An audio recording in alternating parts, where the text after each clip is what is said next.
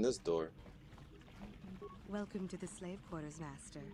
Here we have succulent fruits and Whoa, berries whoa, to whoa. tempt your palate, as well as luxurious baths to soothe your aches and pains.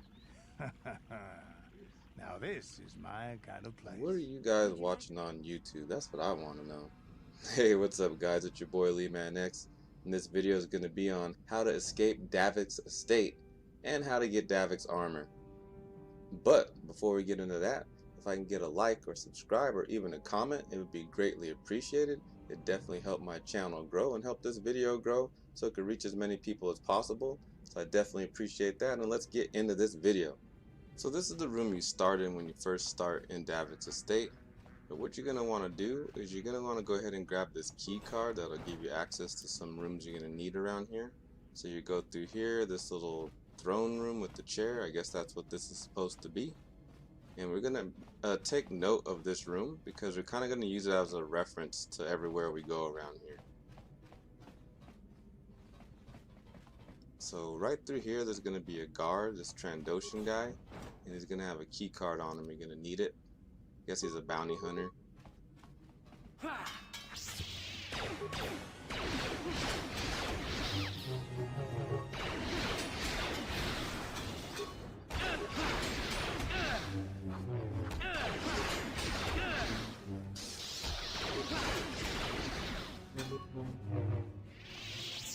So you're going to kill him and pick up this card, this pass card. And you're going to go right along this room behind us. There are definitely more rooms around here to explore if you want to, but this video is just focusing on the main objective rooms. So you go through that door right there. And this is going to take you to basically like a computer terminal.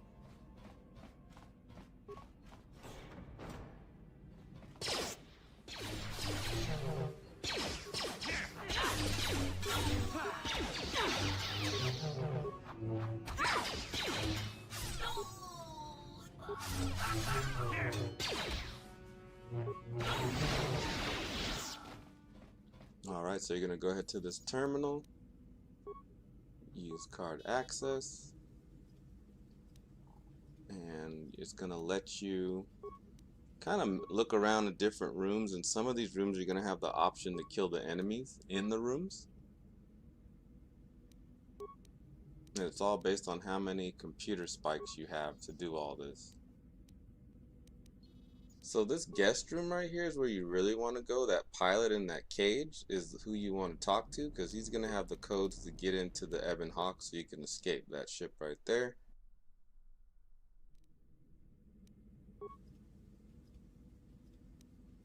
And what I'm going to do, I'm going to gas these guys right here so they won't be a problem for me later.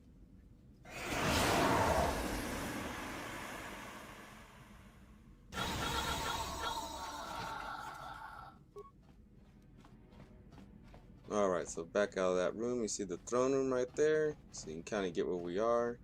There's going to be this little corner room right here with some stash boxes. We'll take a look and see what they got in there. So the med pack. I think this is the room that we just gassed those guys. And there's a heavy blaster and some armor mods.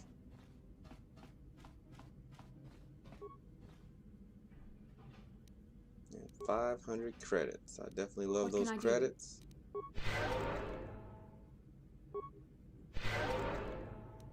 Yes? Alright, so here's the big room right here. This is the room where they're holding that guy, that pilot, captive. So you defeat all the enemies in here.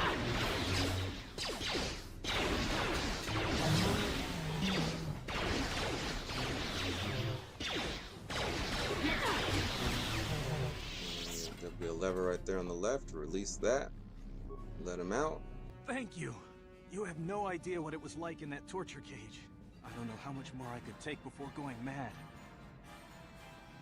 I try to be good, so couldn't sit by and just let you suffer. I don't have anything to give you as a reward for freeing me. Nothing tangible anyway. But I've got information that could be worth a fortune. I used to be the pilot of the Ebon Hawk, Davik's flagship. I know the codes to disable the security system protecting it. I'll load them onto your datapad now. You can use those codes to steal the Ebonhawk right out of its hangar.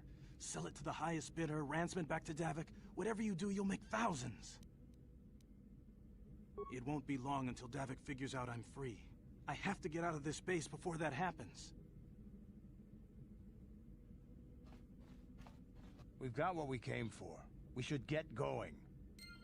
So you're gonna go ahead and take that info he uploaded onto your data pad and use that access card he just gave you. And it's gonna give you an option to disable the hangar security so you can get through this room. And you're gonna do that. And it's right around this corner. And guess who's waiting for you in this room? Damn those Sith, they're bombing the whole planet. I knew they'd turn on us sooner or... Wow, look what we got here. Thieves in a hangar. So, you figured you'd just steal my ship for your getaway and leave me high and dry while the Sith turn the planet into dust? Sorry, but that ain't gonna happen.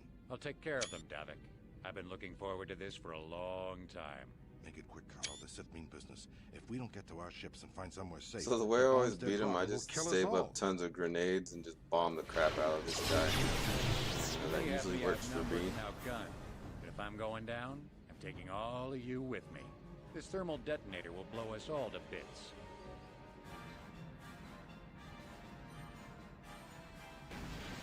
Damn those Sith! I'll bring this whole hangar down around our ears.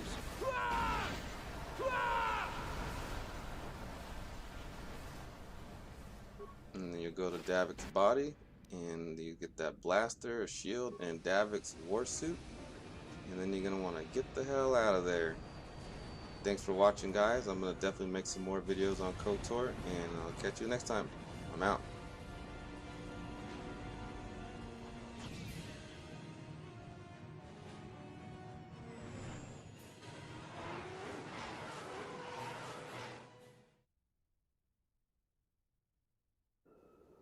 On the planet Korriban lies the tomb of Tulak Hor. In his tomb you can find his mask and use its dark power for yourself. But to obtain the mask, you must first defeat this old nut job inside the tomb, who basically lays a trap for you and captures you and another Jedi and makes you play a game where basically if you answer the question correctly, he tries to harm the other guy, and if the other guy answers correctly, it harms you. So he's trying to get you guys to go against each other, but you have an option where if you don't answer his questions at the end, you and the other captured Jedi can team up against him and try to defeat him that way. Another idiotic student has stumbled into my little web, eh? Well, the contact nerve toxin in the air should knock you out quickly enough. Welcome. Awake already, are you? Good. This is the tomb of Sith Lord Tulak Hord, if you don't know. I've taken up residence here for now. It's dusty and full of critters, but it's home. Horde? Last question. You're about to die. Do you pass on your knowledge to your apprentice to make him stronger? Or do you use your last breath to strike at your enemies? I won't give you the satisfaction of an answer, butt face. Such insolent students I get these days. You deserve this, and then some. I'll enjoy this one. Time for your medicine. Now, this is odd. The test is over and you're both still alive. Well, that's never happened before. What to do? What to do? I suppose this means you can go, Miko. I'll have to just figure out what to do with our friend here. Run along now. Or I could use the Force to free them. And we could kill you. Seems you didn't think of that, old man. What? Mutiny! Behave, students! That's it! Detention for all of you! Permanent detention! So you'll go ahead and fight him, and you'll have this guy to help you and your 2 companions. But I play this on the hardest setting, and it's still pretty hard, so definitely be ready. So finally, after you defeat him, you'll have access to the tomb and these urns that have force crystals inside. So this one over here, Got it. let's see what they got. So it has a crystal Farcan. If I can get this Wookiee out the way, thank you very much. Next, No problem. open Got this it. up. This one has a crystal bonder, and one more. No problem. Got it. A violet crystal, and we still have the tomb here, which has the mask of Tulak Horde. So one thing about this is it's restricted to the dark side, so you gotta be dark side to use it. So the stats that it has on it is it's got +2 stealth, and it has some resistance versus fire. And so that is how you obtain Tulak Horde's mask. Thanks for watching, guys. Please like and subscribe, and you guys have a good one. I'm out.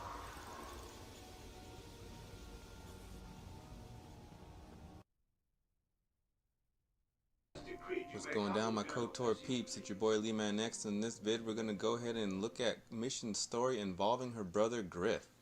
When you first meet Mission, she does mention that she once had a brother and that he ended up leaving her on Terrace, and she doesn't really want to talk much about it, but if you roam around with her long enough, eventually she's going to want to talk about it, and she's going to bring up how he left with a slimy cantina rat named Lena.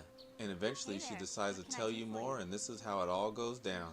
I'm sorry for the way I acted before. It's just that when it comes to Lena, I tend to get a little worked up. No problem, Mission. What did she do to you? My brother and me had a good thing going. Sure, Griff had his run-ins with the law on Terrace, but we got by okay, until Lena came and ruined everything. She was a dancer at the cantina where my brother used to go play Pazik. Griff could be a real smooth talker, and it wasn't long before the two of them were dating. But Lena was used to dating rich Teresian nobles, guys with mountains of credits. Griff could never give her the lifestyle she was used to, no matter how hard he worked. Did Lena dump him? I thought Lena would brush Griff off when she saw how poor he was, but for some reason, she stuck around. I guess she saw the potential for a big payday down the road. So what happened? After they'd been together for a few months, Griff told me he was leaving Terrace. He and Lena were going to try and make their fortune off-world. He promised as soon as he made enough credits, he'd come back and get me, and we'd all live like royalty. That was 2 years ago. I haven't seen him since. I don't even know where he went. Honestly, it sounds like he deserted you. Oh, I know what happened.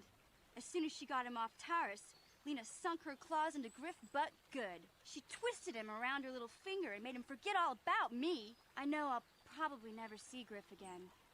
Part of the reason I came with you was the hope that I could find out what happened to my brother. Don't worry. I won't let the search for Griff get in the way of what we're doing. So eventually we were on Kashyyyk, and we came across Lena. And this is the conversation that took place. Mission, is that you? It's me, Lena, remember? I was dating your brother back on Terrace. Lena? What are you doing here? Where's Griff? I'm just passing through. Griff and I broke up a few months after we left Terrace together. Probably for the best. Your brother can be charming, Mission, but he's bad news. Don't you start trashing my brother, you cantina rat. Take that back or I'll smack you so hard your head tails will pop off. Mission, what's wrong with you? Why are you acting this way? You took her brother and left her all alone on Terrace. You've got your facts a little backwards. Mission could have come with us if she wanted to. It was her choice to stay behind. You liar! Griff told me that you didn't want his little sister tagging along. That's why he had to leave me behind. Is that what the Hutt spawn told you? I wanted you to come with us, Mission. I even offered to pay for your ticket. Why not? I paid for everything else while I was with that freeloader. But he told me you didn't want to leave Terrace. I said we shouldn't even go then. But he said we'd come back and get you after we struck it rich on Tatooine. Just another one of his lies. No, you're the one who's lying. Griff wouldn't... He wouldn't try to leave me behind. Mission, maybe your brother isn't the man you thought he was. Sounds like a loser. think about it. If Griff wasn't trying to ditch you, Mission, then why didn't he tell you where we were going? After we left Terrace, he told me looking after you was holding him back. Griff's always looking to blame other people for his own problems. That's why he abandoned you. He did the same thing to me, too. As soon as I ran out of money, he started blaming me for all of his problems. Like it's my fault his get-rich-quick schemes never work out. Alright, we should at least try to be fair here, so I'd like to hear Griff's side of the story before I judge him. Hey, if you want to talk to Griff, go ahead. Last I heard he was going to make a fortune working the Zerka Corp mines on Tatooine. But as far as I'm concerned, he's out of my life forever. Griff's better off without you anyway, you table-dancing, brother-stealing home wrecker. I guess that's my cue to leave then. I didn't mean to upset you, Mission. But one day you'll see I'm right about your brother. I only hope it's not too late by then.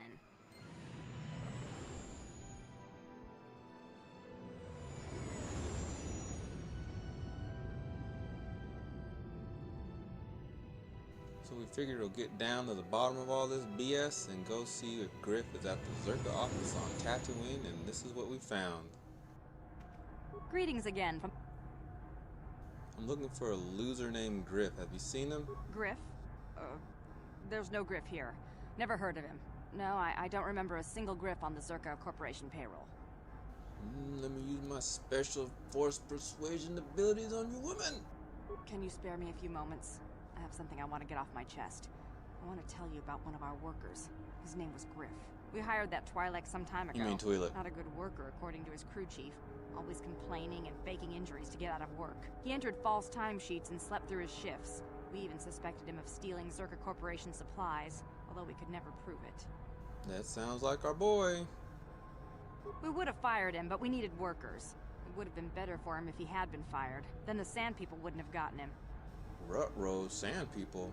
He was lost in a Sand People raid we suffered not too long ago. There were prisoners taken, but our rescue parties never found anyone alive. In the end, it just wasn't cost-effective to keep searching.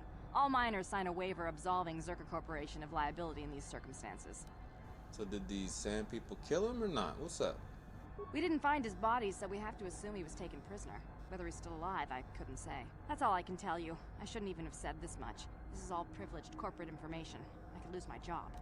Well, the wheels are turning in my head. Is there some type of reward for saving them? As I said, all employees have signed waivers absolving Zerka Corporation of any financial liability if this occurs. It is the industry standard. I suppose you could apply for special dispensation from the Zerka Corporation representative kiosk on Coruscant. Business hours only, please.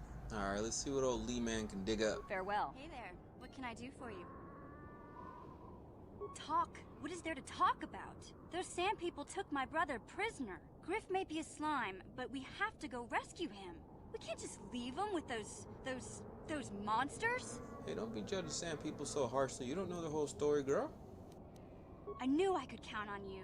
There's definite fringe benefits to being friends with a Jedi. So eventually we sneak into the Sand People's turf and their little base over here. We have to slice a couple of them up using some force powers. I'm so good I don't even use my lightsaber. I just use this regular ass sword. But I got Juhani with me, and out pops the loser. Look at him behind me, just standing there, not even helping. Go figure. For the order!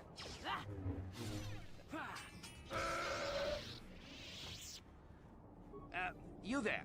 I'm a high-ranking executive at the Zerka Corporation. There's a big reward if you take me back to Anchorhead. Griff, don't you recognize me? It's Mission. Mission? Is it really you? I heard Taurus was destroyed. I thought you were dead. Oh, joy of joys, my little sister is alive. I have to ask you something, Griff. It's important. I ran into Lena. She said it was your idea to leave me on Terrace. It isn't true, is it? Well, there's the truth and then there's the truth, you know? I always meant to go back to Taurus just as soon as I had the credits to pay off my debts. But credits have been hard to come by. You mean it's true? It was your idea to leave me there? I'm your sister. How could you abandon me like that? Come on, sis. You didn't need me to look after you anymore. You may have been young, but you knew how to take care of yourself. Besides, you're here now. I mean, everything worked out fine. That's it? That's all you have to say to me after all these years, after deserting me on Terrace? Well, that and, could you please get me out of here? You got a tough-looking friend there. Hey, don't look at me. Get your ass back to the Zerka office, you bum. Yeah, you can find your way from there, right? Can you manage that? What? Is there something else? Well, I wanted to thank you, and, you look like you're doing well. Financially, I mean. Say, could you spare me a few credits to get back on my feet? You're hitting me up for credits. I don't believe this. Lena was right about you, Griff. We should have just left you to the Sand People. Don't talk to me anymore. Ever. That didn't go well. Sis was always a little too fiery for her own good. She'll cool down in time. Yep, don't be so sure. I'm gonna make sure she doesn't. How about that? She'll be okay. We had our fights before. Too bad, though. I really could have used a helping hand right now. You may have saved my life, but I don't have a single credit to my name. Say, you wouldn't be able to spare me some credits, just till I get back on my feet, you know? Sorry, boss. I don't have a credit to spare. Can't spare a credit. Huh. I guess you've been talking to Lena, too. That's okay. I'll figure out a way to get by without your credits. I always do. Besides, I've already got a job lined up for me. Krita, the manager over at the Zirka supply shop, said I could come work for him if I ever get tired of the mines. Yeah, I think I'll go take him up on his offer. You know, maybe there's something else you can help me with. I need to talk to a guy first and set up the details, but if you're interested in a job, come see me in Greta's shop. Goodbye, Mission. I'm glad you're not dead. Look, I'm happy Griff's alive, but I'm mad at him right now. And I don't know what kind of job he's got for you, but I don't trust him. It's probably just another scam. So, is there anything else you need? Now, let's just go back to the Zerk office and see what other crackpot-ass ideas this brother of yours has. Okay, have it your way. Just the person I was hoping to see. Save it, Griff. I'm not talking to you. I want no part of whatever you're involved in. Okay, sis, I see you're still mad. Fair enough. I don't think you could help me with this anyway. It's, more of a job for your friend here. Come on, loser, spit it out. As you may know, tack glands can be refined to a very potent powder. It's the primary ingredient in Teresian ale. That's what makes it so strong. Of course, now that Taris is pretty much wiped from the face of the map, Teresian ale has become somewhat scarce and, very, very valuable. Luckily, I know the secret recipe. And what does this have to do with me? I know this guy. He's with the Exchange. Now, if I give him a small sample of Teresian ale, he says he can synthesize it and reproduce it in mass quantities. Problem is, I need one of those tack glands to make the first batch, and now that Taris is a smoking ruin, the only place to find tack is on Kashyyyk. If you can get your hands on one of those tack glands, I'll make it worth your while. Griff, are you blind? Can't you see you're talking to a Jedi? We're out here trying to save the galaxy. We can't waste time on this. Please, you have to help me. I promised this guy from the Exchange a sample of Teresian ale. If I don't come through for him, he's gonna break my legs. Or worse. Come on, Mission. I'm your brother. I'm family. You can't turn your back on me. Forget it, Griff. I'm not falling for that line again. You'll have to find your own way out of this mess. You bring me a single tack gland, and you not only save my life, but you get a piece of this great business opportunity. I mean, you can't pass this up. Think about it, and you'll see I'm right. I'm worried about Griff and his latest plan. I got a bad feeling about it. He doesn't know anything about brewing Teresian ale, and now he's got himself mixed up with the Exchange. Sometimes Griff can be so stupid. Part of me just wants to let him get what's coming to him. Amen. You said it, Mission. Let the Exchange take care of that slime. Maybe a couple broken kneecaps will do him some good. Maybe that's just the kind of jolt he needs to turn his life around. Only, what if they do something worse? They might kill him. I don't want him to die. He doesn't deserve that. But I just can't keep supporting his crazy schemes. Someone has to teach him a lesson. Whatever happens, he brought it on himself. Can't always be cleaning up all his shit, you know? You're right. Griff may be my brother, but he deserted me on Taris. As far as I'm concerned, that pretty much breaks any bond we had.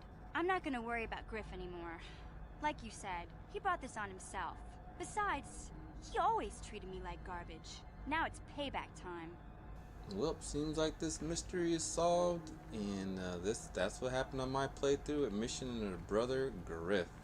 It really sucks, because honestly, I know so many people who have a relative like this that just constantly take advantage of them and lie and stuff, and then they just keep on making excuses until one day they learn the hard way.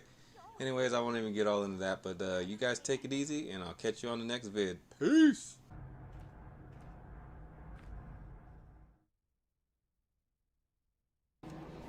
What's cracking, peeps? It's your boy LEEMAN-X here, and I wanted to talk about this character in KOTOR 1, Euthura Ban, and kind of get into her history, and also there's a way to change her to the light side. So let's go ahead and get into that now. Is there something you need, Jedi? Make it good, for I have little patience. So one key factor in order to be able to see her again on Dantooine once you changed her to the light side is you have to choose Korriban as your very first planet after you escape Taris. If you do that, then you can hurry up and see her on Dantooine before it's destroyed. Then you can have a conversation with her at the Jedi Enclave on Dantooine. Obviously you have been told of me. Is it your desire then to train at the Academy? Do you wish to become a Sith human? So you can find Euthura Ban when you get to the Sith Academy on Korriban. You need to go ahead and tell her you want to join the Sith to go into the Sith Academy and do everything you gotta do. She could be found inside the cantina. So there's some key points I want to make about changing her to the light side. First of all, you have to be light side. Also, you need to have all the conversations possible with Euthura, including talking to her about her background and asking her about her past with the Jedi. About myself? I'm originally from Sleheyron, if you must know. I was a slave to a cruel master, Omish the Hutt. I'm sure you don't need to know more. Why? There is no point. Have I asked you about your past? You have odd notions for someone hoping to become a Sith. Let's see. After escaping from Sleheyron, I was found by the Jedi. They took me in and trained me, even though I was a bit older than most Padawan. Not really, no. I never progressed beyond Padawan. I have discipline, but no peace. And after my treatment at the hands of the Hutts, there was little room in me for the ways of the Jedi. I wanted to... So another point I want to go ahead and add is that whenever I've done this, my characters have high charisma and high persuasion. Every single possible chance I get to put points in those two categories, that's what I do, so I'm able to influence the conversation as best as possible. So eventually you're going to get to a point where Euthura is going to share with you her plan to kill Master Uthar, and you be her right-hand man and she be the main one in charge. You're going to go ahead and tell her you're going to do it, and you're going to reach a point where the two of you are alone in one of the temples with Master Uthar, and you guys have the opportunity to kill him. You're going to want to go ahead and do that. Irrelevant. So it behooves you in this final test to strike down one you are familiar with, for no other reason than to prove you are superior and without mercy. Normally, this would be against another student. You, however, get a special treat. You will fight Euthura here, my own apprentice. What? So this is what you had planned all along? You wish me killed? Indeed. You have become too ambitious, Euthura. It is time for you to die, and someone more talented to take your place. No. It is time for you to die, Master. My pupil stands with me. Oh, is this true, young one? You wish to join Euthura in her foolish scheme? Do you hear that, my master? That is the sound of a new leader rising to replace you. So the time has come, has it? You both wish to stand against a Sith Master and perish, do you? Then so be it! The bar is finished, and a new order is brought to the Academy. Excellent. While I do like you, truly, I'm afraid I'm not the type to share power with anyone, even you. So here you're going to have to fight Euthura. You're going to go ahead and fight her and defeat her. And you're going to have a string of conversations, and you can tell that within these conversations you can kind of persuade her to the light side. You're going to go ahead and do that as best you can. Oh, stop. I hear you are too strong for me. I was a fool to think otherwise. I have had yours. I suppose I am. Something tells me that you are not like the other students. I don't know why that is. I was right the first time back at the cantina, wasn't I? There is something different about you. More so than I even suspected. That alone makes you different. Most of the Sith here would not think twice about it. So what happens now? Will you show me mercy? Will you just let me leave? I had no choice. You reminded me too much of a time before I became a Sith. I didn't want to think about that. I suppose you could be right. All the things I wanted to do, all the wrongs I wanted to right, I haven't done any of it. They just get farther and farther from my mind. All I've cared about is power and myself. This isn't the person I was. You're right. Maybe what I needed most was peace after all. The Jedi tried to show me that. I don't know if I can ever go back to them, but my place isn't here. Thank you. Thank you for showing me that. You have a destiny, my friend, and I wish you well on your way to it. May the Force be with you. So at this point, you want to get the hell out of there and go straight to Dantooine as fast as possible. So you're going to want to go back to Dantooine and exit the academy as if you're going to go out to the wilds area. And on the opposite side of when you first exit the Enclave, you're going to see Thurban all the way on the other side just standing there. And you're going to be able to have conversations with her, and this is how it goes. I'm here. Hello. It is good to see you again. You told me I should rethink my path, and I did. You were right. It's been very hard to let go of all those thoughts about power and strength and victory. I don't know if I'll ever be completely free of them. The real irony is that despite what the Sith Code says, I have never felt more free. I think I might be able to find a little peace here, finally. That's very tempting, but I'm not ready to leave here yet. And I don't belong on the path you have to take. I told you that on Korriban. It's still true. But perhaps you could come back afterwards. I could certainly use a friend then. That's good. I look forward to that time. Perhaps we can travel together then. For now, they've been very welcoming. More than I'd expected. I met my old master. He cried when he saw me. I was embarrassed to see his weakness. Old habits die hard. But it felt good, too. It felt good to know he missed me, that he worried about me. The council said they would give me time to decide if I wanted to try again, if I was ready. I don't know. There's so much I've done. It's not that easy for me. There's an ache inside me I just can't seem to quench. My old master said he would start exercises with me again, slowly, when I was ready. He said my experience with the dark side could make me a very wise Jedi. There is no emotion. There is peace. There is no ignorance. There is knowledge. There is no passion. There is serenity. There is no chaos. There is harmony. There is no death. There is the Force. Those words never held such resonance for me until I returned. I'd like some serenity, some harmony. Wouldn't you? Yes, I suppose your fate still has much in store for you, just as I saw back on Korriban. I don't know. I doubt it.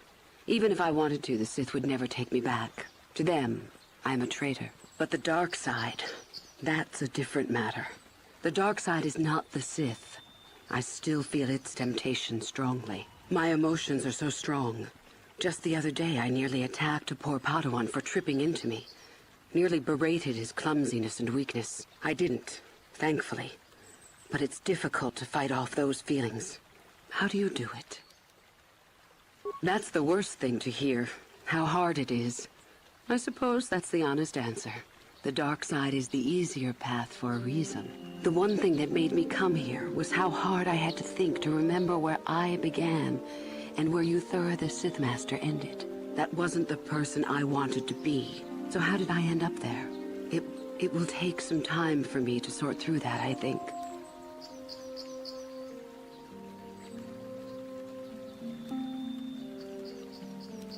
Then may the Force be with you, my friend. I hope we will see each other again.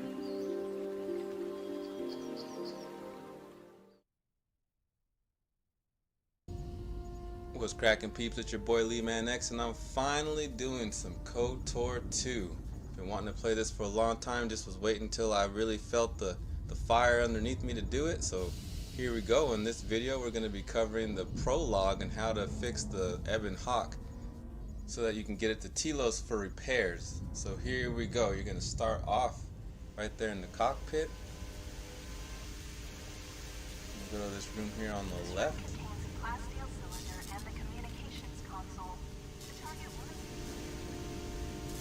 So you're going to notice there's a container right there. There's going to be a part in there that you're going to need. Then you go to the computer right here. And you're going to go ahead and open that first door in the hallway right there. There you go. This is the main hole. You can hear a banging noise coming from the other side. I wonder what that banging noise is. It sounds like someone's in there. I wonder who it is.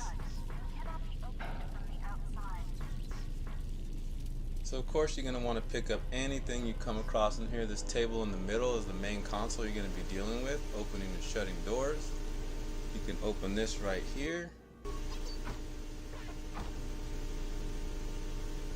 get a computer spike, you'll need that.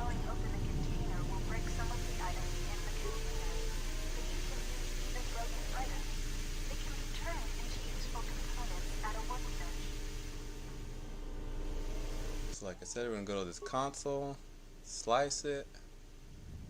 It's the security system. You can look at the camera and see different portions of the ship. But what we're going to want to do is get every door open that we can.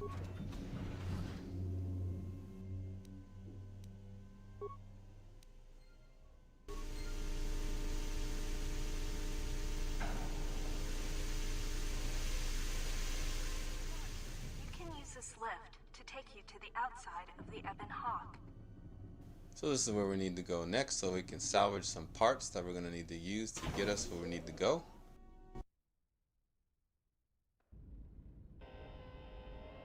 Also, as you can see here, there's some mines on the top of the ship that we can use to help us out. So you're going to want to basically just take everything you possibly can get your hands on the top of the ship to help us. This is the starboard side of the Ebon Hawk. This open hatch has some parts that will be useful for getting main power restored.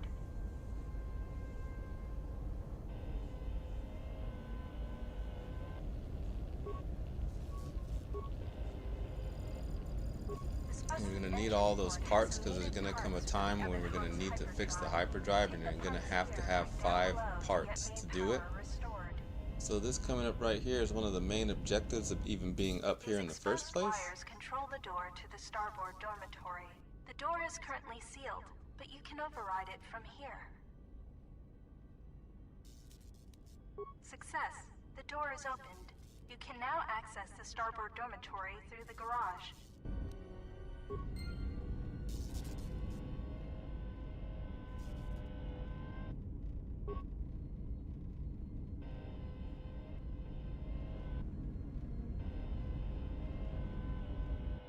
Don't forget to explore the other side of the Ebon Hawk. This is the port side of the bubble.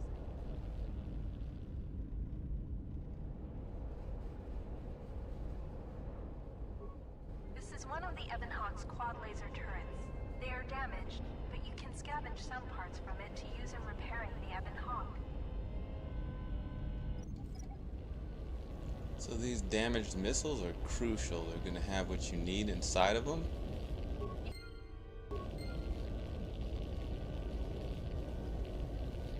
These little missiles have mines in them that you're going to need to open the doors later, or open one of the doors coming up next. So I'm going to take that, go to the engine room. If you need help, use the map in the top left hand corner to see which portion of the ship I'm on. Put that on there right there. So stick that mine right there, back up.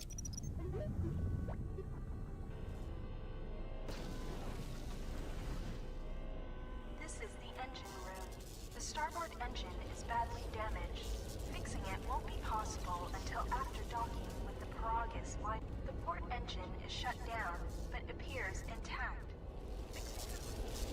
So here's the hyperdrive right The there. hyperdrive is suffering badly. You won't be able to make the jump to light speed until it is fully repaired, and you do success. So I'm gonna go ahead and fix the hyperdrive. Primary power is restored. Only one step remains. Return to the galaxy map in the cockpit and travel to Paragus. So now we're cooking, and we can go ahead and get to Paragus Station. You're just gonna want to go to the. So here in the cockpit area, we're gonna go in the galaxy map here and select Paragus. And here's what happens next.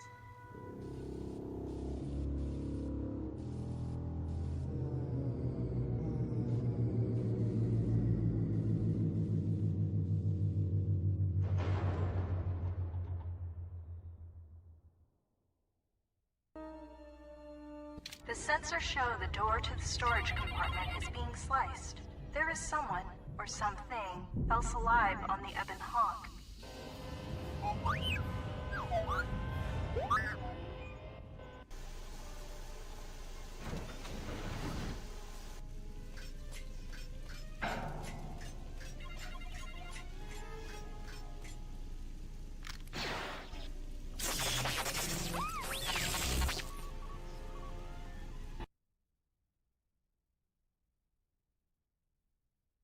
What's going down, peoples? In this video I'm going to go ahead and show you how to go ahead and trick that HK droid into saying the voice print ID code so you can get into the airlock. So before we get into that, if I can get a quick like or subscribe, I'd greatly appreciate that. And let's go ahead and get into this. So you're going to start off, and this is the introduction to this guy. This droid cracks me the F up. Like, he literally is one of the highlights of the game for me. And let's check it out right now. Greetings. It is a pleasure to see you alive, Master, provided my receptors are not off focus. How may I be of assistance? Answer. That is all that remains of the maintenance officer, Master. At the end, he was quite incoherent from the pain. Recitation? Oh, yes, Master. The record of his last moments were... 5 droids, burning through the outer door. They're forcing their way into the bay. Please, someone that... Oh no, they're through! Oh, my leg! They're burning through my leg! Oh, stop! Stop, please! Addendum. His remaining attempts at communication are variations in decibel, Master, ranging from frenzied screams to gibbering inarticulate attempts to beg for his life. So as you continue the conversation with the HK droid, it becomes apparent that everything is shut down. The only thing you can think of to do is go through the airlock, but that airlock is voice printed to be able to even get inside there, and the only person that has the proper authority to get through is the maintenance officer, who is dead. So you'd have to have a recording of him saying the proper code to get into there, and it just so happens there is a recording device that you can get, and this HK droid actually has a recording of the maintenance officer saying the proper code. You just have to trick the droid into saying it, because he won't say it outright. He says it's a violation of his programming to do that. So you're going to have to go ahead and trick him into saying it and record him at the same time. Condescending explanation. Oh yes, Master. The code is Maintenance Control Voice Print ID R1B5. But unless the maintenance officer speaks the code, it is useless.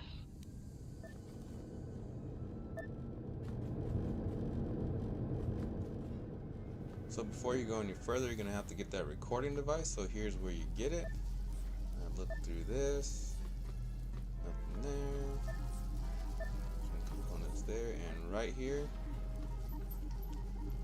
sonic imprinting device. This is what you need to go ahead and record what HK says. So you're going to want to go ahead, and now we got to trick him into saying what we want him to say. Objection. Master, to commit such an act would be in violation of the ethics programming most droids are believed to possess. I am afraid there is nothing that can be done. So you can see he still wouldn't say it after all that, so I went ahead and went with the Persuade Sonic Sensor option. that says, I understand if your limited functions prevent you from mimicking the maintenance officer's voice accurately. And this is what he said. Irritated objection.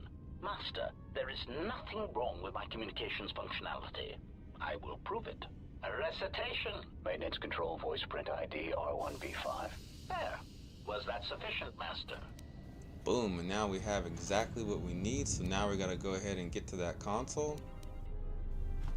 And that console's not far away. And right here. Maintenance control voice print ID R1B5. And there it is. Now we can get that door open and get to the other part of this whole facility that we need to so badly. Thanks for watching, guys. I'll check you on the next video. I'm out.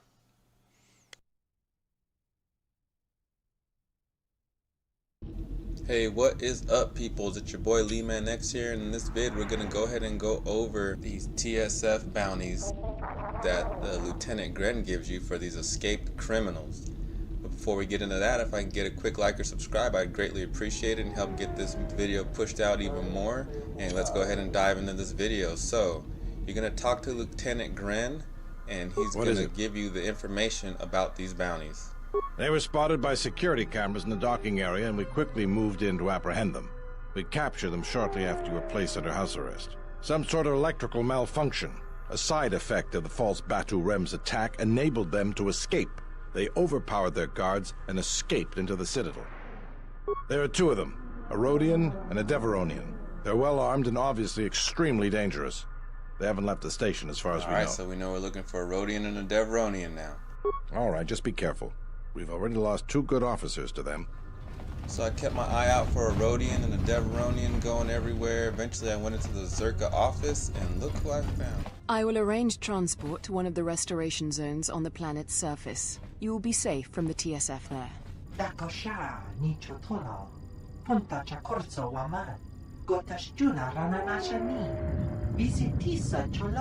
For the services you have offered to Zerka, you will also be reimbursed.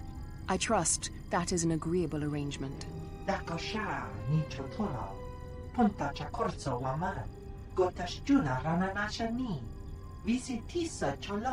course. I would instruct the commander to await your arrival. So my chick was like, hey, you're the missing criminals. And they saw me, and they just bounced. I was kind of pissed, honestly.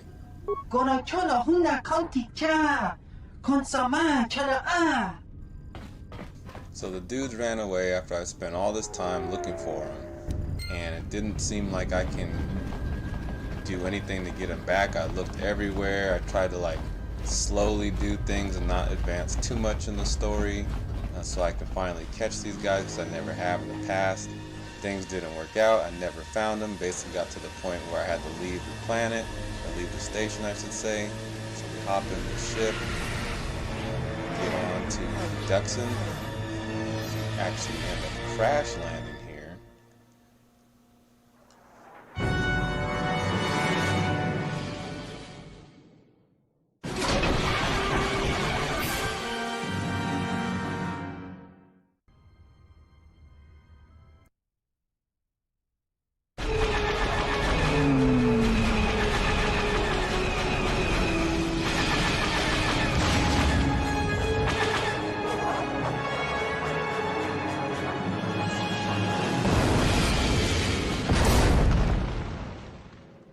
Crashed the shuttle that time too? Nope, Pazak. That was not the most pleasant landing I've endured. Next time we should perhaps seek out a more reputable pilot. You're welcome, Kreia. You know, if I weren't such a crack pilot, we could have hit the shield wall or one of those rock faces. Yes, our current situation is a vast improvement. I had to at least add that. I love these fools arguing. It's hilarious. So, anyways, after you crash land down here, you're gonna go around this little area here. You'll see these little droids spying on you. Go down here and try to kill them. Look who we found again. It's a Rhodian and a Deveronian. And this time I killed these bastards. And that's how you find the missing criminals in game. I'm honestly not sure if there's maybe another way to catch them actually on the station. But I'll give it a shot in my next playthrough. Thanks for watching, guys, and I'll check you on the next one. Peace out.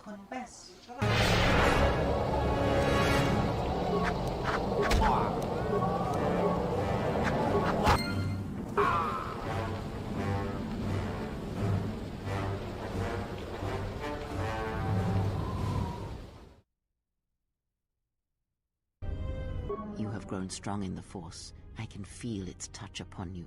Do not let the higher mysteries blind you to others. Turning away from that which tempts you or causes you fear is not strength. Facing it is. I have seen you display many acts of mercy, charity in our journey. Why? Even if it weakens those you help, even if it robs them of the strength needed to grow, you have been chased, hounded since our first meeting, and it has only made you stronger, more capable. Ah, then you have learnt nothing. From such small things, from such critical points, the universe and its masses may be moved. That is why you must be careful in all that you do, and in every choice you make. Aiding them gives you strength by taking on their challenges, but weakens them. If that is your choice, then use their dependency, feed upon it, until you have exhausted them. Then leave them. And I would view the ones you travel with much the same way. So you may think, but it will be best to strike first. Your allies are allies by circumstance, and they will not hesitate to do the same to you if you continue down your path. Do you know why those we meet display such weakness? As I said, their lives are static, untested. It is only through interaction, through decision and choice, through confrontation, physical or mental, that the Force can grow within you. You have seen it. You have felt it within you as you have traveled with me. The growing anger, the rage, and the power it brings.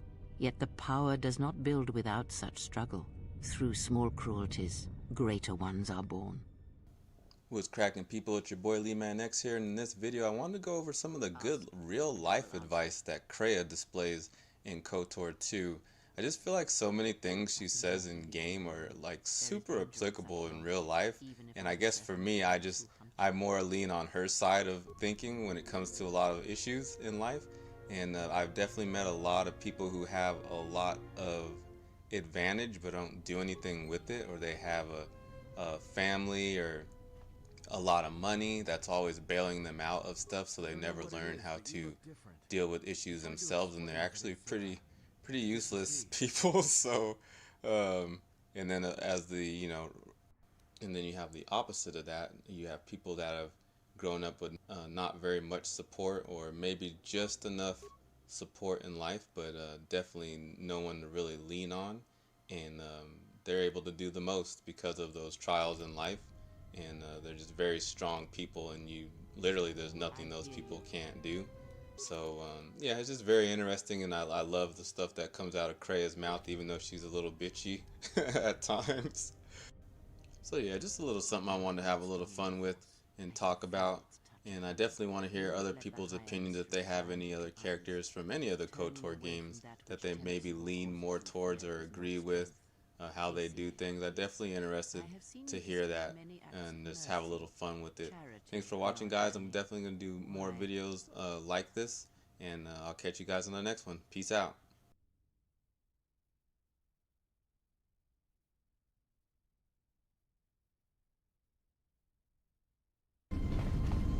What's going down, my YouTube peeps? It's your boy LEEMAN-X here, and in this video we're going to go over the quest that Luxa gives you in the cantina to go ahead and take out low-pack sluss. But before we get into that, if I can get a quick like or subscribe, I'd greatly appreciate it. And let's go ahead and dive into this video. So you can find her in the cantina here, and she's going to tell you her plot to get rid of low-pack sluss, one of the exchange crime bosses on planet. Hello there. You know, I heard about what happened at the docks. Can we talk for a bit? Oh, so forward. I like that. I handle vice. You know, spice, gambling, the good things in life. For the local exchange boss, Low-Pack Slusk. Don't worry, I won't make a move on you. That Squid and I don't see eye to eye on a lot of things. You being one of them.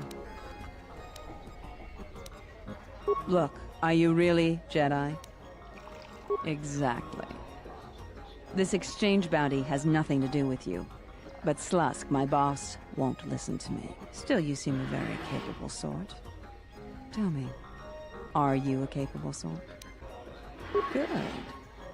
I like that in a woman. So here it is. Help me with Lopak Slusk, and I'll keep the exchange off your back. And find your missing ship. What, besides his being your typically slimy Quarren? Slusk works for Goto, out of Nar Shaddaa. Now this Goto, he's rigid, ruthlessly efficient, and all he sees are numbers. Goto keeps the squid around because he maintains a steady flow of income. Yet it's only half of what I know it could be. I should be the Citadel's boss, but Goto doesn't allow breaks in the chain of command. I can't go over Lopak Slusk's head, so I've got to take care of him myself. And I want your help. I can get you into the exchange suites in Residential 082. They're west of the entrance. More than a few of the guards are in my pocket, so there shouldn't be too much resistance inside. When Slusk's out of the way, I'll clear up this bounty matter and get your ship back. Deal? So I told her I'd think about it, but eventually I decided to go ahead and come back and do the quest. Oh, you're back. Going to take me up on my offer, We'll speak again then. Best of luck, beautiful. Lopak Slusk is waiting, beautiful. Come back when you're done. So you're going to want to mosey on over to the exchange office, and there's going to be a guard in the front. You're going to have a little conversation with him. Sobojun sama petom. Dosokanki. Jiso maranesh insando krampa moletek. Martina chara. Graracha. Gano iso to torando krani. Terando nosh wiwana hoto.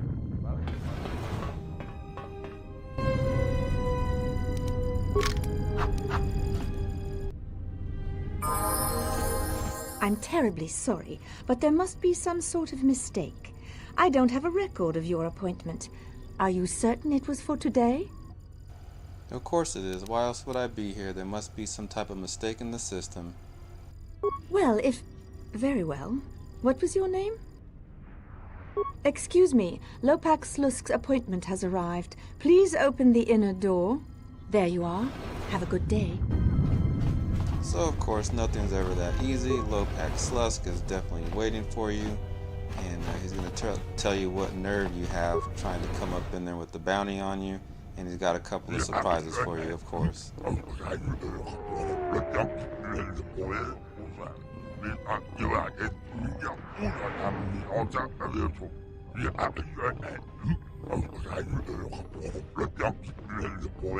With pleasure.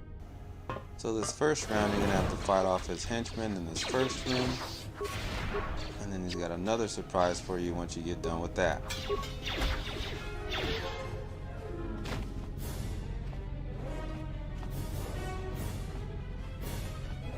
So next you're going to find your way through this door. I have lock picking and high security, so I'm able to get in there that way. If you didn't have that, I'm pretty sure you can use your weapon to just bust the door open. And then there's those pig guards, and just like Luxa said, she has them under her control, so they're going to let you in. But Lopak Slusk is going to have another surprise for you waiting.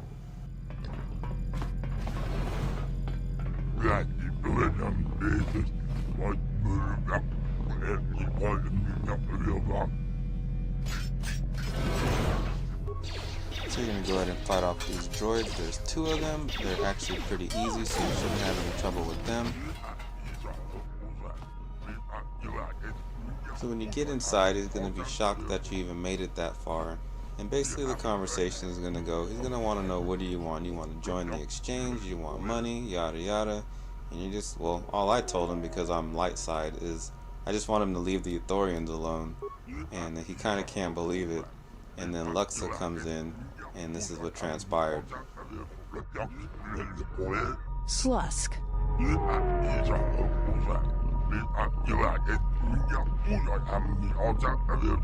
I may have had a hand in this, yes?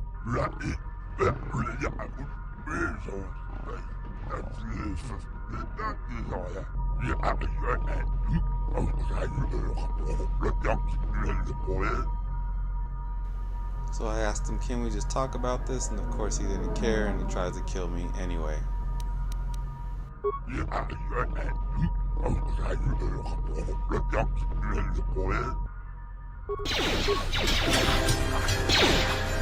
where that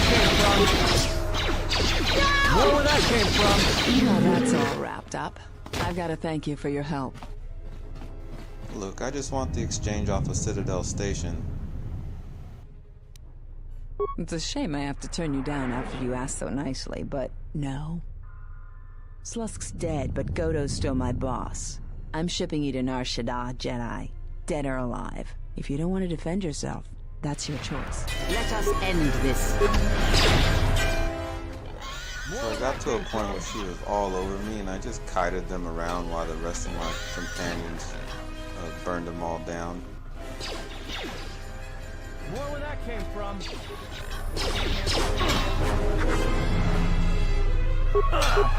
Maybe Nar Shaddaa isn't such a good idea after all. Did we just see what happened? The Exchange is one of the most powerful groups on the Smuggler's Moon. If this Goto wants you so badly, it'd probably be a good idea not to show up on his doorstep, wouldn't you say? Not to mention, I'm sure Lopak Slusk has friends on Nar Shaddaa that won't be happy to hear he's gone. Yeah, you're right. We'll cross that bridge when we get to it.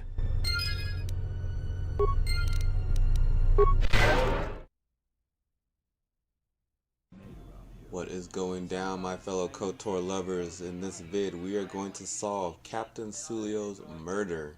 We need to solve this murder because the suspect of the murder is Dagon Gen, someone that we need to help us get off planet, and he is in custody because he's been accused of the murder, and we're going to try and clear his name. Before we get into that, if I can get a quick like or subscribe, I'd greatly appreciate it. And now let's get into this video. Fines. This is Dagon Gen's place. He's not the best doctor you'll ever meet, but he's well connected in this city. Doesn't look like he's here right now, though. You looking for Dagon? You're not gonna find him here. And just where is he? A soldier captain was murdered at the cantina real good. They got some suspects at the tower. From what I hear, Dagon Gent is one of them. Like I would know. Isis is a crazy place right now. It's the turret tower on the other side of the market. Captain Riken is the man to talk to. If you talk to him, tell him I got his 20 credits. Alright, so we gotta go talk to Riken. Back again, Off-Worlder? I'm sure you have a starport visa. If I were you, I'd leave before too many more beast cages are stacked in the streets. You have a man named Dagon Gen in here? We certainly do. He and several other people were picked up in connection to a murder. Who got murdered? Captain Sulio. She was in charge of the starport checkpoint. A good soldier. Your friend was one of the last people that saw her alive. So far, he's just a suspect. But if he did it, the punishment is death. Dagon Gent is the only person I know with the contacts to help us out. We need to get Dagon out of custody. So how long is Dagon going to be questioned?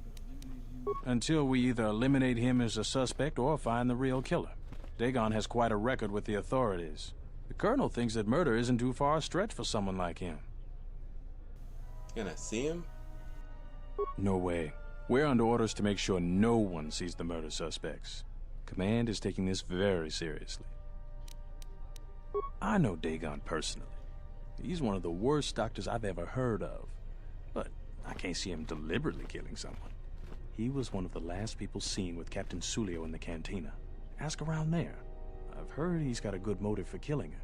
If you can somehow clear that up and prove it wasn't him, Command will cut him loose. If I say any more... Alright, so it looks like we're gonna have to do some detective work. So we go back to the cantina and talk to this guy. What do you want to know about that night?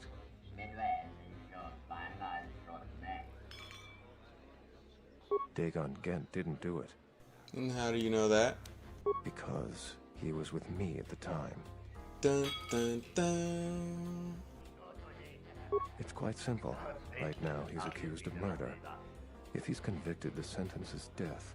If he's accused of espionage, let's say assisting a Republic spy, then the penalty for that is death.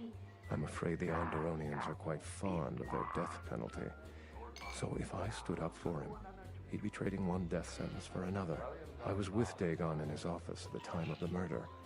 He definitely wasn't involved with her murder.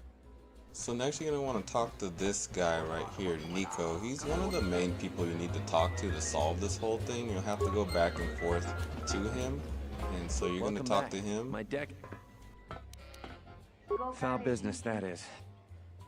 Someone basically said that Sulio humiliated Dagon. She did? Oh no, by the four moons, what a mix-up. They got it all wrong. Dagon and Sulio were good friends. It's just when they got a little too much Juma juice, they'd carry on. They'd call each other all manner of things. It could get quite hilarious, really.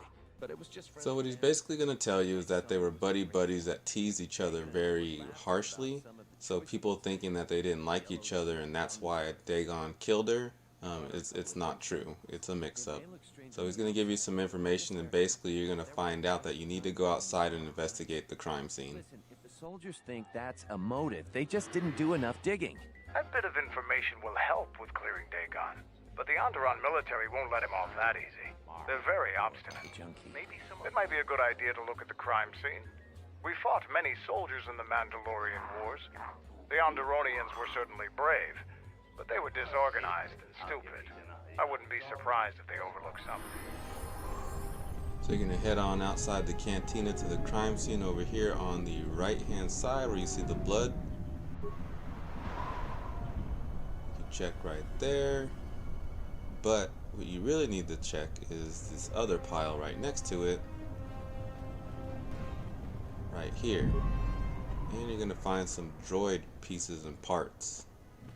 You're going to go back to the cantina and show it to this other character and see what they say. Nobody we talked with mentioned a droid. This droid was destroyed recently. Someone inside the cantina might know more. So we're going to go back to the cantina and talk with Kif. So you're going to tell him you found some droid parts. He's going to tell you that one of the bartenders, Bahima, keeps losing droids. You're going to say that you have all the parts to the droid except for the head, and he's going to basically tell you you need to find the head because the head is what recorded, or what would have recorded what took place that night. And so now we're on a hunt to figure out how we get this head so we can bring it back to him so he can reprogram it and we can watch the footage of what happened. So now we're going to tell Nico what we found and see what he says. That would be Bahima's SOD-2. No, SOD-3. Or is it 2? Whichever one it was, he keeps losing them. I remember when I arrived, it was still smoldering. Who knows? Sometimes the slum dwellers shoot his serving droids for fun. This part of the quarter is getting more and more lawless, I'm afraid. When Dagon and I were waiting for the soldiers, we had to chase off some scavengers that were stripping SOD-3. Did you get a good look at the scavengers? No, I'm afraid there was quite a crowd growing. We were seeing if there was any way we could help Sulio. There was nothing we could do, of course. So this next step, I'm not sure if I had to do this. I think I would have been able to figure this out without talking to him. But anyways, I did talk to Bahima and mention what we found. And you kind of get on him like, hey, why didn't you mention that you had a droid missing the head and all this stuff? And he's like, oh, I don't know, you didn't ask. So I don't know if you have to talk to him. You might be able to skip this guy and go straight to this next person that I'm about to show you. So the main person you want to speak to next is this Beast Rider guy standing where all these other Beast Riders are. And he's the one that gives you the information that basically helps you solve this whole murder mystery. So he's over here. Go back to your ship, off-worlder. This room is reserved, off-worlder. I'd like to speak with you about Captain Sulio's murder. If you ask me, she got what she deserved. She looked down on us Beast Riders. Good riddance. That Bith keeps buying droids, and the scavengers keep stealing them or blowing them up. Seems he's finally given up. The waitress is awful, but she's more fun than his droids ever were. I wouldn't tell you even if I knew. I could tell you where you could find the parts, though. That western square has the perfect fence for droid parts. There's a droid vendor called 1B8D. That droid is as dumb as a Gamorrean. He'll buy anything because he's too stupid to do anything else. 1B8D is quite handy. Quite a few of the slum dwellers make a good living salvaging droid parts for him. You might have even bought some. So that's the key right there. We're going to go talk to the droid, and he has the head and the piece of the recording that we need to solve this murder. You can't go to the droid before this. You have to have talked to this Beast Rider guy before you talk to the droid to get the droid head. So here we go. Greetings, Master. I need to know if you have any parts from one of Bohemu's serving droids. Entity Bohema unknown. I have many serving droid parts. The market rate for those parts would be 25 credits. Thank you for your business. Kif in the cantina can probably do something with this. We should head back. So now we'll go back to the cantina, talk with Kif so he can do what he said he would do for us and reprogram the head so we can see what happened if we found it. There we go.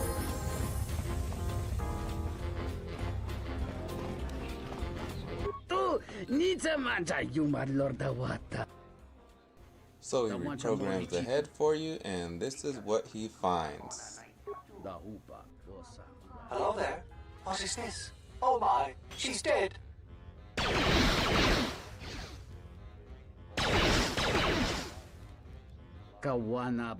So after watching this video, you guys come to the conclusion that there's no way Dagon Gen could have killed Captain Sulio, so you're going to go ahead and take this to Nico, his good buddy. If it'll help Dagon, you got it. There's no way that Dagon could have done it. I saw him coming from his office. That's the opposite direction of the marketplace. We should go talk to Captain Riken and clear all of this up.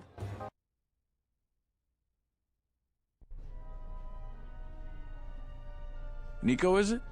And the Off-Worlder. What brings the two of you here? That's a bold statement. I assume you have some sort of proof. It's a long story, so bear with me, Captain. The night of the murder, I was playing Pazak. It was a prosperous night. That should do it. We still don't know who killed Sulio, but this will greatly assist our investigation. You have been ordered off this investigation, Captain. I hope you can explain yourself. I had nothing to do with this, sir. This citizen found information about Captain Sulio's murder. It's material to the investigation. We've already got our man. Sulio and this Gent were fighting the night she was murdered. He had ample motive. Have you read the report? Some of the things Sulio called him were vile. Sulio and Dagon clearly hated each other. Did you even talk to anyone at the bar, you old idiot? People at the bar can confirm they were good friends. Why, you little... Friends would not carry on in such a manner. It's absolutely true, Major. I was a friend of both of them. They've done this dozens of times. Bohema the bartender can confirm it, as well as half a dozen other people. They were an odd pair, but they certainly didn't hate each other. I see. But there's still the fact that he was right there at the scene of the crime. But Dagon was coming from inside the bar with Nico. There's no way he could have done it, you dummy. I've already given my report, Off-Worlder. He came from his office, like I said. The only thing that matters to me is that he was within blaster range when Sulio was killed, and he did not have an alibi. Of course he could. There's a direct line of fire that... But the Off-Worlder has a recording from one of Bohema's broken serving droids. It shows that the shot came from the opposite direction. I've seen it myself, Major. Nico isn't the only one that spotted Dagon coming from his office. It really can't be Dagon Gen. The real killer is still loose. Very well, Captain. Set Gent free, then. But if later it turns out that he did do it, it's gonna be on your head. The men will be working on getting Dagon Gen out right away. The Major sure isn't happy. Great job, Nico. Without you, I'm pretty sure that the Doctor would still be behind bars. And thanks for your legwork, Off-Worlder. What were you trying to do, Off-Worlder? If I hadn't spoken up for Dagon, he'd still be in jail. Oops, my bad. I just was trying to think quick, bro. Don't get on me. The investigation has been handled at the highest levels. I've heard there's been some concern about that. With Dagon free, I don't know if the investigation team will find another suspect. They haven't been as diligent as other investigators. I'm not gonna say any more. Probably said too much already. If you head over to Dagon Gent's office, some men will bring him there shortly. Thanks for clearing this whole thing up. And that's how you solve the mystery of Captain Sulio's murder. Thanks for watching, guys, and I'll catch you guys in the next video. I'm out. Thanks for getting me out of there. As detention cells go, it had definite class, but I prefer being out on my own all the same. I owe you and Mandalore one.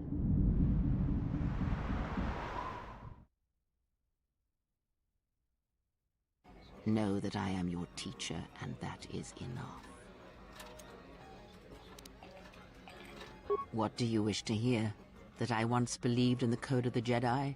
That I felt the call of the Sith? That perhaps once I held the galaxy by its throat? That for every good work that I did, I brought equal harm upon the galaxy? That perhaps what the greatest of the Sith Lords knew of evil they learned from me? What would it matter now? There is only so much comfort in knowing such things, and it is not who I am now.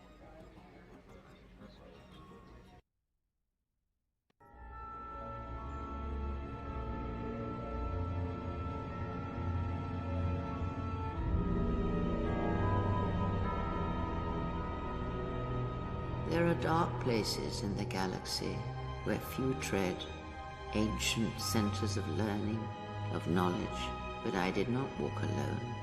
To be united by hatred is a fragile alliance at best.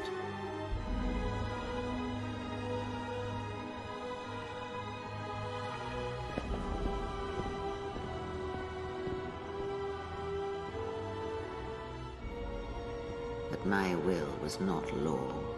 There were disagreements, ambition, and hunger for power.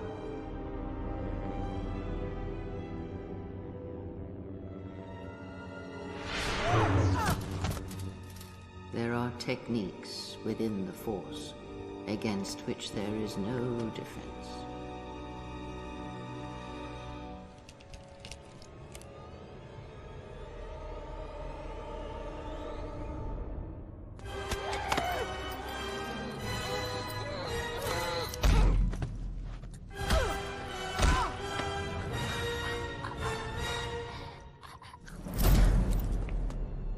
I was cast down, stripped of my power, exiled. I suffered indignities and fell into darkness. Learn from me, my mistakes, and use that knowledge to become greater than I. That is all I ask of you, and that is all I desire. In you all my hopes rest for the future, for the Force. Yo, what's up my peoples? It's your boy LEEMAN-X here, and I figured I'd do a video about the fighting game Darkstalkers. It's one of those fighting games I always liked, but I never owned it. For whatever reason, I never got around to owning it until recently. And I figured I'd do a playthrough along with some history of each player I'm fighting against, and a little history and background about the game. If I can get a quick like or subscribe, I'd greatly appreciate that, and let's go ahead and dive into this. So what we'll be playing is Darkstalkers Revenge, which is the second game in the Darkstalkers series. The original Darkstalkers game came out in 1994, and actually the first time I ever saw that game was at Raging Waters in California, at the arcade there. And I already was a huge Street Fighter nerd, and I saw this game, I was like, what's this other Capcom game? And I was into it ever since. It just was never on like Super Nintendo or anything like that, so I never really got to play it as much as I wanted to. But anyways, this is the second game of the series that came out in 1995, so the sequel to that. It was developed and released by Capcom, and the sequel was made, Darkstalkers 3, in 1997. So the character we're going to choose in this playthrough is Felicia, and I used to always pick her because she reminds me of a character from Samurai Showdown I used to always choose, Cham Cham. I don't know if this game decided to copy Samurai Showdown and just make their own Catwoman person. That's probably what happened, I wouldn't be surprised. So a little bit of background on Felicia is she is from the United States, her race is Catwoman. Birth year is 1967, height is 5'6", weight 128 pounds. A little side story, or backstory I should say, on her is that she actually wishes to be a singing star. She was raised by her sister who passed away, and then she left her hometown to pursue her dream, but she knew there's prejudice because of her race as a Catwoman and being a dark stalker. But she tries to remain positive and keep her dream alive that one day the world will accept her for who she is and she'll become a music star. So next we'll get into Sasquatch, this big beast we're fighting right now. His race is Bigfoot. He's from Canada. Born 1903. Height 5'8", 397 pounds. I would think that he'd at least be like 6'5" or 7 foot tall, but I guess I'm not the one that made this, so what do I know? And the story behind him, he lived deep in the Rocky Mountains of Canada, and he sensed extraterrestrial powers because of the other fighter, or the extraterrestrial, called Pyron, and he sets out to discover the source of that power.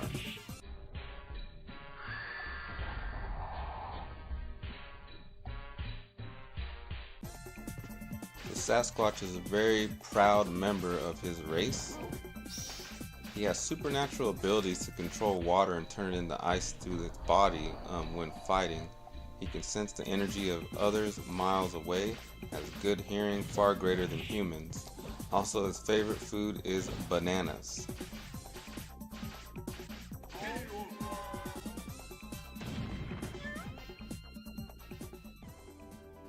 So next up we have John Talbane, or Gallon. He's the werewolf, and he's actually my second favorite character that I would always pick. So Gallon's backstory is that his mother was a human and his father was a werewolf. His mother died shortly after giving birth to him, and he never knew his father. I guess he grew up with a very peaceful life until one night there was a full moon and he transformed into a werewolf, and he was shunned from society for being a werewolf, but I guess he never let it get to him, and he tried to remain peaceful and keep his humanity in hopes that if he was able to do that, maybe that might help trigger or reverse the spell that turns him into a werewolf, and maybe he could stay human. Legend has it that after Pyron was defeated, Talbane's supernatural form was lifted and he regained his humanity. And even though he regained his humanity, they still didn't trust him and he was still shunned, but the only ones that didn't fear him was children. And after many years, he says he heard a voice in his head and he turned back into a werewolf, and that's when he discovered it would be impossible for him to get rid of the curse. So next we have Haisen Ko, a Chinese girl from China, born in 1730, 5'1", 95 pounds. Her backstory is really interesting, and I actually always like her mannerisms when she's idle and how she like twists her head and stuff and rolls her neck and all that while she's idle. It's just like really weird and awkward. She's a weird character too, and I like that about her. Anyways, so she has a sister named Mei Ling, and they were twins born in a village in China. They were taught martial arts and they had great respect from all the people in the village. One night their village was attacked by darkstalkers and their master was murdered. Their mother gave her life to protect them, but because of this, her soul was trapped in darkness by their powers. To release their mother's soul from darkness, Haisen Ko used a technique to turn into Zhang Shai. Mei Ling's older sister turns into a ward that makes sure that Haisen Ko lose control of her darker half. The two set off to hunt down darkstalkers who attack their people and help innocent people as darkstalkers of the night. Next up we have Victor, or Victor von Gardenheim. Victor is a Frankenstein from Germany, born in 1930, 8'2", 507 pounds. Victor's backstory is he was created by Professor von Gardenheim, and he also had another creation named Emily.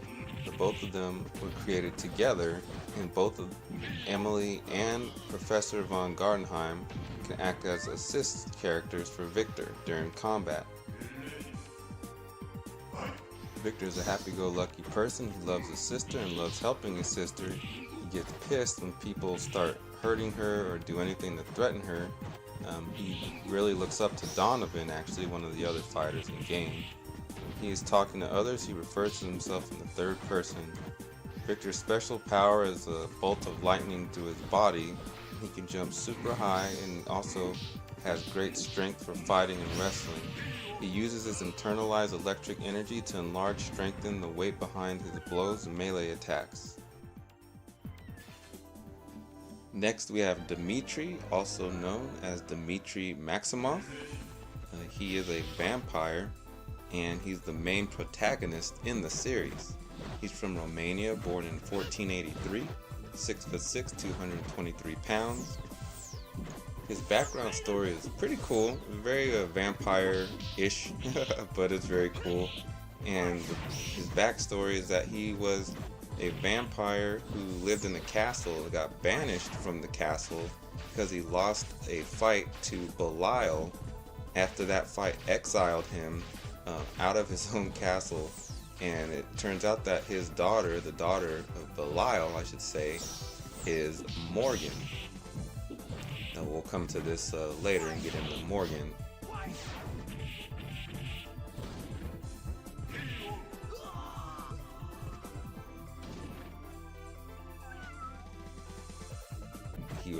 He's pissed. Dmitri was banished from his own castle. He's pissed off. So he heard about the alien power of Pyron, and he seeks to actually consume Pyron in his blood to make himself stronger. So he has some pretty cool powers. So Dmitri is one of the most dangerous vampires in the Darkstalkers series, second to only Dracula.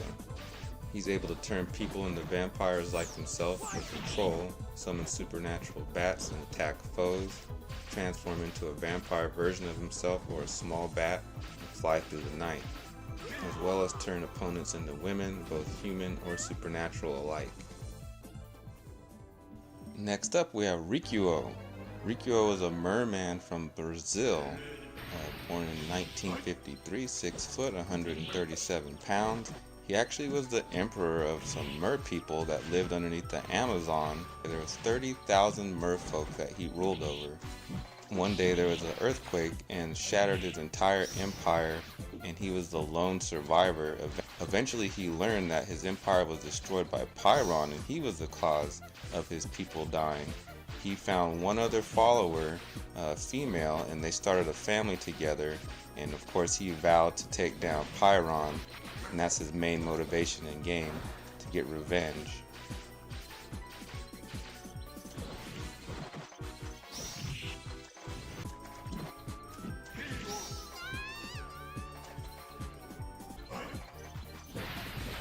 Rikuo has many supernatural skills, such as the ability to transform into different kinds of sea life, namely fish, crustaceans, and amphibians.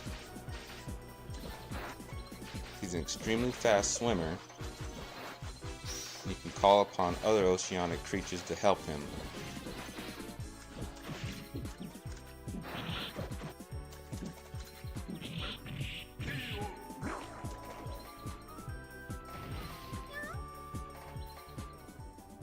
Next we have Donovan, or Donovan Bane.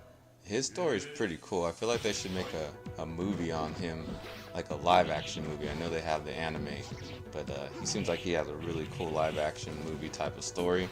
And so a lot is unknown about him, but he's a half-breed, half vampire, half human. During his childhood, something evil caused the vampire in him to come out, and he killed his entire village, including his mother. He later devoted himself to Buddhism to try to fight for justice and learned skills with the help of monks and ninjas. During his travels, he met a girl named Anita. He could tell that Anita was just like him, and he wanted to save her and save her soul, so they became friends, and he travels with her, and they hunt down Darkstalkers together. So he's said to be someone who's extremely wise and has some pretty cool powers. So his supernatural abilities, such as using the blade to fly around the air, he can actually control the blade. He also can control fire, air, and water. He can move in sunlight because he's half human, So unlike the other vampires that can't, he can, which is awesome. And his blade actually has supernatural abilities and makes him stronger, and that blade kicks ass. So, and next we have Lord Raptor. This guy's like, how can you forget this guy? A ghoul with a guitar that can kind of use like rock and roll powers, electricity to defeat you. Like, he just stood out. He always has stood out for me, and is a pretty cool character. Whoever came up with him is pretty brilliant. So he's a zombie from Australia, born in 1889, 5'11", 86 pounds. He basically was a servant of an emperor that took notice of him and revived him for his own evil plans. The emperor told him that if he wants to get stronger, he needs to defeat the Darkstalkers and collect their souls. So Lord Raptor decided to do that, but he had his own plans to take over the emperor. So this guy has some really interesting powers. He pretty much sounds like unbeatable. To me, he should be the last boss of the game with all the powers this guy has. So check this out. So he has the unique power to change into a human from his zombie form. As a human, he's still really strong. It says he can even take out a building. He can knock out a Darkstalker with one single punch. In battle, he can unleash his true power by transforming into a ravenous ghoul. His strength, speed, mobility reach the maximum level, and supernatural as well. As a zombie, Lord Raptor can generate electricity and empower himself and his attacks. He has an evil scream, a death voltage which can drain energy from his foes due to the high voltage. Control and bend in different shapes. His limbs can reach out far and do dodging attacks. This combined with the ability to transform his limbs into blades, drills, demonic faces, and chainsaws makes him hard approach in combat. If he ever is heavily damaged, he can basically heal himself and bring himself back to life. He has his demonic guitar as a way to produce sound waves loud enough to damage an opponent, or if he wants to be more precise with his target, shoot lasers from the headstock of his instruments.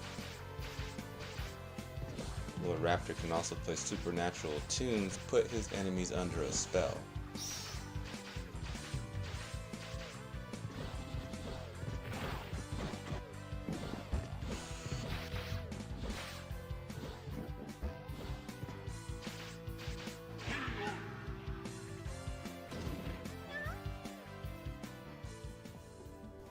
So next we have Hutzel.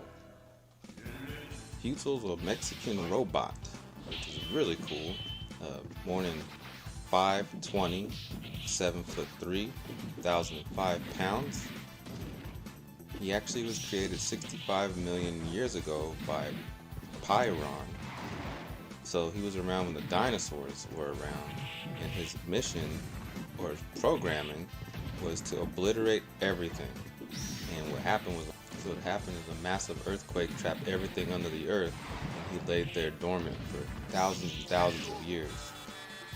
Until the Mayans came, and he was unearthed by them. And when Pyron returns to present day, he actually revived the robot as well and wanted to carry out his original commands, but the robot malfunctioned and thinks that his orders are to guard a young Mayan boy named Cecil. So Cecil and Hutzel become best friends, and Cecil is protected at all times by Hutzel, which is a really cool story. That's another story I wish was a actual movie or something like that. These are pretty good stories behind these characters.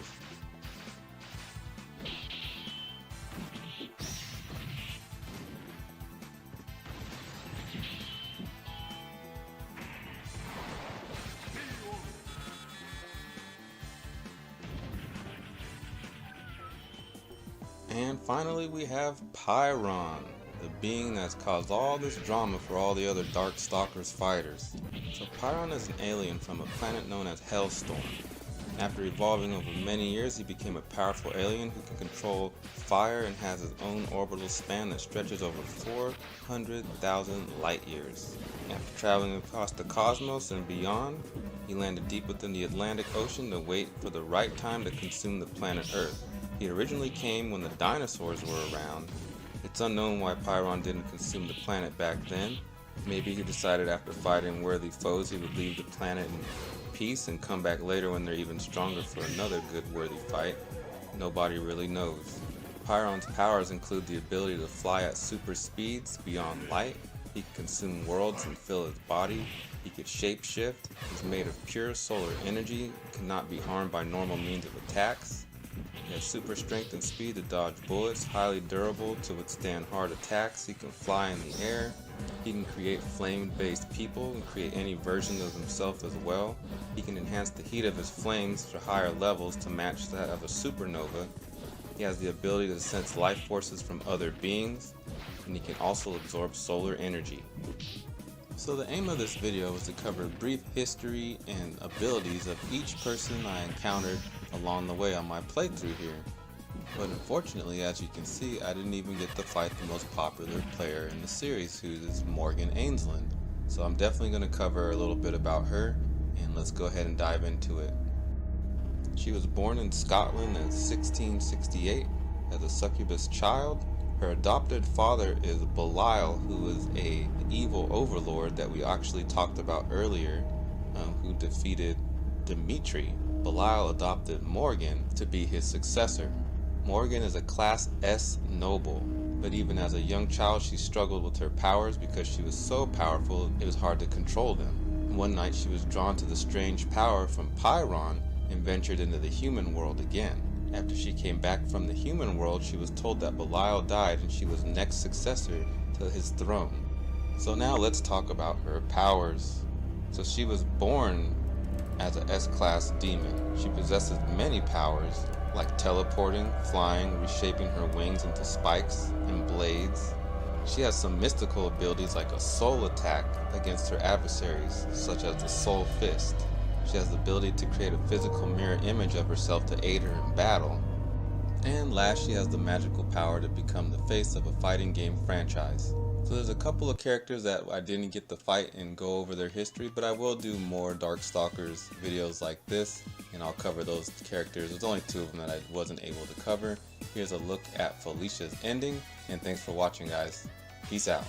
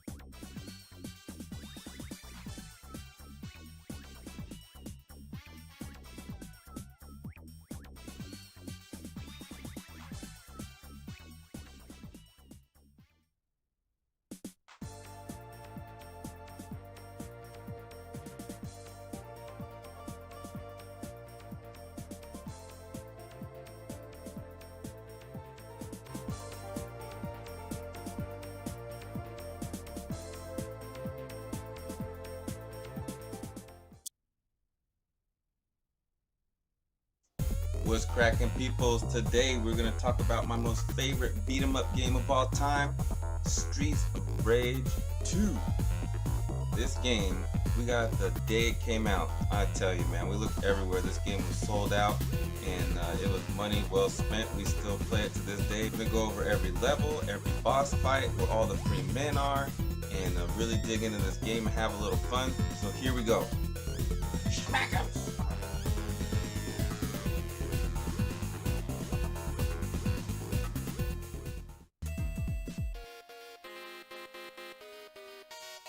Alright, so let's do this. So right off the bat, where that little mailbox is, bottom left corner, there's a free man right down there. You'll see Skate go down and get it. There we go. And that's the first secret of the game as soon as you start. In this playthrough, my brother is Skate and I'm Max. And this playthrough is being played on the Mania Mode difficulty, which is the absolute hardest difficulty you could possibly have in this game. If you don't know how to put it in Mania Mode, I'll go ahead and put the code for Mania Mode in the description below. Also, real quick, if I can get a like or subscribe to this video, that would be great. It would really help me out, and I greatly appreciate it. Now back to this game. Basically, Mania Mode gives all the enemies extra power, and of course they hit a little harder. And so you're gonna come down this street, and right there in those two trash cans is some help for those of you that are having a hard time just right off the bat, like you see I am with Max.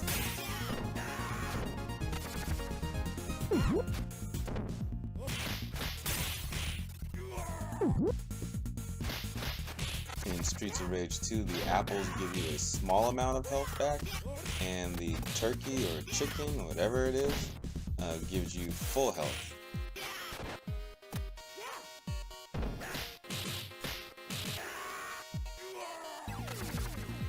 For those of you that might be some old school players, this whole first level reminds me of a knockoff basically of Ninja Turtles, the arcade game from 1989.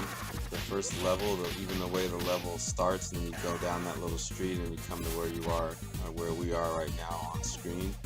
All this is exactly how the first level starts for that game as well. So I always thought that was pretty funny that they basically copied Ninja Turtles, if you ask me.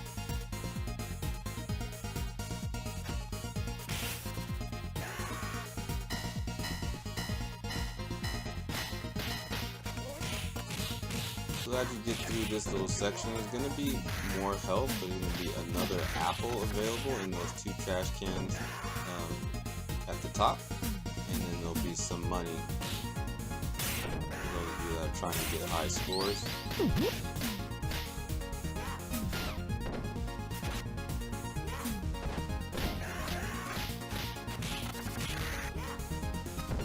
So once you finish going down the street, you're going to come to an entrance of a bar, and there's going to be your first mini boss of the game.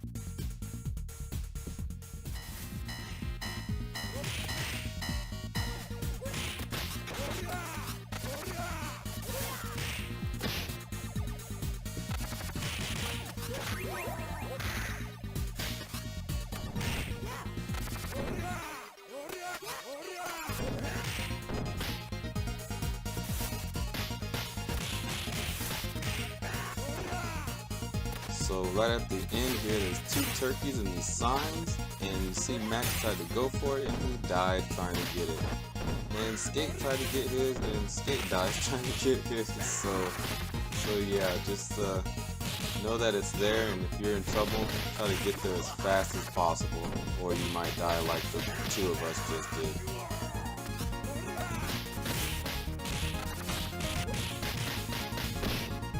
So this guy Jack is your first mini boss of the game. He's not very hard. He does kind of creep up on you pretty quick and sock you really fast, but nothing really particular you gotta be ready for. He's pretty easy.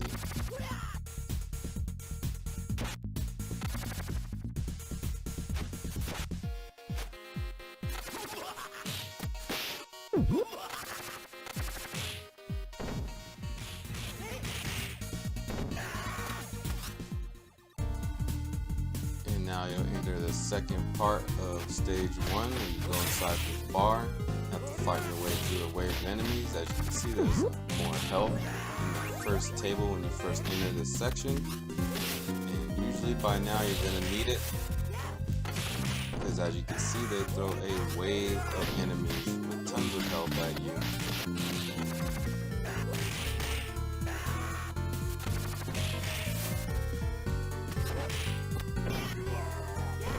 This second table will also have health in it. It'll have an apple.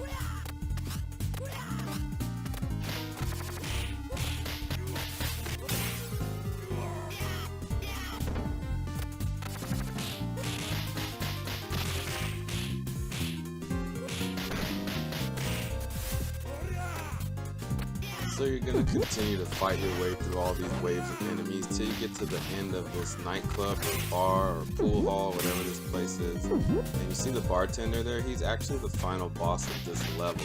And you're going to run away, but before you get to him, you're going to have to fight this chick, Electra. And we basically try to just get her in between the two of us and then slowly punch her, one of us on each side. And that just stops her from jumping around and becoming more of a pain in the ass and get it over with, because you're really going to need all your health and power, especially with the setting we're playing it on Mania. So that's how we beat her, and let's continue on to the main boss of this level.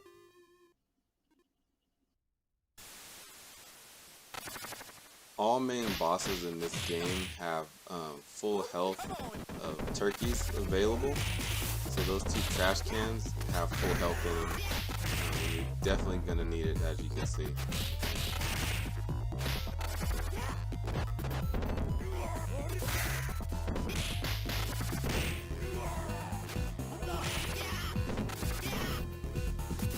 In this boss fight, obviously you're gonna have to fight through a wave of enemies just to even get close to this guy. And you want to definitely eliminate all of the ads and just try to work your way onto him. But he's really slippery, and as you can see, he's got that kick, and he can grab you, as you see right there. So you're really gonna have to make the most of your chances on this guy, again, while fighting through all these ads that come also.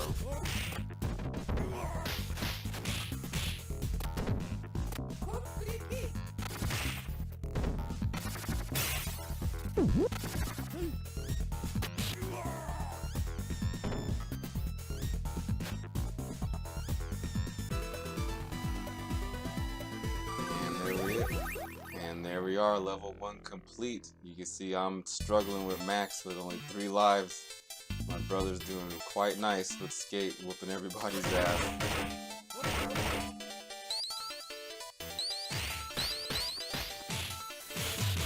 So this level is all about these motorcycle guys they throw at you while you're fighting these other enemies. These dudes on motorcycles are flying around high and low, and you kind of don't know when they're coming, so definitely have to be ready at all times.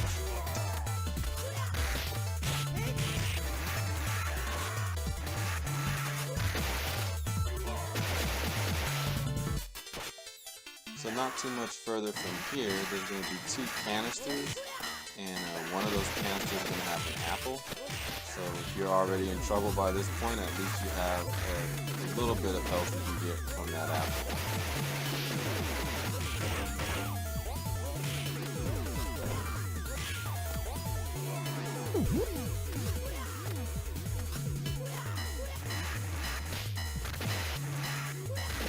And a little bit up from here, there's going to be 2 more canisters, and one of them will also have an apple.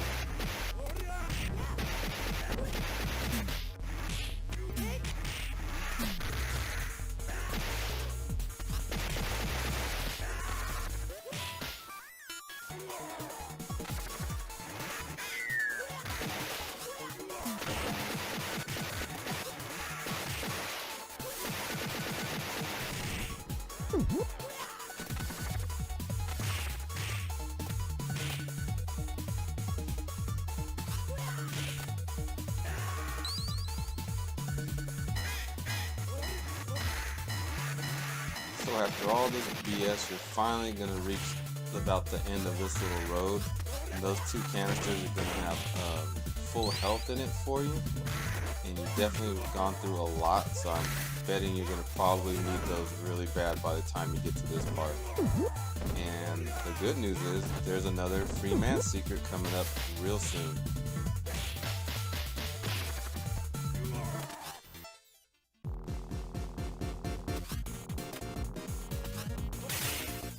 Things can get a little crazy in here. At least one of these has an apple in it, and I would save it till you really need it, because they're going to throw a shit ton of guys at you.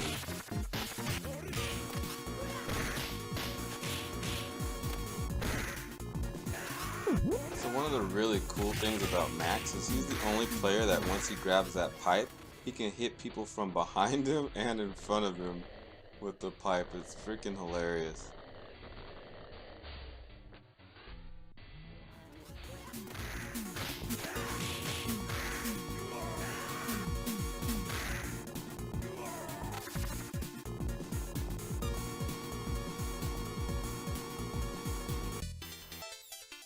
So, the free man secret, if you follow where Max is going, it's in that top left corner. And there you go, another one up. So now we're getting towards the boss. There's an apple right there. And these barriers have some things inside of them. When you get down to the end of this little road here, there's going to be 2 barriers that have turkeys inside them for full health. And obviously you can see you have 2 apples that came out of this section right here. And you're going to need all of it because this S gets intense.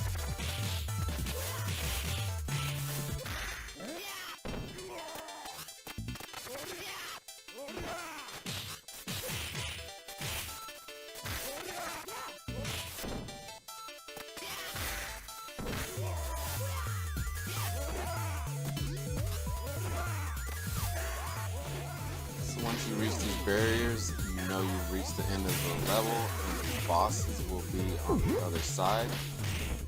And the boss in this level is these flying guys that shoot down and punch you and go across the screen. And then you have to fight not only those 2 guys, but then you have to fight all the ads that come with them, just like the first level boss. So one of the flying guys, Jet is his name, has more power than the other. The other guy is kind of like a mini boss and his little sidekick. And the key is timing. You gotta time it. Like you see Max, just keep timing it when he drops down. Keep timing it, hitting him. It's really hard to hit them while they're in the air. The good news is, we know that and he's almost already dead.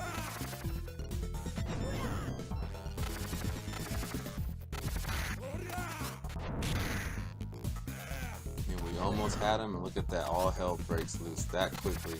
All he needs is one more hit.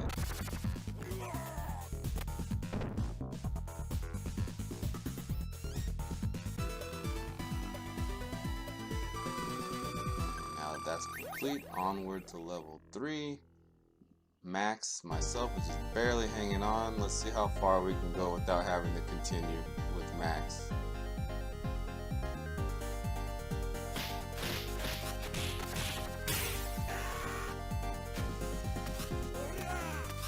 So this level, it's like they have you at some amusement park, like Disneyland or something. And you're kind of walking through the amusement park, whooping everybody's ass.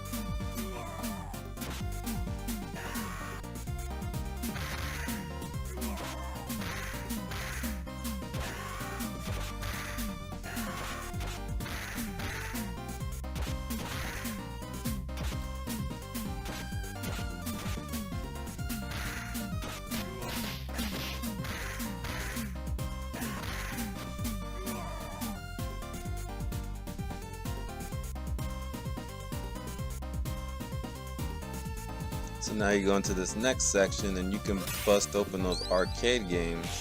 And the arcade games down towards the bottom, they have an apple inside if you need some health at this point.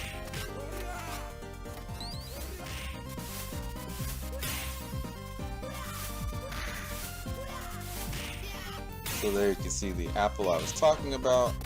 And just a side note, these guys with those yellow jackets, they're really a pain in the ass. You can see they just walk up to you and grab you. The way they even move is like really weird. They kind of walk around you and grab you somehow. They just are one of the harder enemies to kind of figure out how to approach them.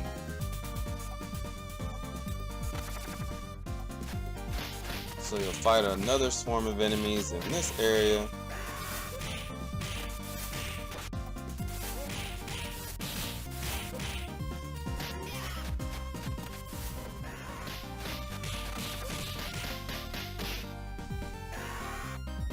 And then you'll move right along to this top section of the boat.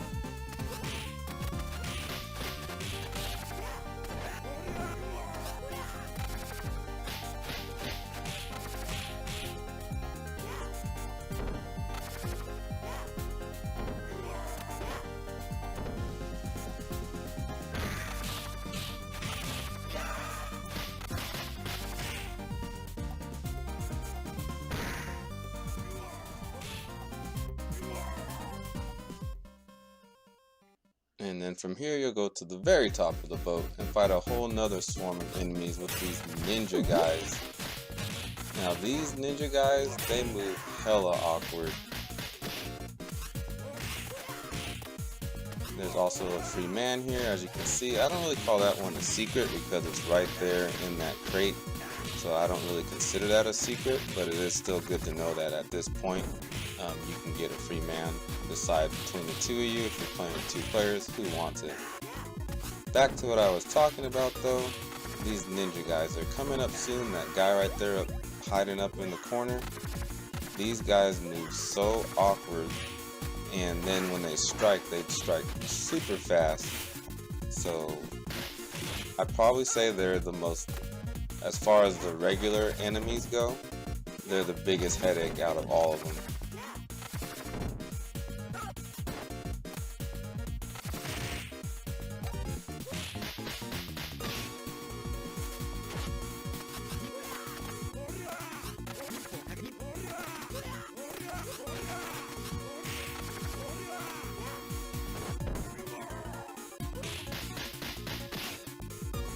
And then from here, they'll put you back down on the main street of the amusement park.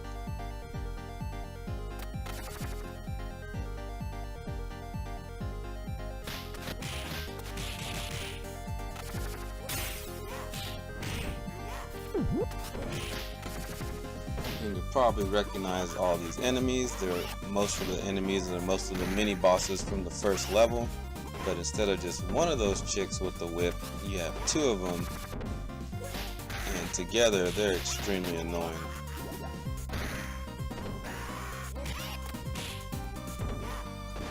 So you'll notice Max has this backbreaker move that he picks people up from behind and kind of breaks their back on his knee. That move right there, and that move basically takes off the most power in all game.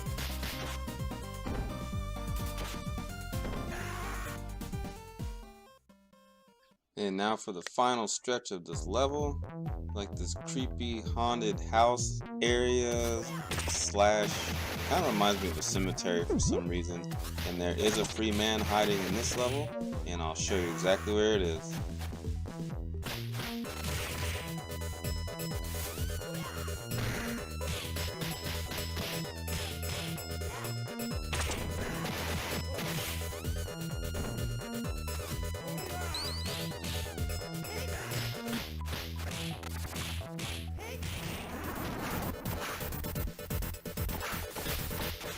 So remember, I just mentioned there's another free man secret in this level. If you line yourself up right where that head is and go down as much as possible, there's a secret hidden right down in the ground that you can't see. It's a free man. And there it is, I just picked it up.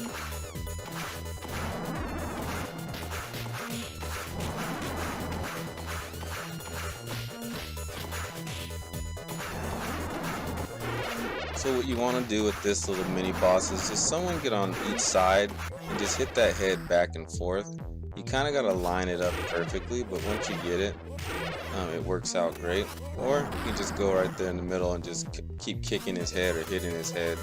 Whatever works best, but you get the idea. The thing bounces back and forth, or you can bounce it into the other player and actually cause damage to them.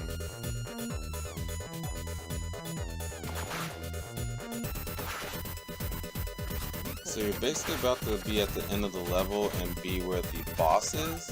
If you go to the right as much as possible, then you're gonna have the boss spawn and have to fight both these blue ninja headache punk ass guys. So what we try to do is not go further, and then as you can see, one of us messed up and went too far, and now we have to fight all 3 of these guys.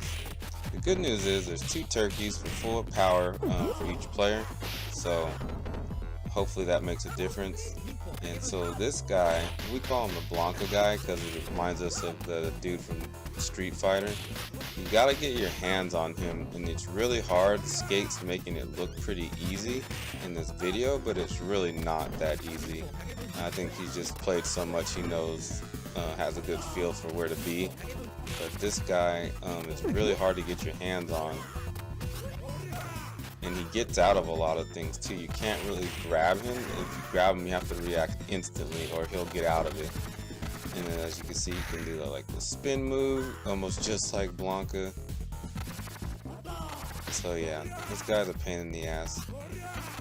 I think the best strategy is one person get on the right side, another person get on the left side, and try to keep him in between the two of you, and just each player jump in and try to get some hits when they can.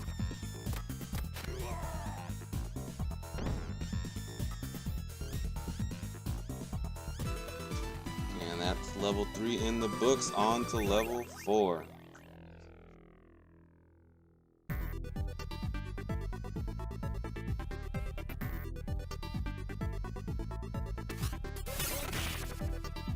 So this level takes place on some type of baseball stadium. So you start off outside of the park and you're basically making your way onto the baseball field. And in the background you can see the amusement park that you just came from in the previous level.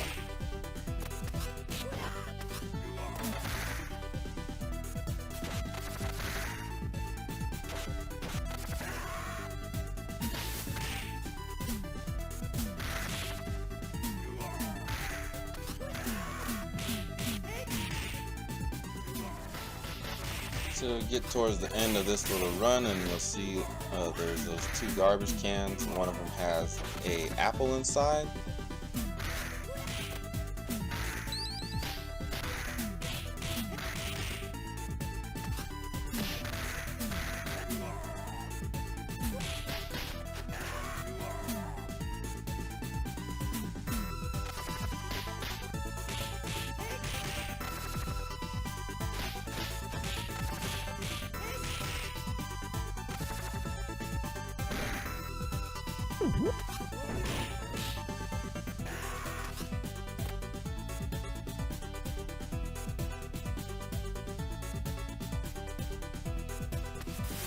So now you're inside the stadium, and you'll fight yet another swarm of guys until you get to this elevator that takes you from the pitcher's mound all the way down somewhere. I don't even get what's going on in that elevator, honestly.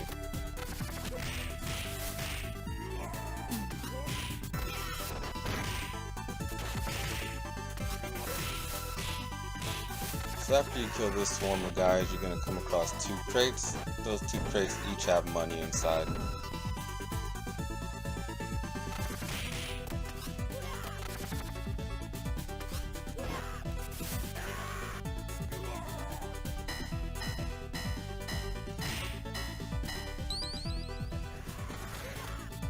So after those crates, the next group of crates you'll come across is when you encounter these 2 ladies here, and this crate has an apple inside of it. It looks like Skate could use it really badly about right now in this.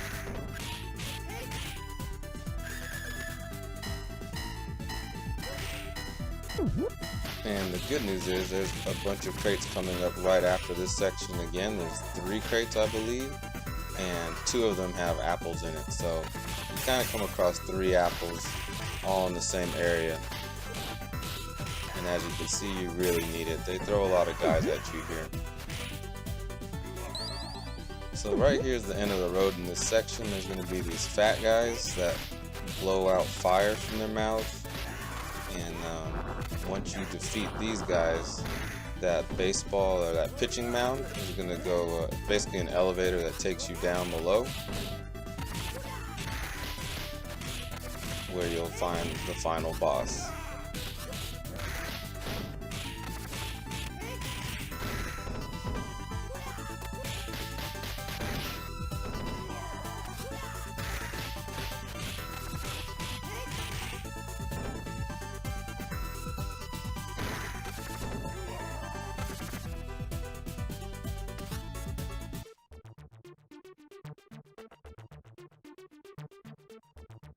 So the way this elevator works, they throw a small amount of guys at you at first, and each wave gets progressively harder with more and more guys, and a couple of mini boss guys they throw in there as well.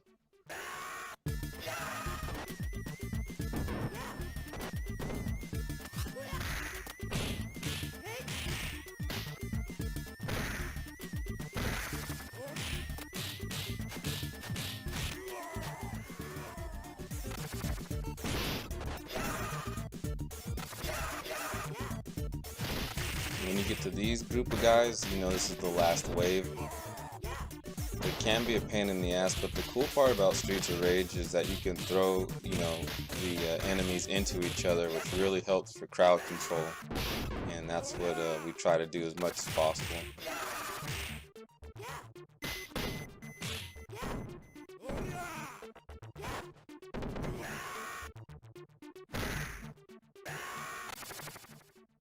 And now for the main boss of this level. So this guy is basically a rip-off the Ultimate Warrior, and I love it. This guy is so crazy. He goes in and out of the screen, like he'll go all the way out to the parts of the screen that you can't see, and then you gotta just like be ready for when he's gonna rush you like that right there. You see how fast he ran out of the screen? And so he could run right back into the screen, and then he's also hard to grab. As you can see, Skate tried to grab him and just broke out of it. So it's like if you throw this guy, you gotta be quick, no hesitation, hurry up and throw him. And mainly, you just gotta be ready for the times when he runs himself out of the screen. You gotta kind of like gauge it and try to dodge it as best you can.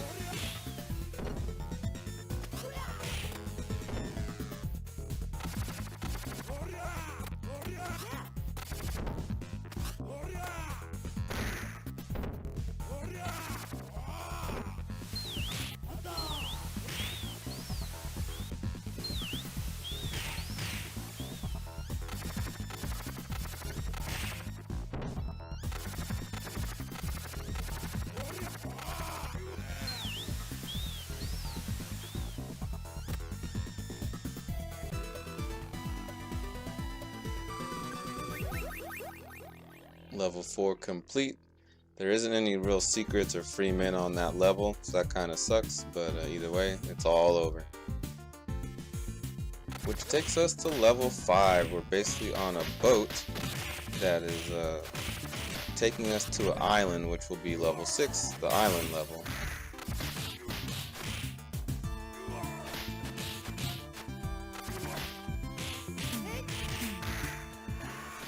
So you're going to continue to fight your way all the way along till you reach this part right here, which is the end of this first section that you have to walk through.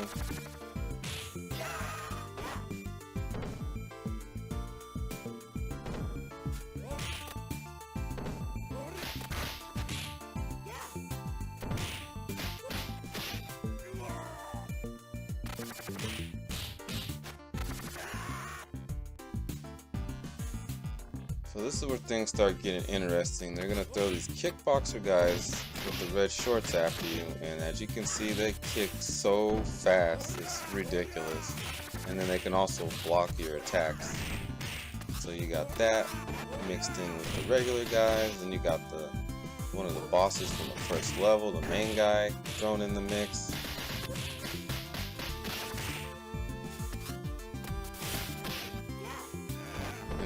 Inside those two crates are some turkeys, which will give you full health.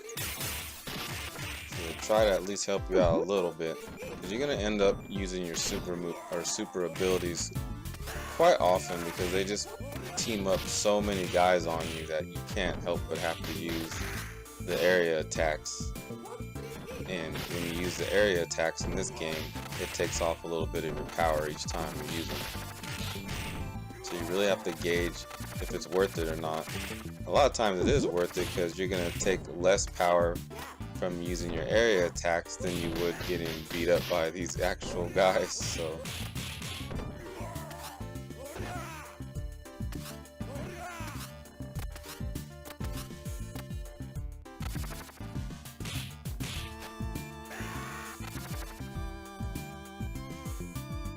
and now you've made it to the top of the boat. This is the last section of this level.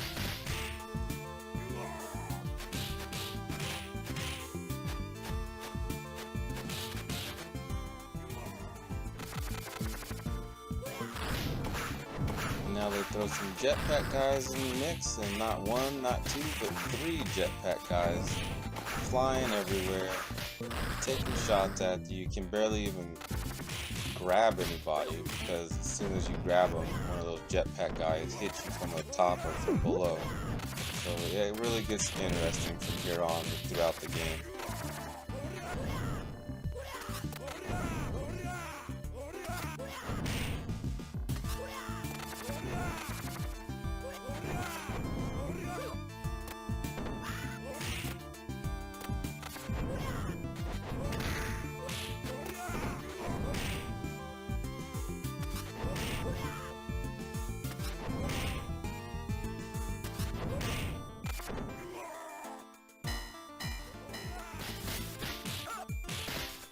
Your next big wave will be against these guys. These ninja guys we already discussed. They're a pain in the ass.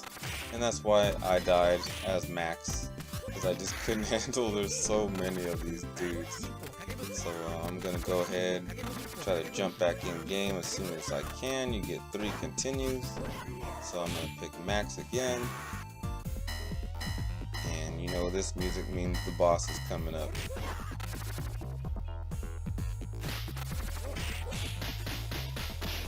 So the trick here, if you want to make things easier on yourself, is don't go too much further. Fight this fat guy and don't let the screen go over too much. The last thing you want to do is have to fight all these guys and the boss at the same time. It just makes everything way more harder than it needs to be for yourself.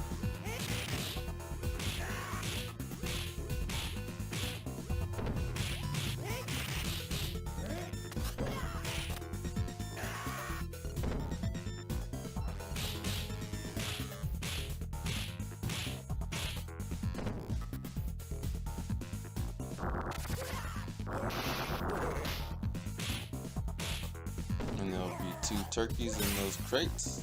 Full power, and that's the main boss right there. And he's a slippery one. He's another one. You can't really grab him. You can, but you gotta be lightning quick to grab this guy. You can break out of anything, and then he has that dragon punch that you saw him just perform on my guy. And then as you see, he can headbutt you too. So one thing that my brother has showed me is the skate is right there. He knows how to like get him in that corner and spin on the ground, which makes him do the uppercut and then lets him grab him, and then he quickly throws him and keeps repeating. It's hard to get him in that position, but if you can, as you can see, it's really useful. And he broke out, but anyway, you get the idea. So that's what we try to do. It doesn't always work perfectly.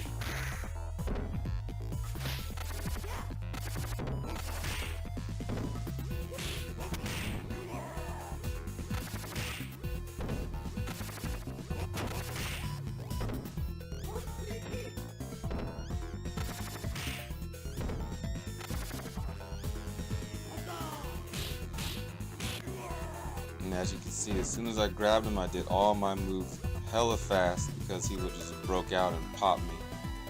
So level 5 is cleared, on to the beach.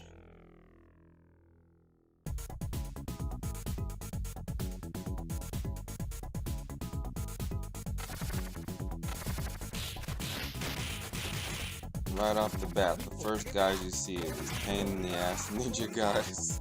That kind of like sets the tone for the level right off the bat.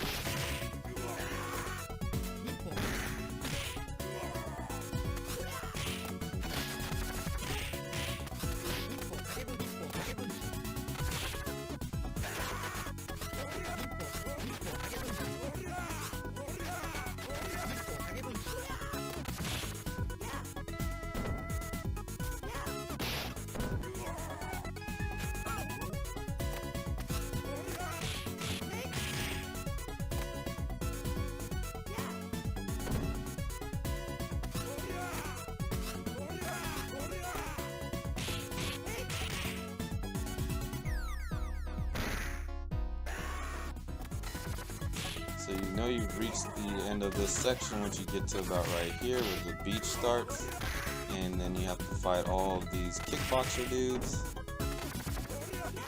And just get used to seeing these kickboxers for the rest of the game because they just keep throwing them at you.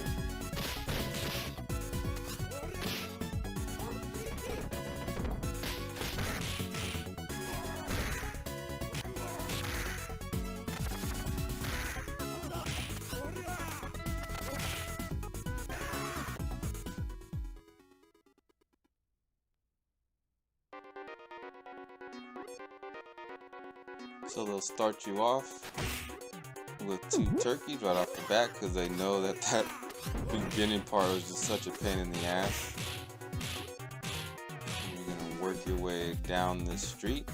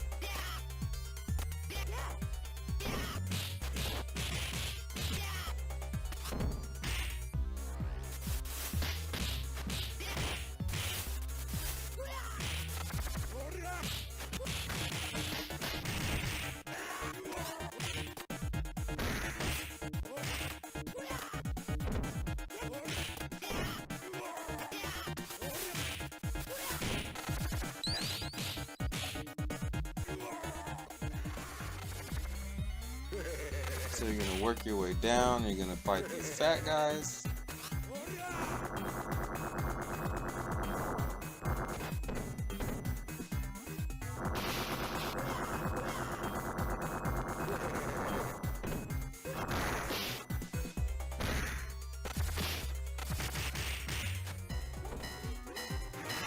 Then after the fat guys, you're gonna have to fight a wave of these motorcycles, dropping little bombs and grenades.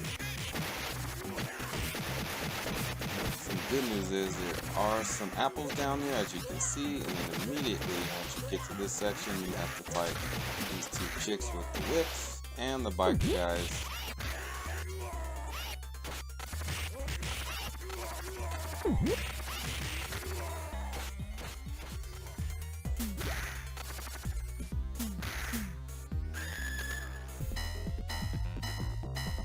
So once you finish defeating the 2 chicks, you'll commence to the boss area.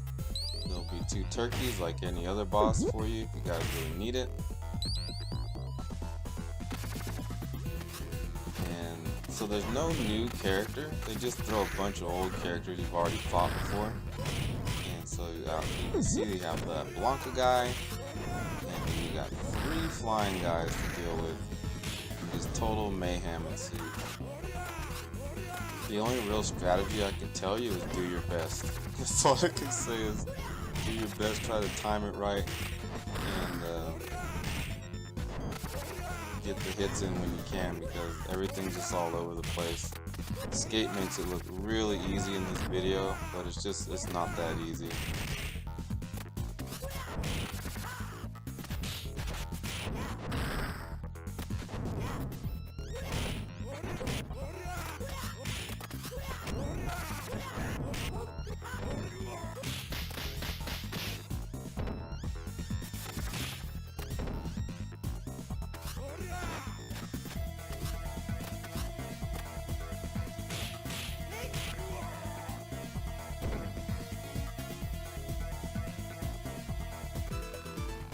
Stage 6 cleared, just 2 more stages to go. So the next stage is you're in some type of factory where they make these robots, and spoiler alert, the last boss for this level will be one of the robots that they're making in the factory.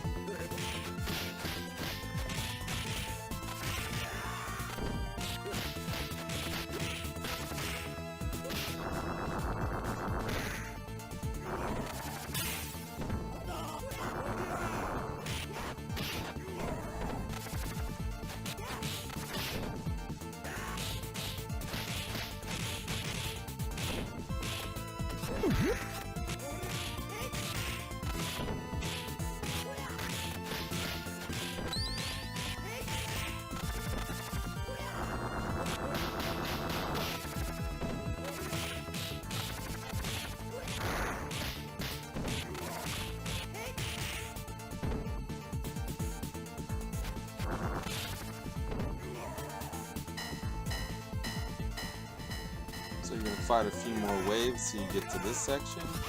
And there is a free man up here as well. It's in a crate. You can see it right there. Max is trying to go for it and having a little trouble.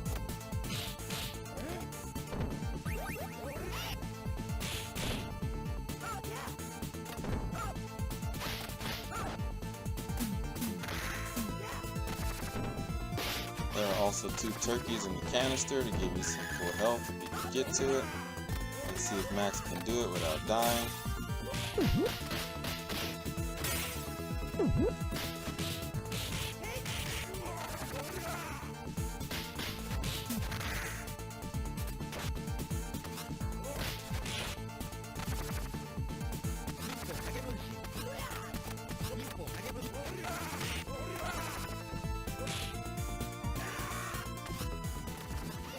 And this is basically the last section, I should say, this is the last part of this first section of this level. You just gotta get through these guys.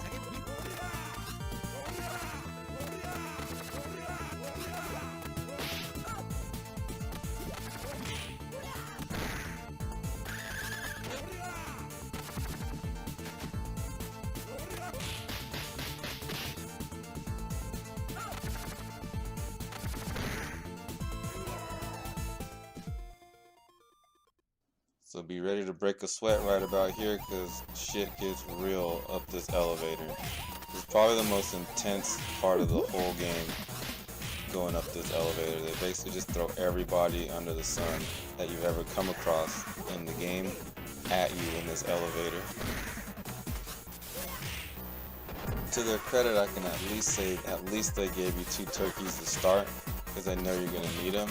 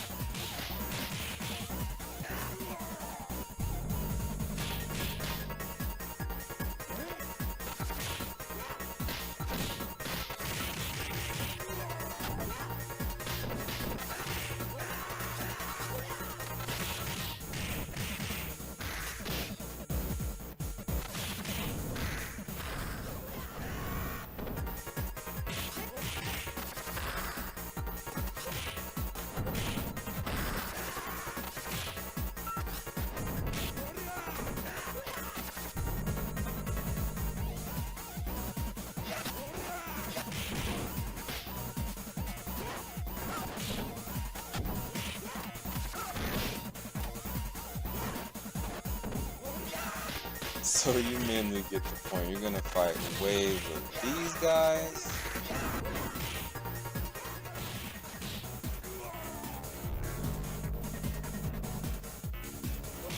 Followed by a wave of these kickboxer assholes.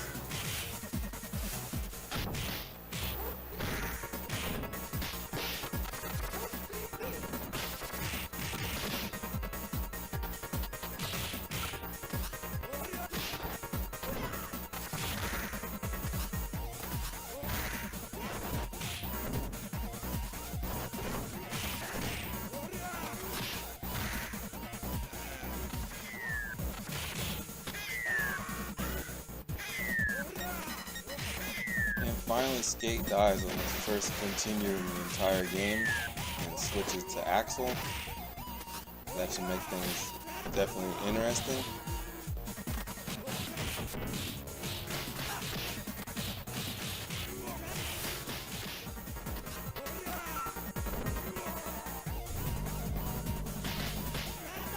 And then next you have this wave of enemies.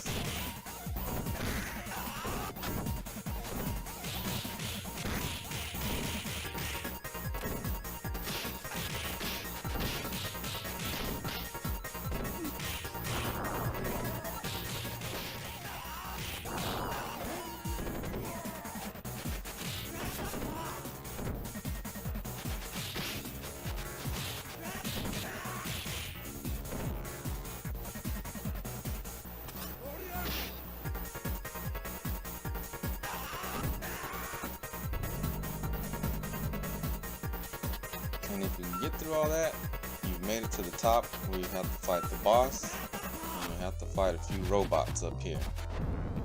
These guys are really tricky. As you can see, they have those ball and spike things going on.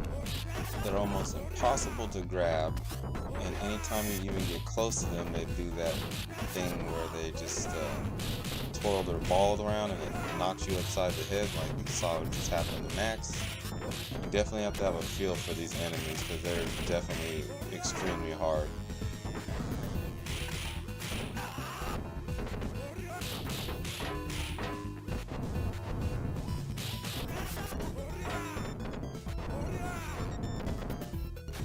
So with these guys, there's some type of trick. Once they leave the screen, my brother knows how to stay on the side of the screen and keep hitting them while they're not even in the screen yet. So if you can get that down and get the timing down, you definitely have a good shot of beating this section of the level or beating these bosses way easier.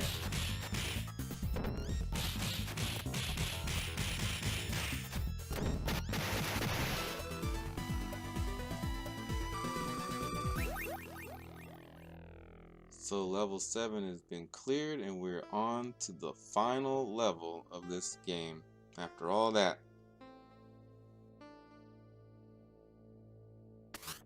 So the first enemy that greets you is another robot. How about that? So you'll fight your way through this wave.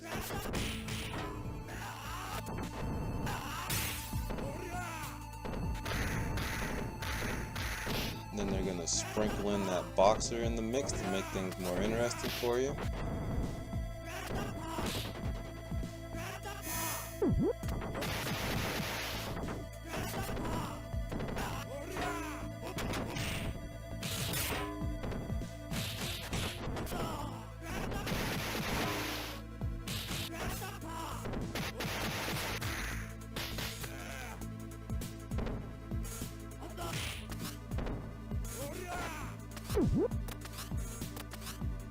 One thing I will say is this second encounter of this guy is a lot easier than the first time.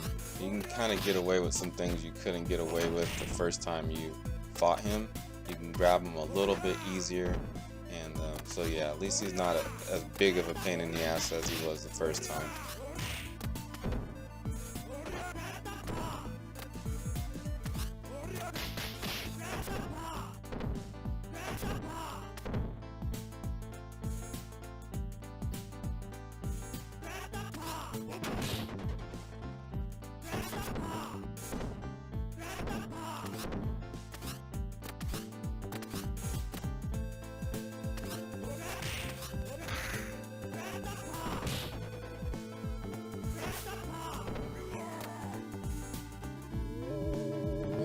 Some more elevator action. So they'll start you off with these normal guys, I would say.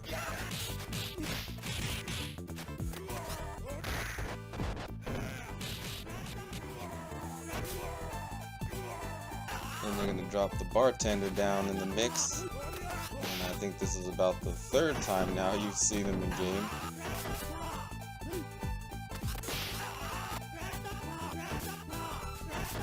But just like we talked about with the boxer, all these enemies that they're about to drop down on you are a lot easier than the first time you encountered them. That's really the only good news I can give you about all this.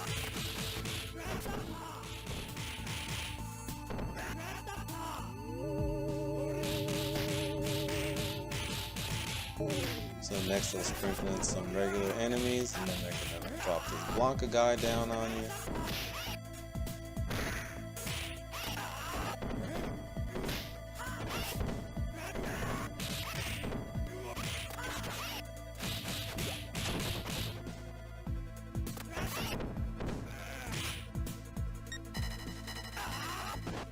Looks like I died again, so I'm down to my last continue, and to switch things up, I'm going to pick Blaze.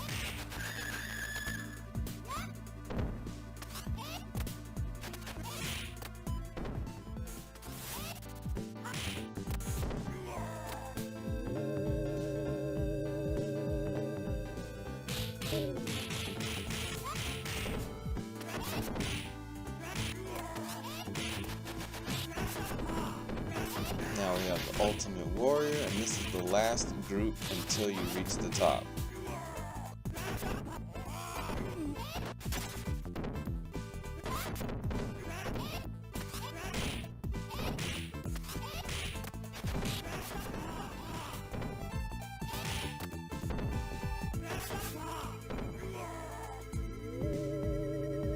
And now you've reached the top. So you got Mr. X and his right-hand man Shiva. You're gonna have to fight Shiva first. And you're gonna have to fight Shiva with a whole bunch of ads, just like all the other bosses throughout the game, to kind of interfere with you zeroing in on him.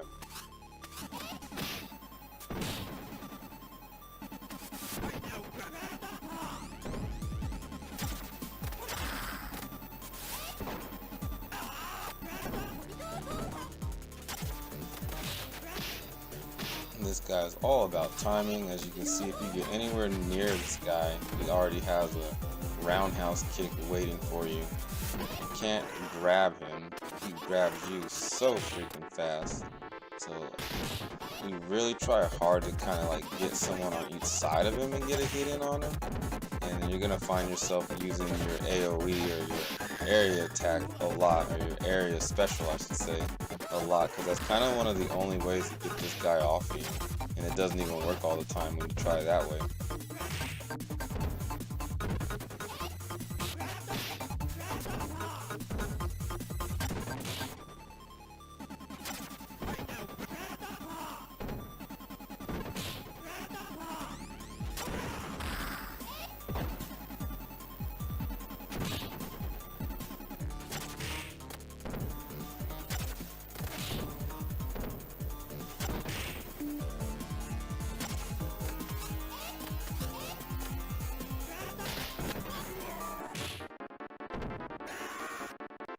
Alright, here goes the final boss, Mr. X. He just hops out of his chair and just smacks the shit out of my character. So one of the coolest things I've ever seen when this game came out is Mr. X shoots not only you, but he shoots his own dudes. He just doesn't give a fuck. It's like one of the most awesome things I've ever seen in video games, because usually in video games, the bad guys can never hit each other. They only can hit you. So I like that they added that. It made it hilarious.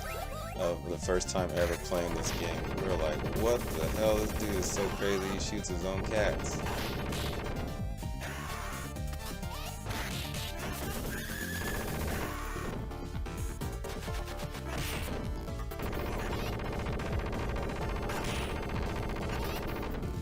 So what we always try to do, you see that corner he's in, that right hand corner?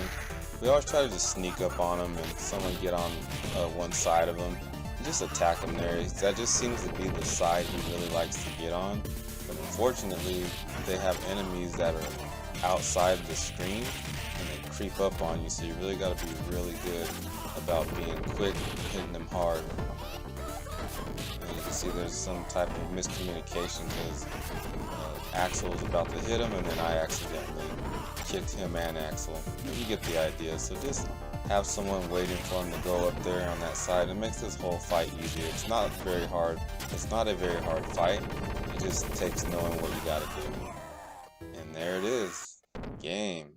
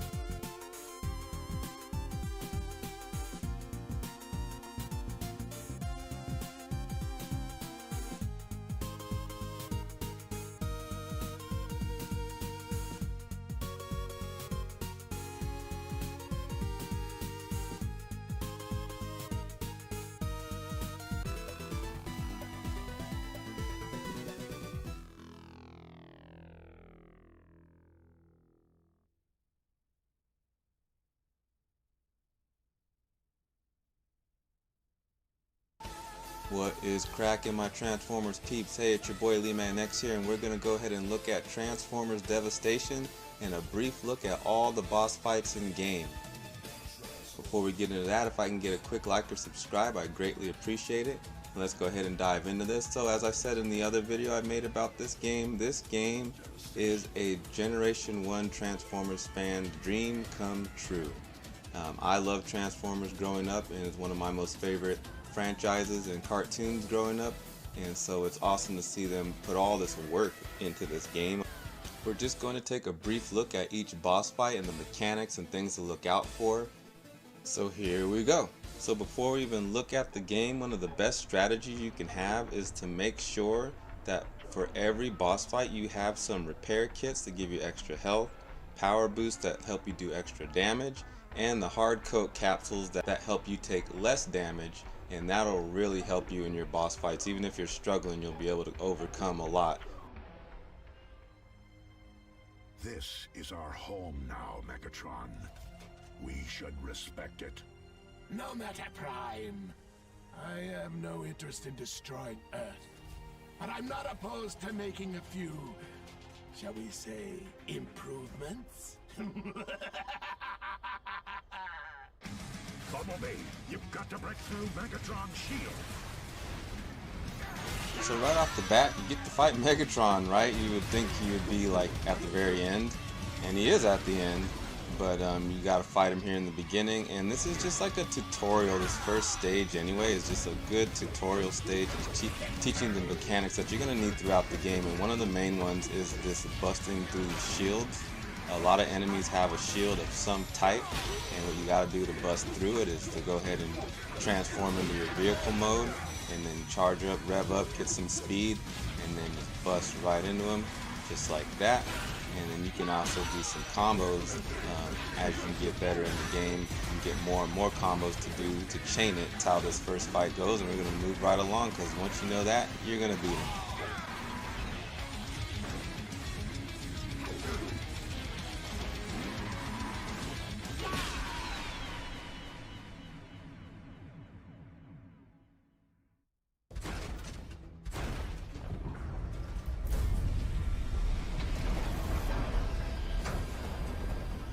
In Cybertron's name.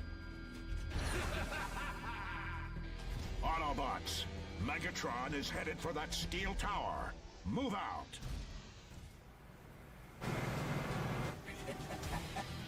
My chariot awaits Optimus, but I cannot have you following me this time.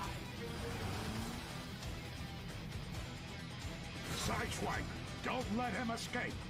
Already on it. So this next boss fight has two stages to it. You have the first portion where you have to go ahead and chase Megatron through all this stuff and try to make sure you can get a hit on him and dodge through everything. So it makes it really interesting, and then some enemies will also come at you trying to help him out, and that'll lead you to the second part of this fight.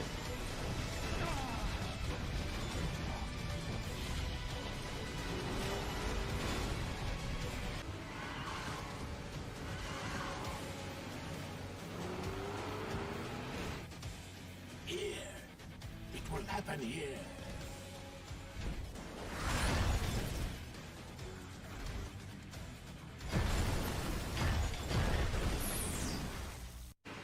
Megatron! What? Oh, what? About time! Let's talk about more dying! So this time you're fighting Megatron, and you kind of can use the same strategy, except he has a new mechanic, him being Megatron, where he pushes you back with this. So you're gonna have to learn to get around all that and get your timing straight, so that you can go ahead and get a hit in on him. And learning all this is very important, because it's gonna come in handy down the road for later boss fights in the game.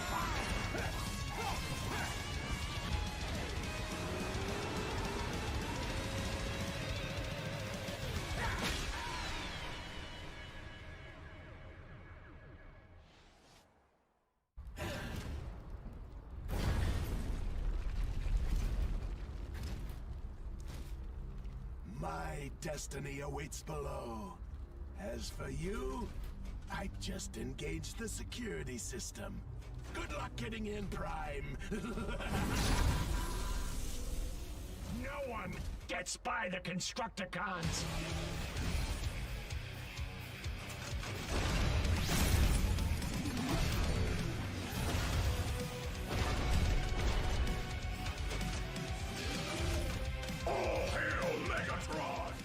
So now we have the fight against Devastator.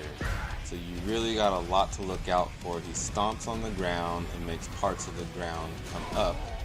And then he jumps up in the air and stomps on you. And then he just kicks and stomps you in general. One part that's super helpful is really just get any piece of him and you can hit him and cause damage, so that helps a lot. And as you can see, when he does stomp and make the mounds come up off the ground, you can stand on top of those and use those to catapult yourself to hit him higher if you want to. I went ahead and upgraded to this hammer. It does a lot of damage, and that's one of the cool things about this game is as you progress, you get more weapons, you can buy more weapons, you can upgrade more weapons, you can get different power-ups, and you can even get more moves in game. One thing I really appreciated about this game is in these fights, you'll notice they're all like wide open spaces, type almost like arenas. And that gives you more options while fighting, so you can decide to transform and fight them that way, or you can go ahead and get close and personal in robot mode. So it's really up to you, and these wide open spaces really are helpful when it comes to that. So when you do a combo, you get the option to do a vehicle attack, like that, and then also all enemies you can do a dodge against them, and it kind of slows down time, and that lets you decide what kind of attack you want to do next. And then Optimus Prime has this, there you go, I just dodged right there. Optimus Prime and every Autobot has a special move. It's something unique about them. They do not all fight the same way.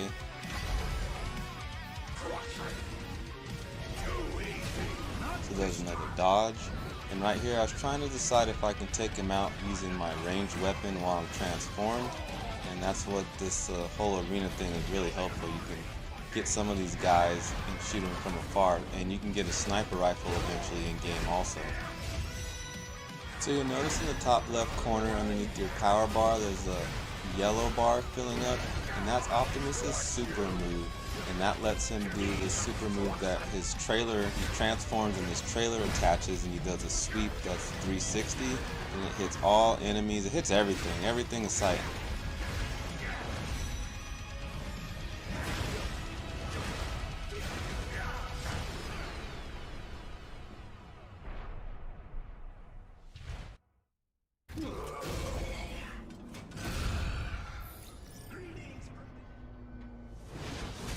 Next, we have my favorite Decepticon, Soundwave.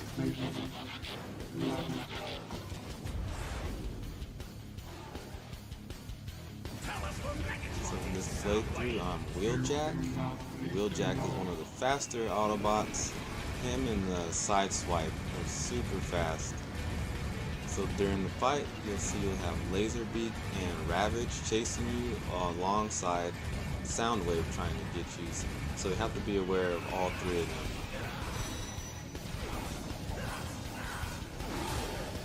Sometimes whenever you defeat an ad of an enemy, you'll see they drop Energon or even some weapons or even credits to buy upgrades after you're done with the fight.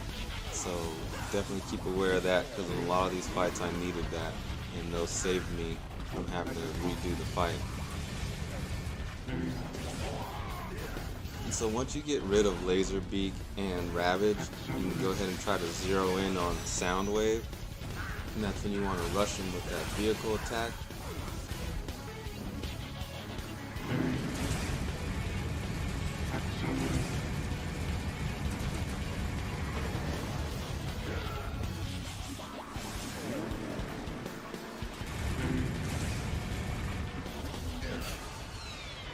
Got him. Soundwave, I need you here. The others can take care of them. Understood. Abort mission.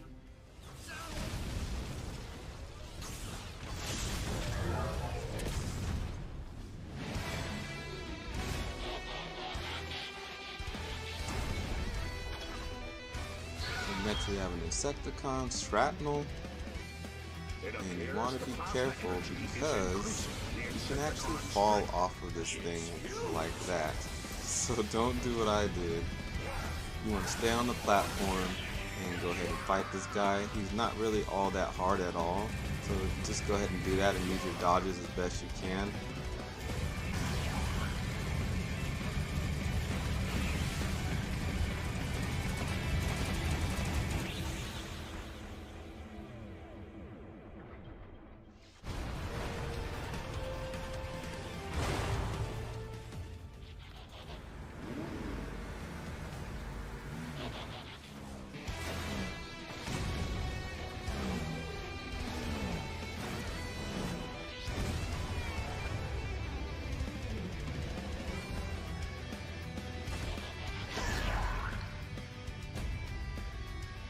So we have another Insecticon fight with Bombshell, and the dynamic that's different in this, and the mechanic that's different with this, is that the level of the floors come up from underneath you, and they kind of get in your way, and you gotta fight around that and get around all of that to get to him, and it's constantly changing.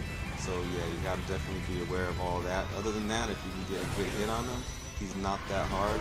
Just gotta make sure and pick your spots. Also, as you can see, you want to avoid the sticky stuff he puts on you. It stuns you, it makes you go slower. All you have to do is use the directional key to get away from all that, but it's just another pain in the ass in a level that's already moving a lot and has a lot of moving parts. As you can see here, I'm trying to shoot him ranged while driving, just trying to figure out like anything that actually might be helpful against this guy and in this environment.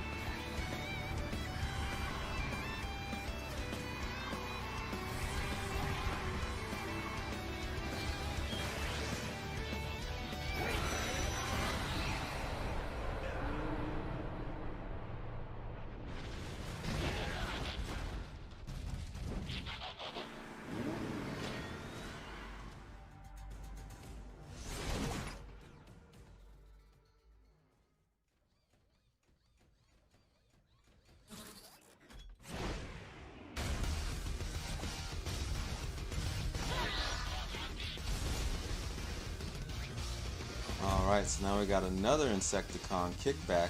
I actually used to have the toy of this. I might still have it somewhere. It's so old and beat up. But anyways, so this guy's kind of the same thing. He fights a little differently, but it's the same idea. You're in this wide open room with plenty of space.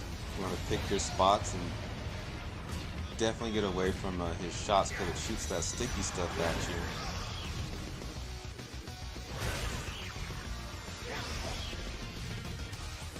So one difference with this Insecticon is that when you do this charge up vehicle attack and you try to do the super, he kicks you back like that.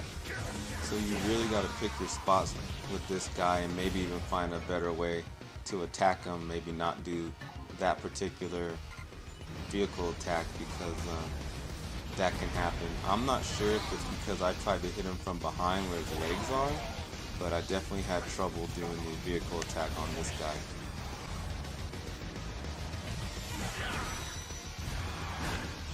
There you see I actually did get one in, and that's the difference. The other time I hit him from behind, that one I hit him from the front, and now it goes into the second stage where now we have 3 Insecticons to fight at the same time.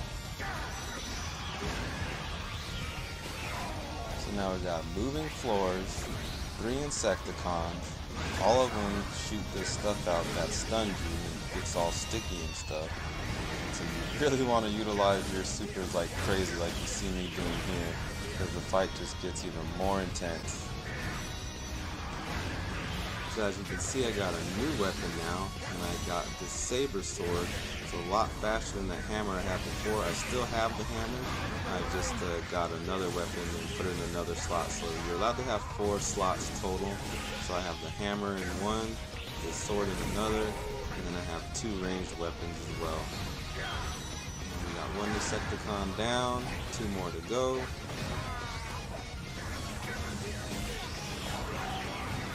And they're just all over me. And it's time for some of those power-ups I was telling you guys about in the beginning of the video, because I'm getting my ass handed to me. So now I got some full power action. Let's do this. dodge, super.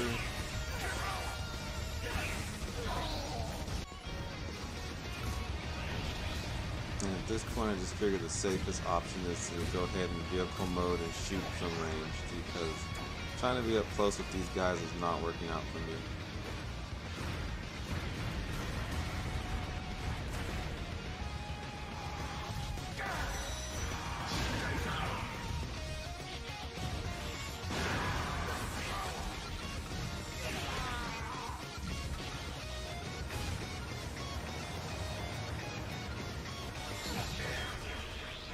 Finally.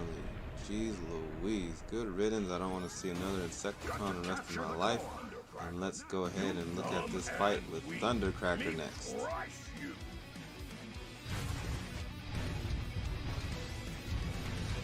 So this is one of those fights like that Megatron fight where you gotta kind of chase first and chase him into an arena-like area, and then you have to fight him in the second stage of the fight. So that's what we're gonna do.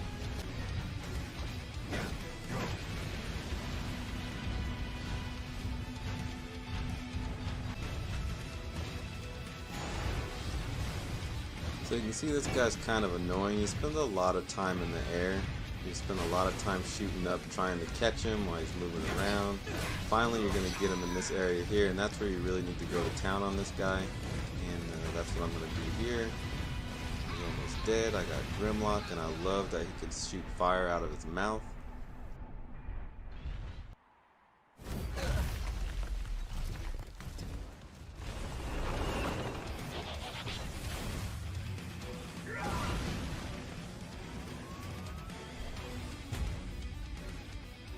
So next we got this ground soldier guy. I'm not going to spend too much time, but the basics are you want to go ahead and dodge everything he does, keep your distance, and also there are power-ups and extra health and all that in the cars. Grimlock is very tanky, so if you run really fast in your vehicle mode, or I should say Dinobot mode, you can just run straight over cars and trees, and a lot of times there'll be something hidden inside. You want to definitely dodge. I'm not dodging well at all against this guy, but that's the gist of it. He's not that hard actually. To make things interesting in this fight though, they do spawn some ads. So you got 3 ads you gotta kind of dodge as well and keep an eye on while trying to fight him. My advice is kill the ads first and then worry about the big guy.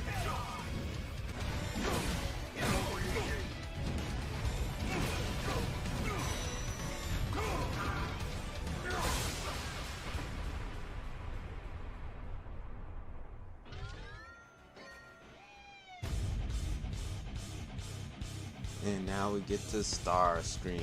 So this guy is not as annoying as Thundercracker. He does fly a lot, but he lands at least. This Thundercracker guy, he stayed in the air a lot. So you just gotta kind of wait it out, dodge around, and take your chance when he actually lands. And just go to town on him, especially with that rush attack and transform mode.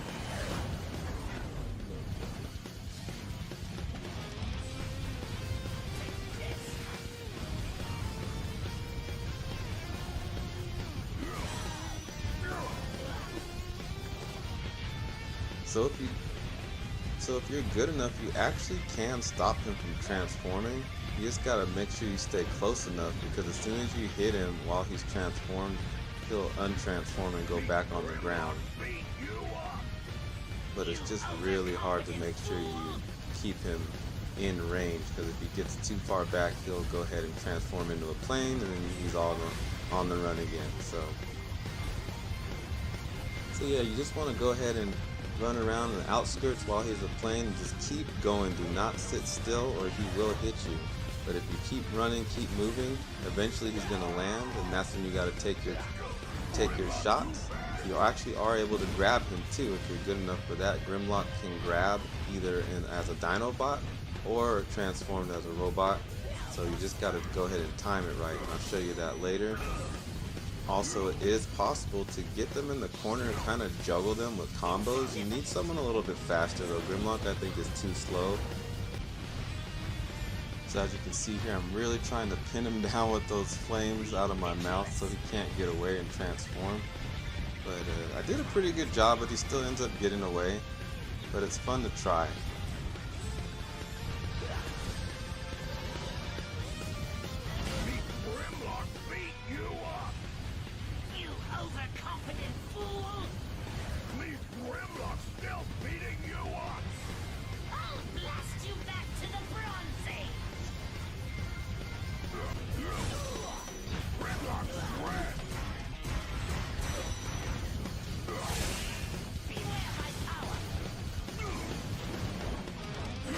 Boom. Got him good. Got him while he was shooting, rushed him, slammed him into the ground, and on to the next one.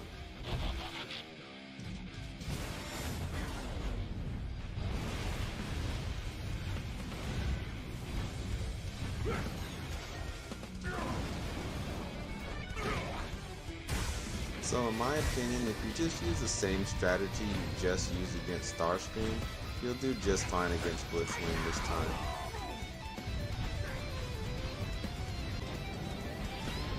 One little side note though, there is power and energon cubes inside these trees. You can go ahead and bust through them if you get a chance, or throw him into them, however you gotta do it. And it's a good way to go ahead and power up if needed.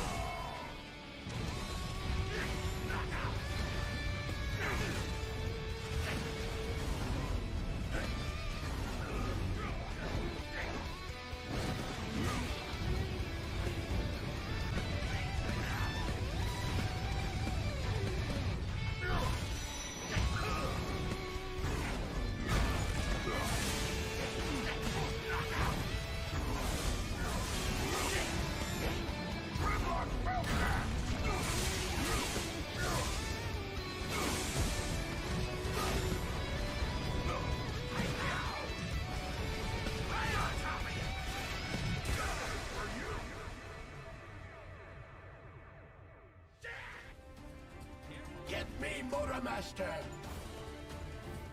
Teletran 1, I need coordinates on Starscream.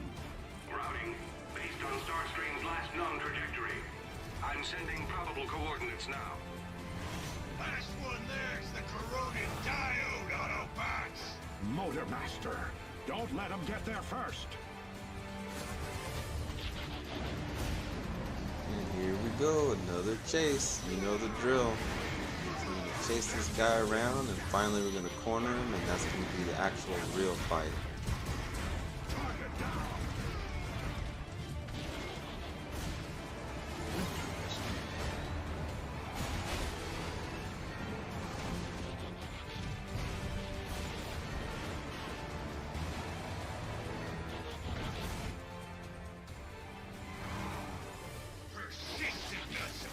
Aren't you? Give it up already! I suggest you stand down. Ah! Never gonna happen, Prime! So right off the bat, you see exactly what you need to worry about with this guy. It's that sword and that beam that he shoots from the sword. So you want to definitely kind of watch it with that. I use Optimus Prime's special move to help get me out of situation. It kind of cancels out anything they're doing.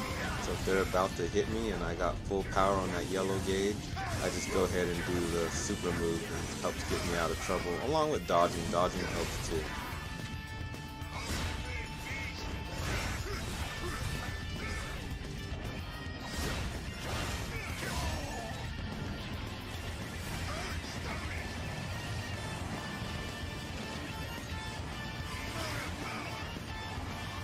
As you can see, I was in trouble. I decided to go around and bust some trees so I can get some more energon cubes. And I'm using this hammer because it takes off a lot more power than that sword I have.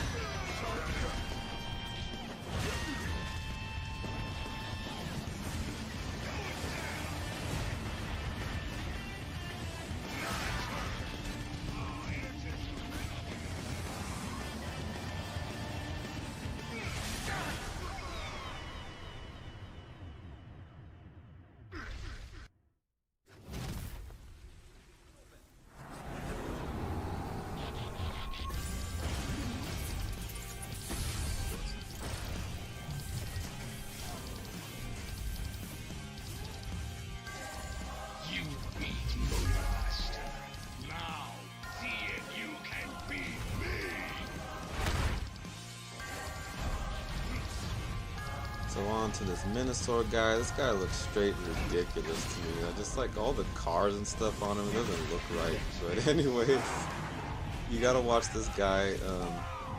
He shoots so many things at you. He stomps you, he shoots electricity blasts, kind of like a shotgun at you. It's like hopping around the screen. As you can see, I'm already in trouble. It just started and I'm dead. Luckily, I had a revival kit.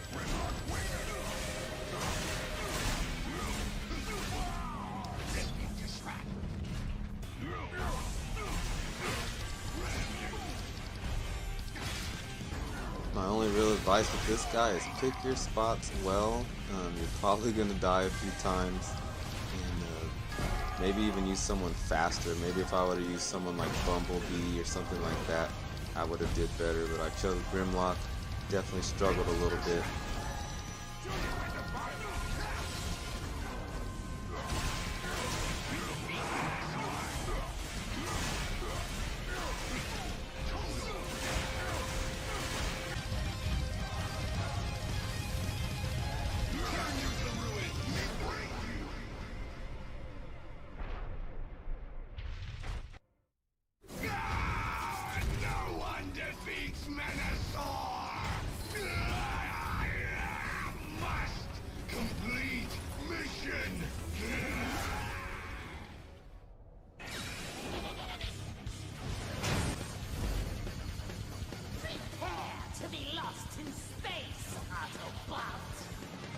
So I treated this like the first time I fought him. The only thing is, you can see how weird this is. It's like in another dimension. There's no up, there's no down. It's just like kind of suspended. And that's the whole weirdest thing about this. It makes it a little difficult. But once you get the hang of it, I just treated him just like the last fight with him.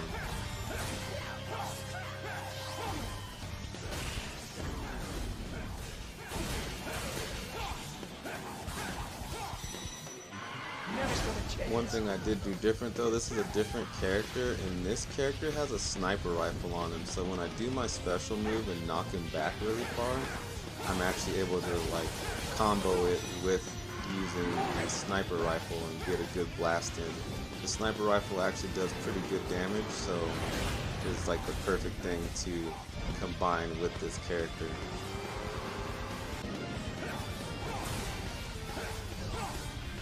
And I also have some missiles that lock on, so I'm really trying to take advantage of the ranged weapons against him. There we go, I should follow that up with a couple of blasts, and I did. One of them got him. Just keep trying to repeat. I don't have a lot of ammo though with those lock-on missiles, but the sniper rifle is a good backup.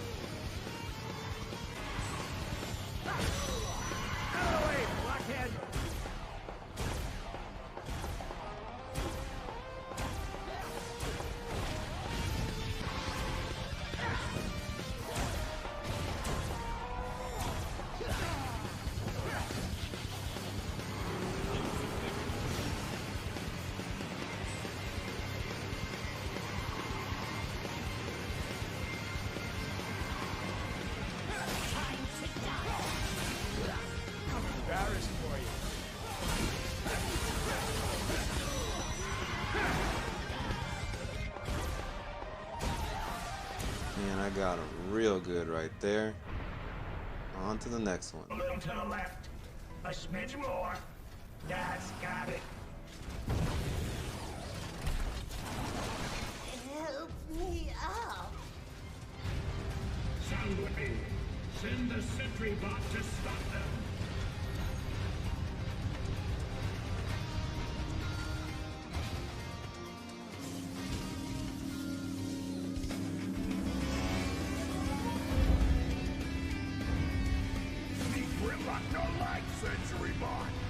So I'm not gonna lie, I end up making it look easy in this video, but this sentry bot gave me a hard time. I had to figure out what you need to do, and the main thing is you need to jump when it does that.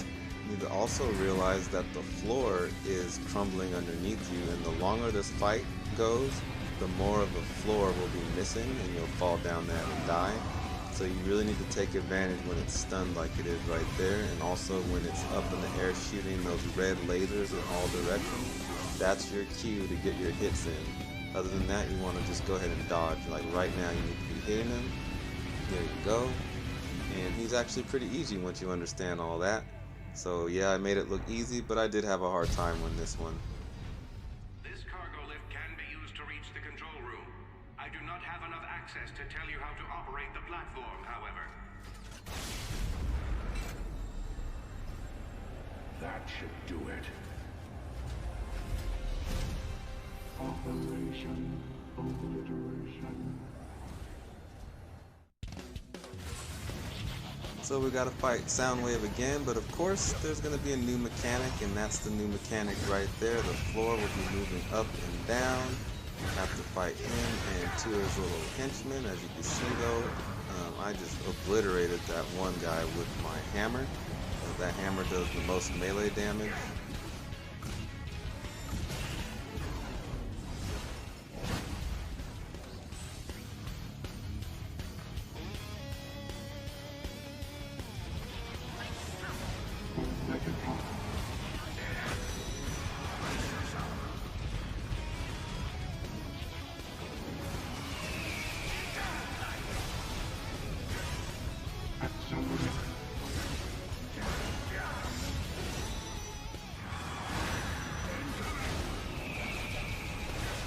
And that's the thing, if you can get them in these corners and just lay it on them like that, that's great, but you let them get away, they become a pain in the ass.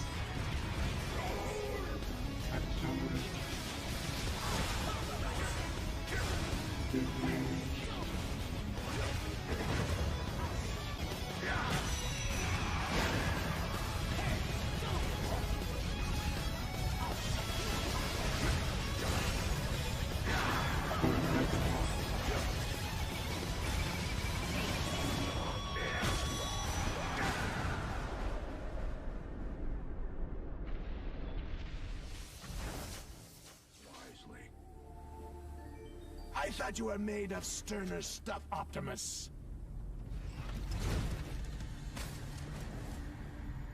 If you want it, you'll have to take me down to get it. So finally, we get the final showdown with Megatron, and all I can say is don't give him time to do anything. You basically need to be up his ass from the jump of this fight, or you will die.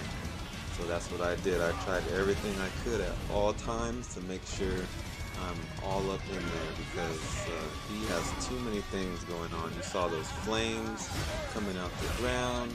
He can warp around like that. It's just complete chaos.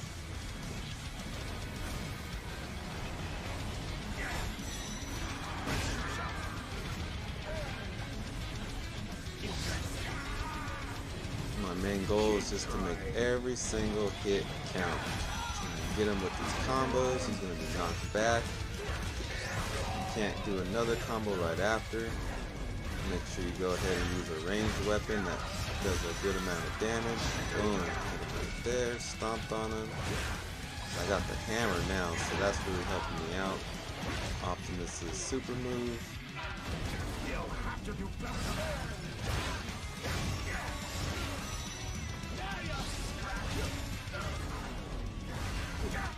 Banked him in his face. Over, Megatron.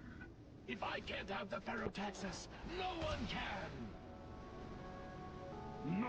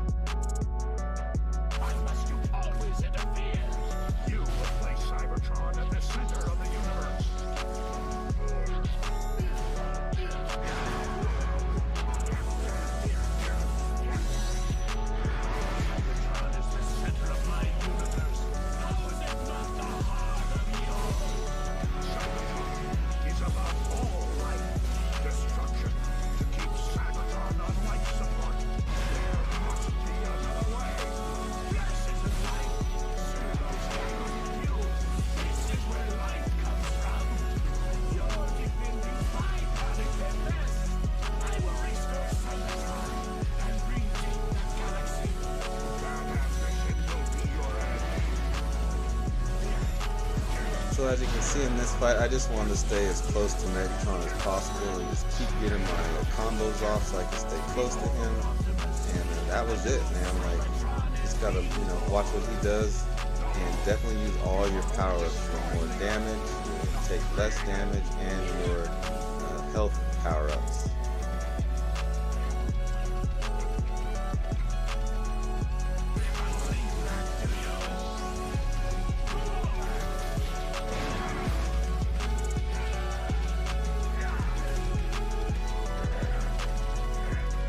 So you want to make sure you hit that B button like crazy.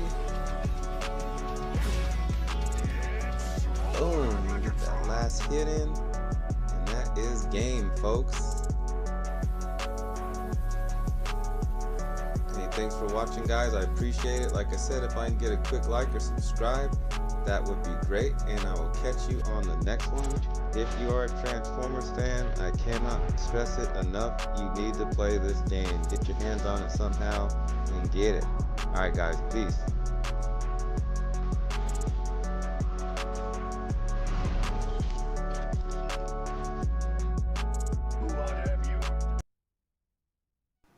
Cracking peeps, it's your boy LEEMAN-X here, and welcome to my video of LA Meltdown from the video game Duke Nukem.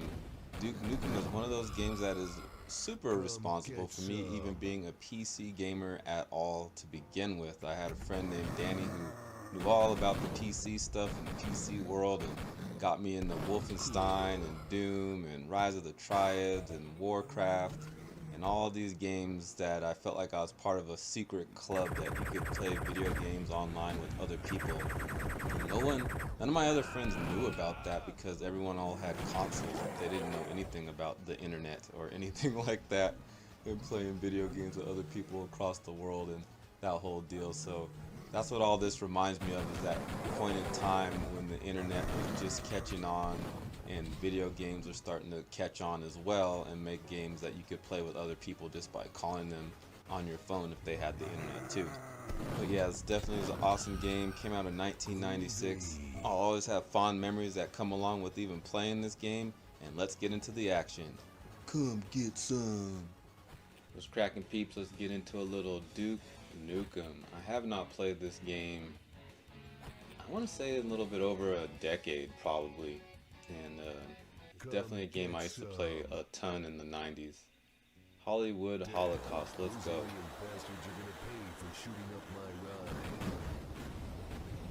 I had a friend named Danny. He's the one that even introduced me to any computer games. I wouldn't have known anything about PC gaming if it wasn't for that friend. And we used to argue about what's better, Duke Nukem or Doom. I always used to say Doom was better, but now that I'm older, I think that he was right. Duke Nukem is just so hilarious, and they put a little bit more into it in the things he can do, so Duke Nukem's definitely the better of the two. Alright, so I remember we can get around back here or something, so just trying to check for some help. This dude there.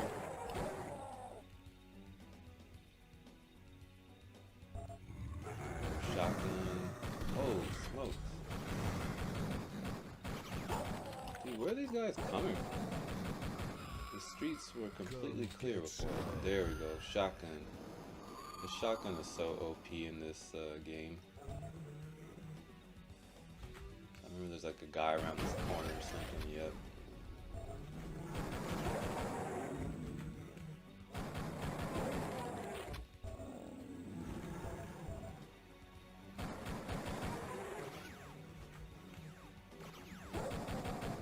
So if I remember correctly, we gotta get like key cards to get into certain places. So that's what we're gonna do. Just enemies everywhere.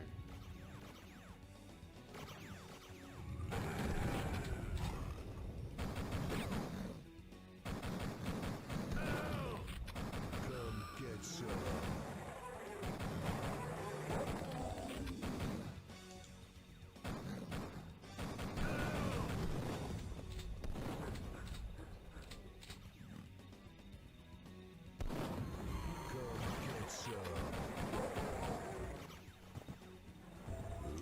Health, definitely needed that. Shotgun. I always like that you could look in the security cameras in this game. I always thought that was kind of funny.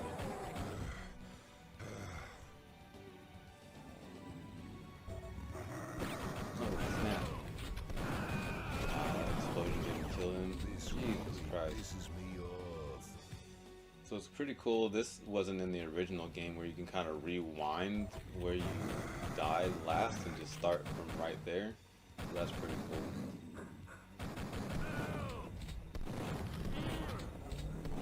God, dude. These pigs are straight murderers. I don't understand how that explosion doesn't kill that guy. Here we go, got some atomic health.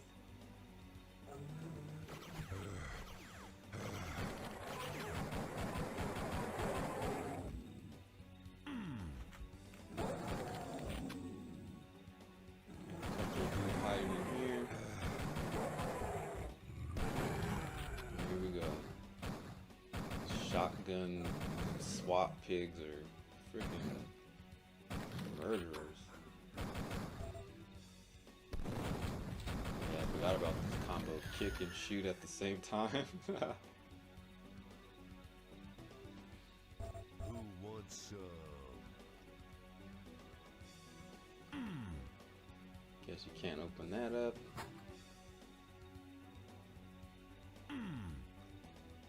Alright, let's get out of here.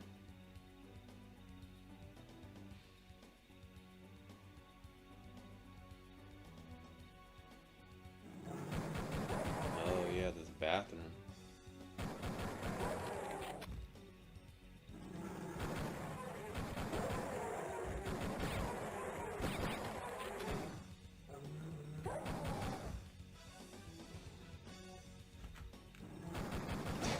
This guy's on the toilet.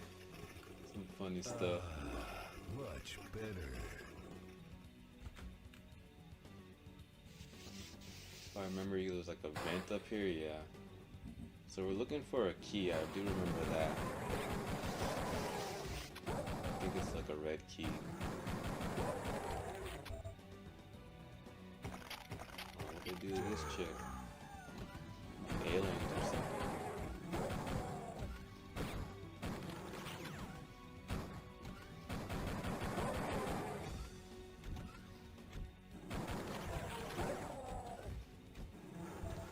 Red key card. Of course, there's always some flying guy around here. Let's see what they're watching over here. There you go. It's so ridiculous.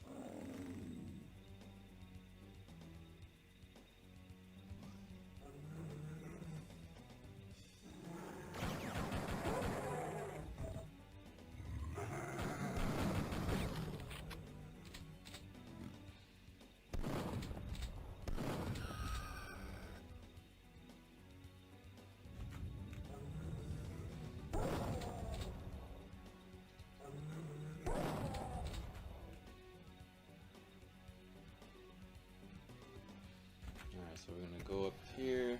I believe there's a room in here where you can use the key card. All that up. On your asses.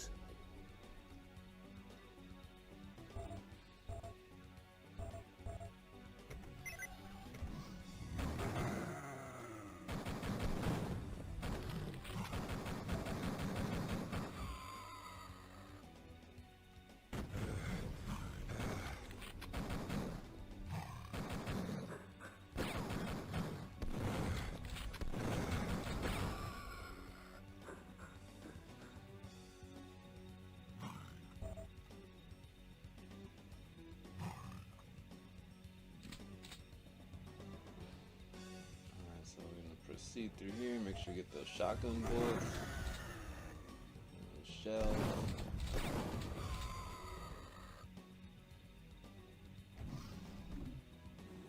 There's the exit. Blow these two dudes away, and then we're gonna make a run for it. Run! Yeah. All right, first level complete. On to level 2, baby. gonna rip him a new one. Alright, red light district, let's go. Got a dude waiting for us right here. Take care of him, and now they got these flying vehicles, so it's another added pain in the ass. Who wants some?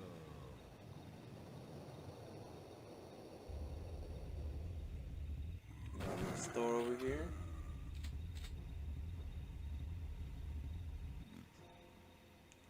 It's like a grocery store or something full of these SWAT pigs. But now the tables have turned. I got a shotgun. You can one-shot those guys, but I try to save it for when I really, really need it.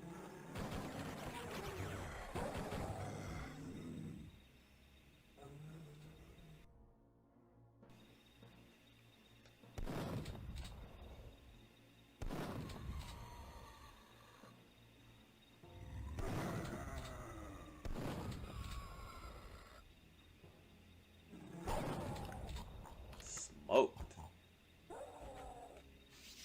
Bathroom? Jesus, they're everywhere. This is the hide in the dark level for sure.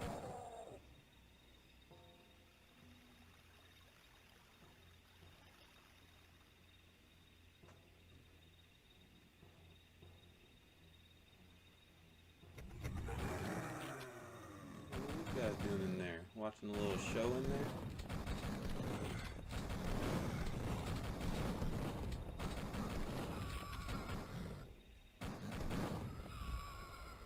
Come get some. You guys watching? What's up, girl? See what's in this garbage can. Some steroids.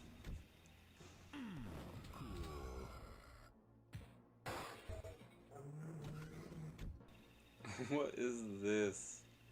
What is going on? Is someone shooting at me? I can't even watch my little movie without getting shot at. There's another cat right next door. Alright, I think this is the last one.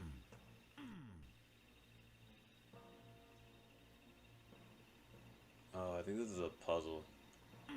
Yeah, I think I gotta shoot. And there we go. Unlocked.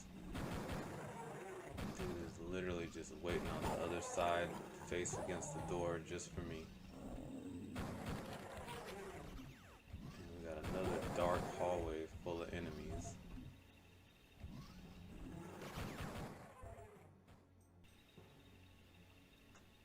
Alright, let's go down here.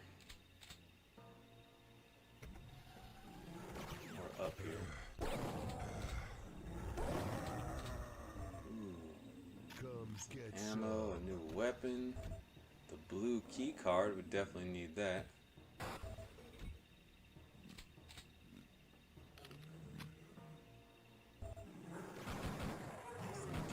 Posted up at the window. I'll go take these other dudes out while we're at it. Another flying mother effer, of course. Oh, the sniper cars over there are the flying cars, so we're gonna take those out too. Best we can. I just noticed there's blood, like your footsteps are in blood as you go across the bodies. I've never noticed that before. Ooh, smoke.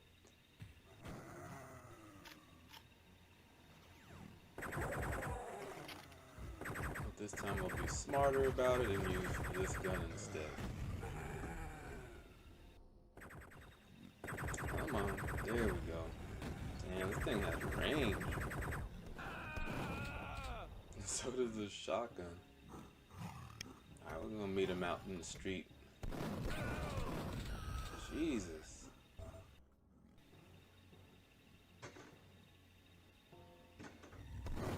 Oh, snap.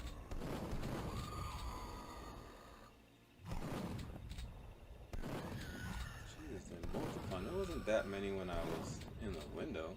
There was only like 2 guys, now there's like 5. Hail to the king, baby. Definitely needed that shotgun ammo though. This building is condemned. Can't get in there, but looks like we could slide on in right here. Who wants some? Look at that. Blue access card needed. Let's go. Alright, there we go. Some type of control panel with a puzzle. And I'm just gonna hit switches and try different combinations till something works. There we go. On. Building.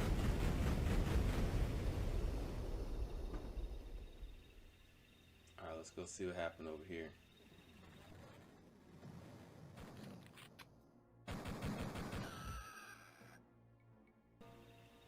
Alright, yellow key card. And can we go down here?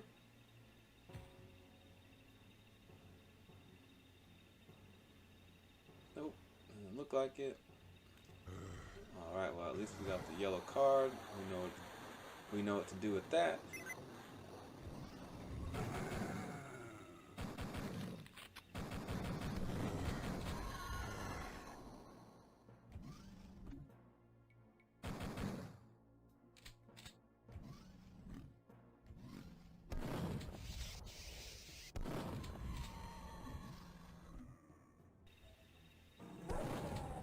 Who's this fool on the telephone?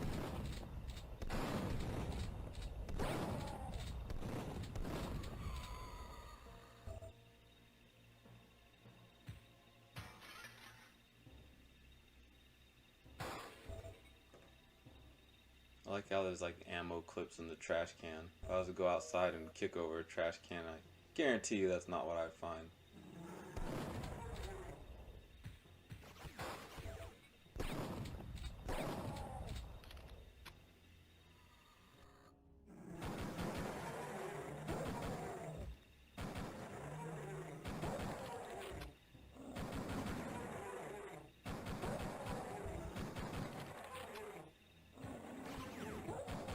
Kick this fool down. What's up, Jill Valentine?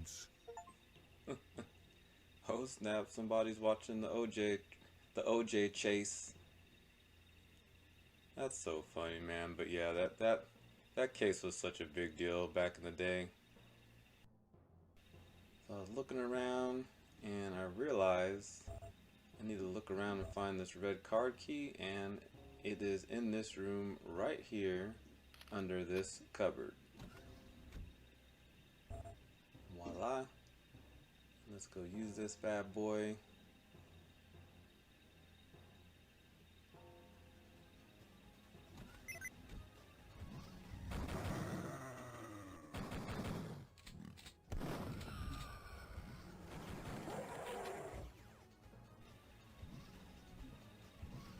This chick, dude, at the strip club.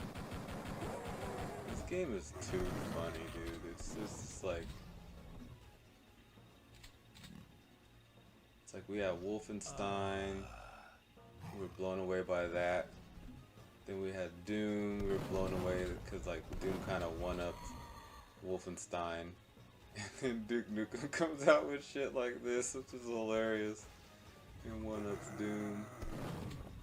And honestly, there's like a slew of shooter games that don't even get any recognition because as time went on, we were just like super entrenched with shooter games. It's like once Doom made it big, like 30,000 shooter games came out, and you know, some of them were actually good. Like I used to play this game called Rise of the Triads or The Heretic, and some badass shooter games back then. I came back to the strip club just to relax and unwind, and then I realized there's this vent right here, so busted that open, climbed through here, got an atomic health, and we got these like canisters that explode. They remind me of the mutagen from Ninja Turtles. They just explode. Definitely like one of my favorite weapons in game.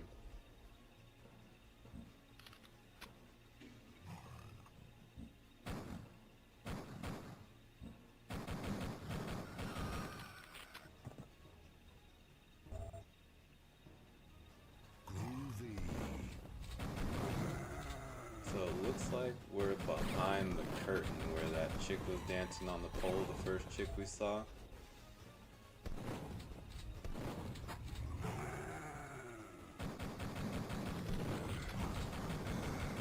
Now the curtain's opening up. We're back here blasting away at each other.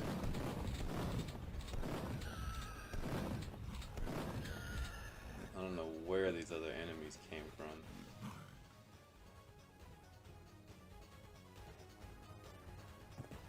So I'm gonna try to jump up here and sprint and jump across, and it works. There's this in here, there's a dude just waiting for us. A couple of dudes. Jesus.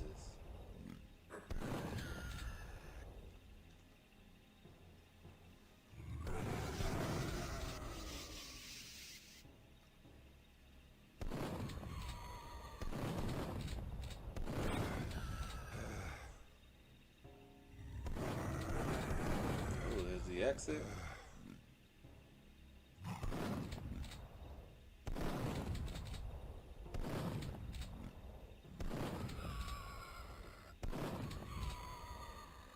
Groovy. Oh shit.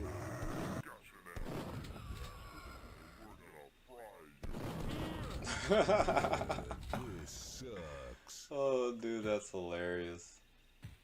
Alright, so they got a trap waiting for us here at the end, so I'm gonna try and throw one of those canisters that explode and see if I can get one through the gate before it closes so I can kill that guy that walks in the room. Here we go, got the canister. Oh, it still went through. Yeah.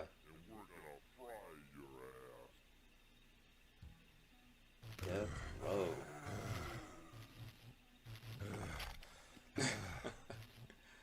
So they have me sitting in the electric chair, and that's how this next level starts, dude. This game, I don't even have the words. It's just definitely a gem, and it's cool how they just kind of sought so hard to be different from all the other shooters and give this game some swag, some flavor, and just a ridiculous but funny story tied to it. There's the electric chair, so when you start the level you gotta jump right out of there or you'll die like I did. What up, peeps? Thanks for joining me again for level 3 of Duke Nukem Nights, and this level is called Death Row. So they had me in the electric chair. If you remember from the other level, they caught me, and this is where you start out in that chair you see in the background. So you're gonna kill these dudes, and I started out with no ammo. They took all my ammo, my guns, my weapons, so right here in the beginning I was trying to be as strategic as possible and kill some dudes, get some ammo, find a weapon or take one of theirs. There's a gun and some ammo there, and just shoot and kick my way out of here.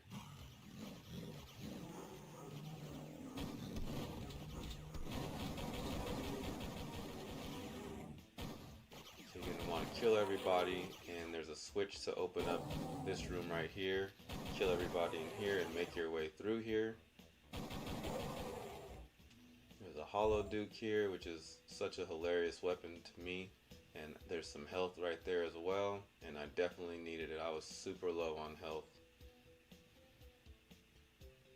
I'm gonna put down a hollow duke right here because there's a hallway with a dude right there. While he's distracted with him, I grab the health. The hollow duke takes so much aggro, they just literally ignore you, so it's a great thing to have when you have low health like I have right now.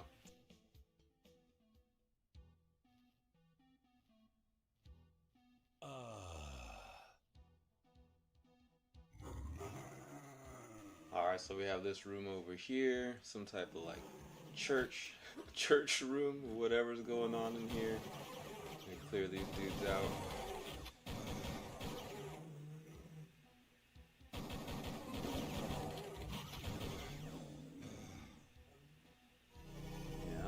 What's going on in here, with some type of switch to hell, some type of demonic enemy up in there. So I was trying to kind of figure out what to do here, but we'll take note of this for later. So I got the hell out of there because I couldn't figure out what to do. came down this hallway. I don't have the blue access card.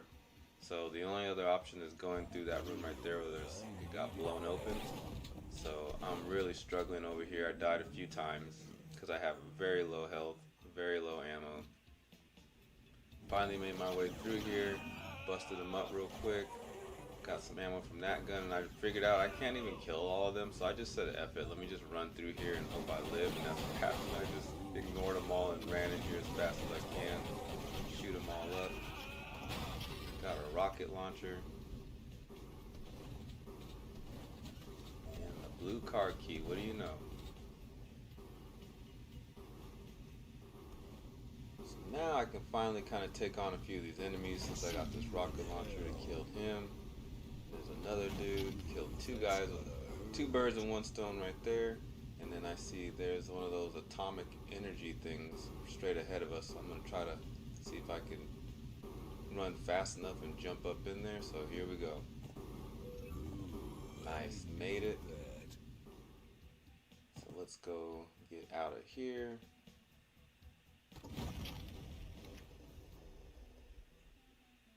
Groovy. Alright, so let's go use this blue car key. Kill this SWAT pig here.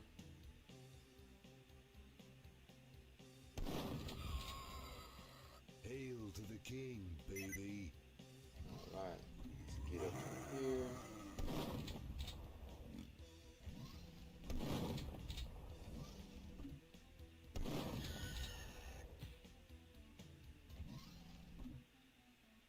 Now we have these little like laser tripwire things, so you gotta watch out for those.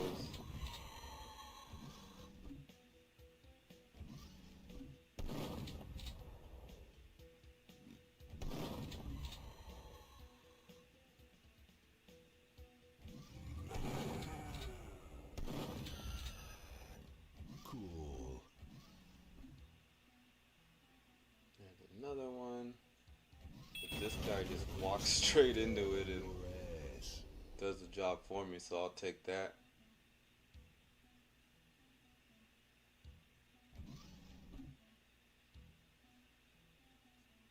So I'm gonna go back to the original door that we came through. There's a dude right there. Killed him. I thought you could shoot those tripwires, but I guess I'm getting it confused with another game, so I just ran and jumped over it and it seemed to work. So now we're up here.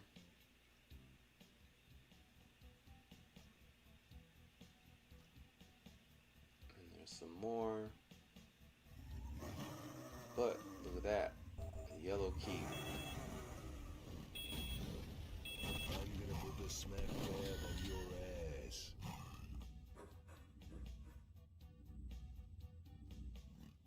Come get some. So I'm gonna kill all these enemies here. There's some dudes in the shower. Groovy.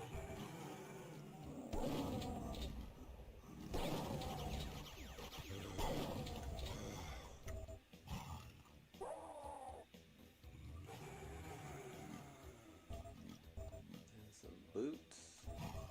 Some ammo. Definitely that.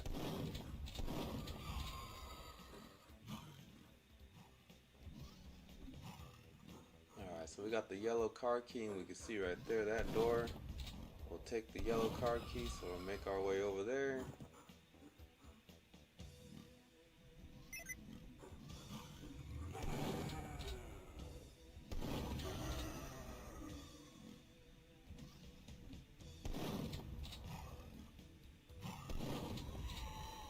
Shot that cat right in the face. Grab everything. Look outside, and that's what's on the other side of that door. That's another room. That's a little church area.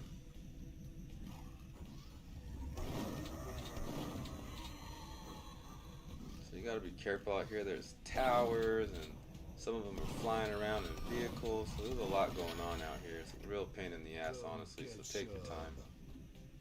But this dude dropped some armor for us. Figured I could try to make it and get to that door right there. See, there's one tower there. There's two on the left and two on the right.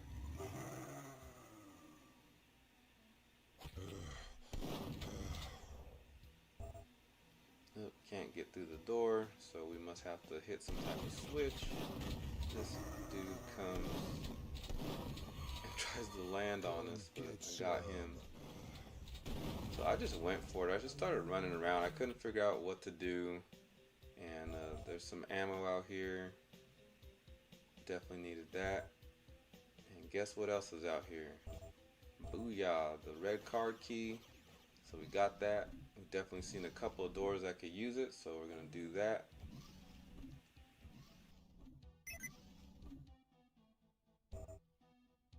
So you want to go up here, hit the switch, and this thing will rotate. Watch out for this guy. Chain gun, definitely could use that.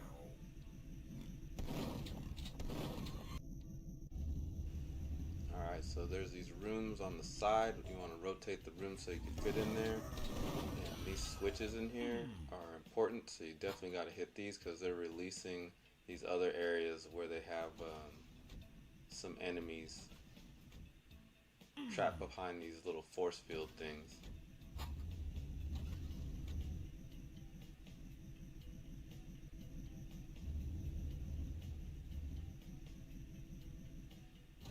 Second one in here. Blasted him up and got some pipe bombs. Look at these guys chilling at the camera. And this definitely might be the thumbnail for this video because just looking at this cracks me up. Anyways, back to the task at hand. So we're going to rotate this again and let's get out of here.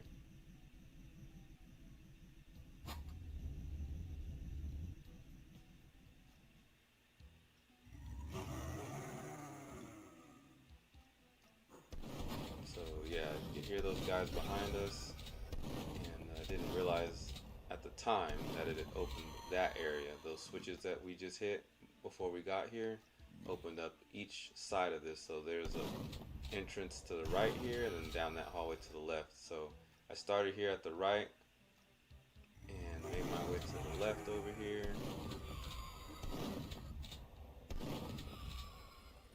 So this room, I'll fast forward through all this, but this room here at the very end is a significant room. I'm talking about this room here, so you're going to want to go in here.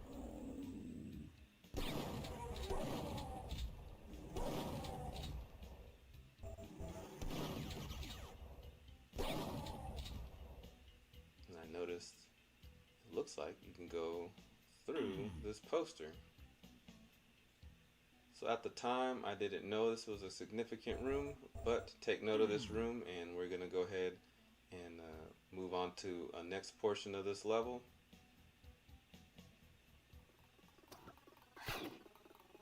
So I went down the other hallway just like this on the other end. And the only thing significant to me, I mean, each room seemed to have ammo, so that definitely helped. But one of the biggest things was there's a rocket launcher here, which gives you more ammo if you already had one. You can blow this up right here and it'll lead you down this little pathway down here. So back to that church we couldn't figure out earlier. Now that I have way more ammo, I was able to kill this guy. And I realized you gotta shatter that window and hit this switch, and a door opens to this little back area back here for a secret.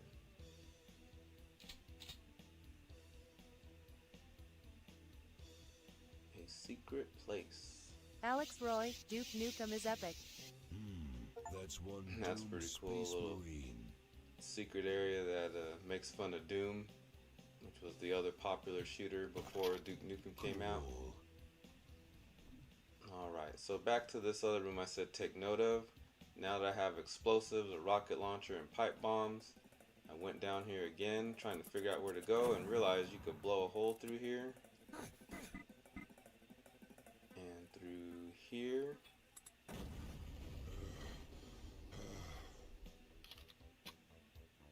you're going to want to go through this little tunnel. Make our way down here.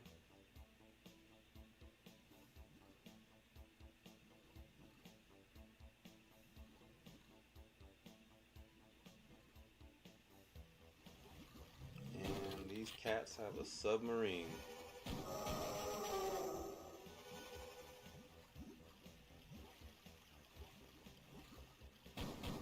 The story behind all this just keeps getting wackier and wackier, but it's hilarious at the same time. So we're gonna kill everybody over here, kill all the enemies.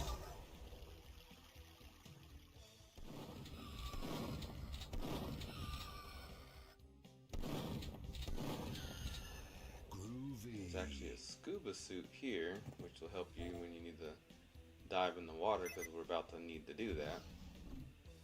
And that's the door that was on the other side of that room, but we don't need to go there anymore. So now all you gotta do is jump in the water and you can get into the submarine from underneath.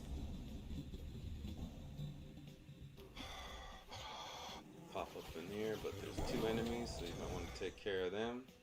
There's one, and there's another one behind us. And here's the exit. Let's get the hell out of here and on to level 4. Hit it! Those alien bastards crashed my submarine and now they're gonna pay. What's cracking, guys? So we're in level 4 now. They crashed the submarine, and so now you gotta figure out how to get out of here. So you can, as you can see, there's these switches down below. So you're gonna have to go underwater, and in this level, when you see the scuba gear, you're definitely gonna need it because you're gonna spend a lot of time going underwater.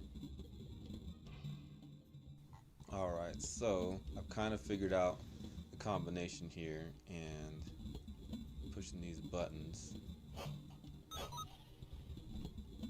So there you go. Just needed that middle one, and it opened up this door. Then there's some scuba gear down here.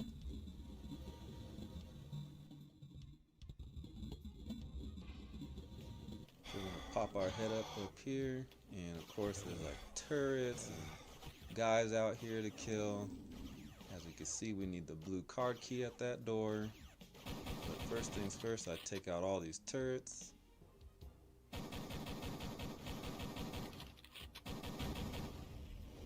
One down. There's another one on this other side. And then you can see there was some guys in here. There's guys across from us. Some little like cave or something to the left right there.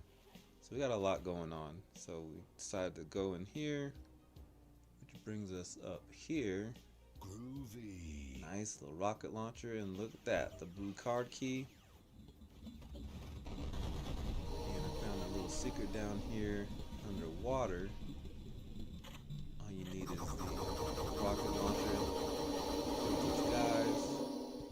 There's some atomic health, and then we got my favorite, these pipe bombs.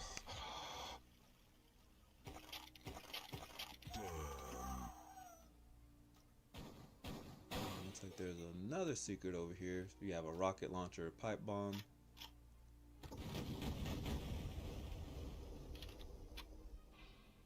And that brings us right back here to the beginning. So now we got the blue card key. Let's go.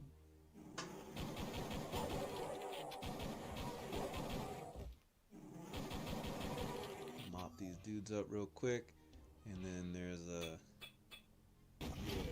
tripwire laser thing over here, so I'll use the pipe bombs to blow these up.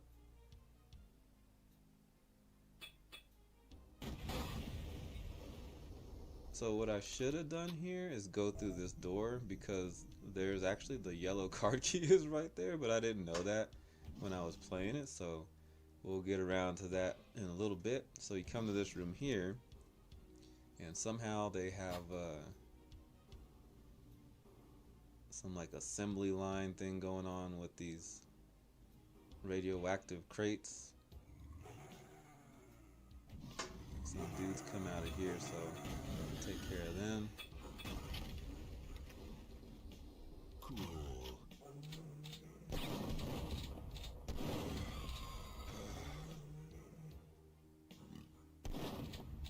Last one right here. Take that armor. Thank you very much.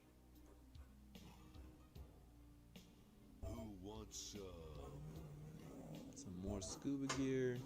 A couple dudes across the way. We'll take care of them.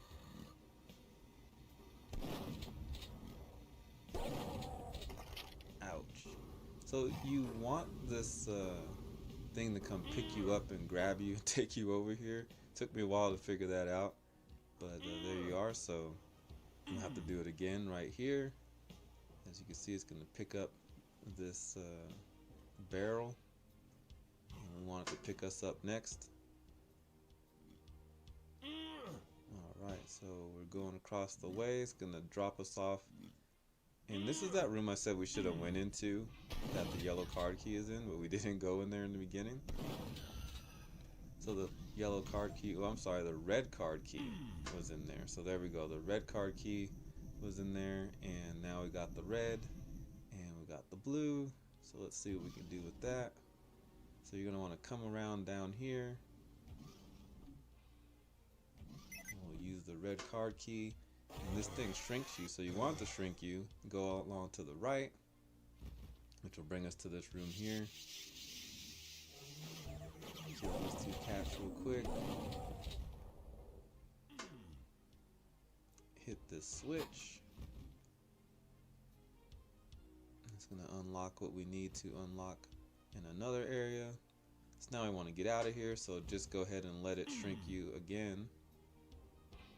But you can only, you're only shrinking for a short amount of time, so you don't want to take too long, because if you get big while you're in there, you'll die. So you need to come back to here when we first started, and now continue to the all the way to this end and come out this way. So now this door is open. That's what we unlocked. We'll go down here in the water.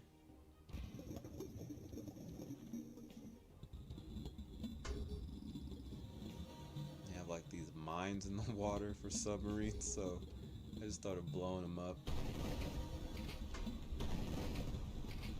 And of course there's a ton of enemies down here. You're going to want to clear them all out. And which takes us to this room here. And I didn't realize it at the moment, but that actually makes the water levels go up and down. But there's another switch above ground as well that does the same thing, so I'll show you that later on in the video. Pop up here, and it's going to be a ton of enemies to kill as well. Take care of them. Blast that cat right in his face.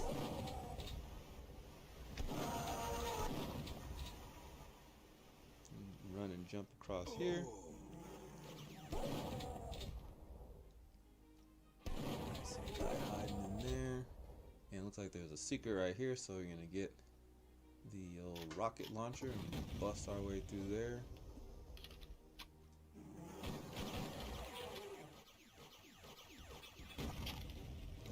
Do it. That opened up another room for some atomic health, and you can even blow this up too. That just takes us right back to the beginning. We don't care about that. I don't even know why they have us go there. So anyways, we're gonna go in here. This switch, I believe, opens up a room underwater. This switch controls the water levels like I was telling you about. See there, it rose up.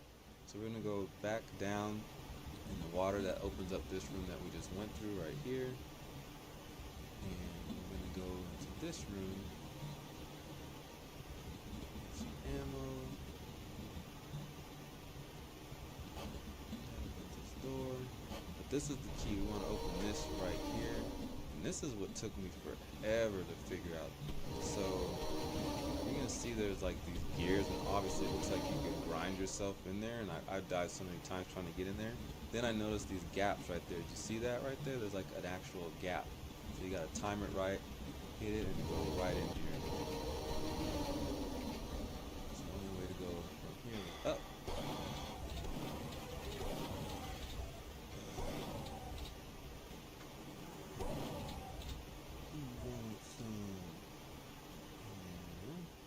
Go down here, but there's a secret in here, so I got the rocket launcher. Boom, like that. Pop up in here. And this thing like teleports you to a secret area.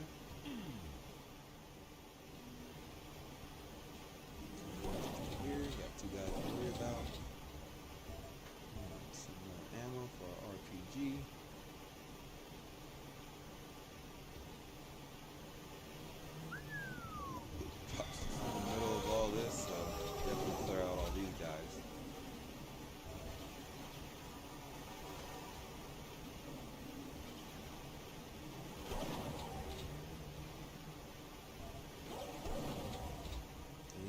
two dudes with one shot right there. You see that door opened up when I hit the switch? So we're gonna have to hit the switch next. And I did all kinds of wacky stuff. So when you hit that switch, that's another, there it is right there. When you hit this switch, it makes these little platforms come out in the middle, and you have to jump on top of it. So all you have to do is shoot it.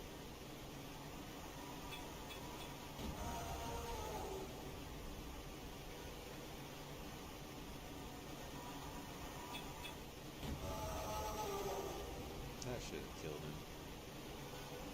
All I gotta do is get one more hit with this guy. There we go.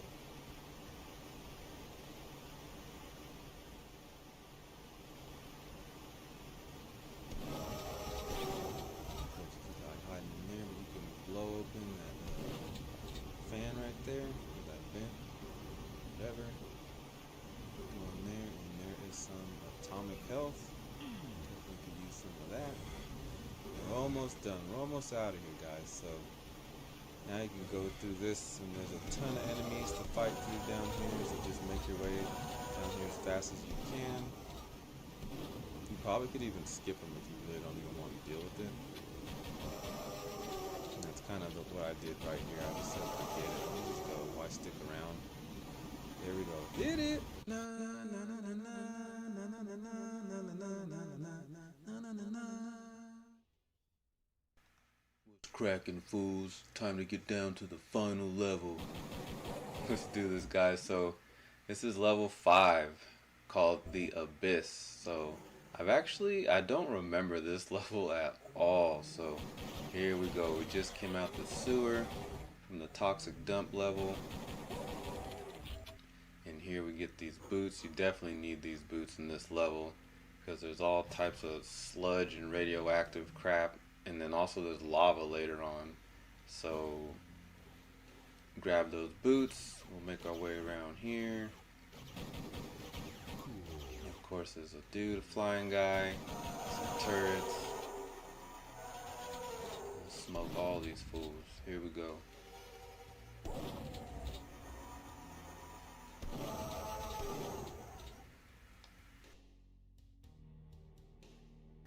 So I'm gonna go down here and just take a look around, try to see. I could swear there's probably like some secret through like the waterfall right there, but nope. So we got these guys over here. And I saw there's some type of room behind this guy. And then we can go this way too. So we got a bunch of options right here. But first things first. Okay, so this is where the blue key card goes. I thought I could kill this guy, but I can't. You can't shoot through that. Alright, so let's check out the other way that we saw. We'll actually go down here. There's tons of health and ammo all throughout this little area.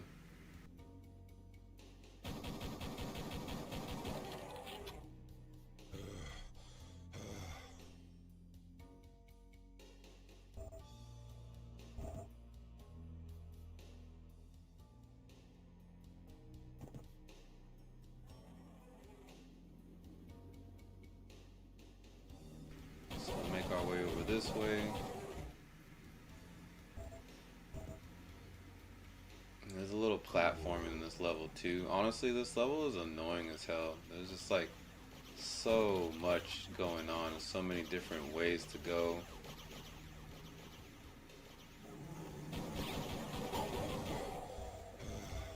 Hidden switches and a lot of secrets too. There's a lot of secrets in every level though.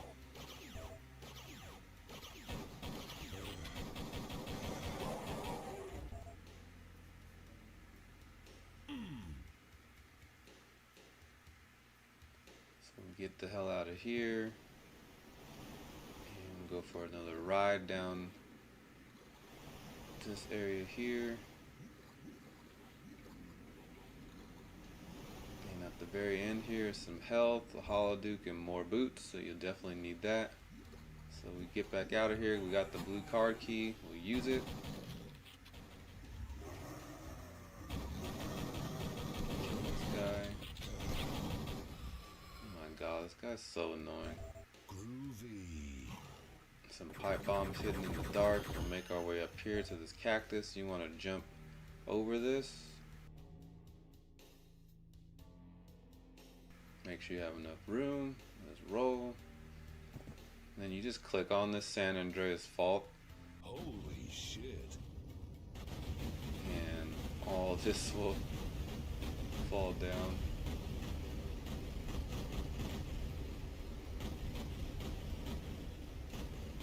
Alright, so now we want to go down that way, so let's go.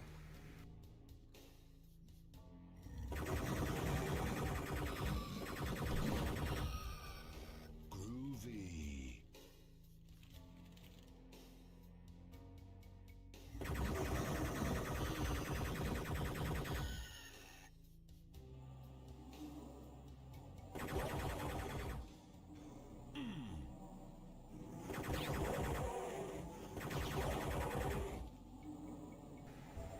So I couldn't figure out, like, something was weird about this. I saw the hand, so I crouched down, and you can hear it hit some type of switch. I don't even know what opened. Oh, there we go. This right here, so got some health. So then I was roaming around for a while until I got to this part of the level with the lava. I could not figure out what to do, and finally I realized you could just jump right up here and take this route. And honestly, it took me like 20 minutes to figure that out. I was really stuck, but that's kind of how this whole level went for me. I was stuck a lot.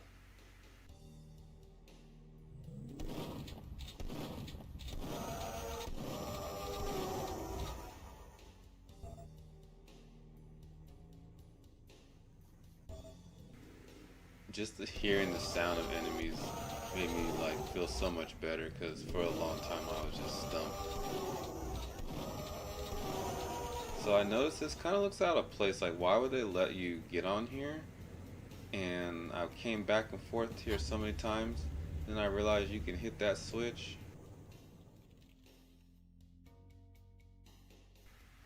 So I don't even know what that switch opened. I think it's a door that's around here. But you could just come up around and come into this area.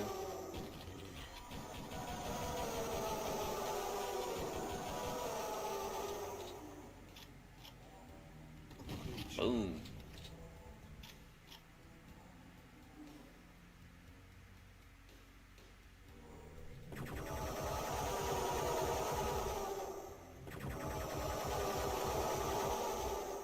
We got some weird, demonic room for the devil worshippers or whatever's going on in here. So I realized you can go through this and they'll teleport you to this other room here. And there we go. And there's some atomic health. And as you can see, there's a switch that opened up that place up top. It just gave me another chain gun. I already had one though. So I went out of there, decided to open up this right here. You have to push this hand symbol that opened up this little door over here.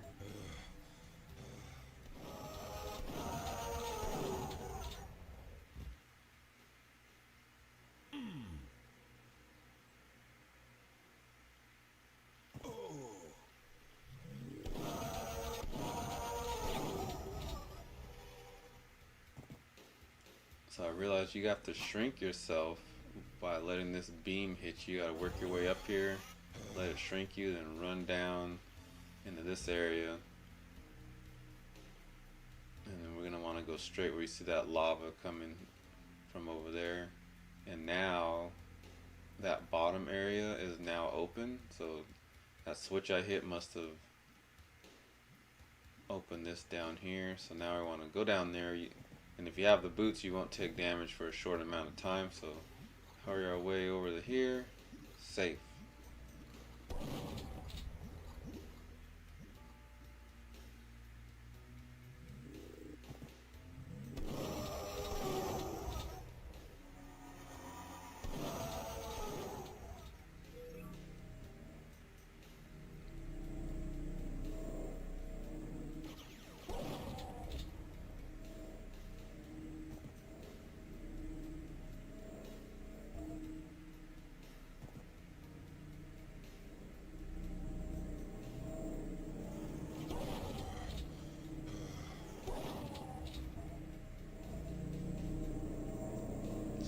little spaceship going on. You can hear the weird sound of it all. So it definitely kind of got like a creepy vibe going on.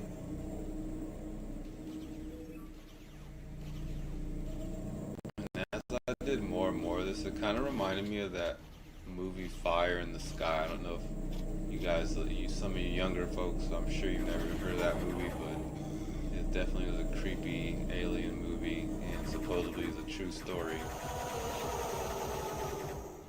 And that's what this whole deal reminded me of, and a little bit of Aliens as well, for sure, and Predator.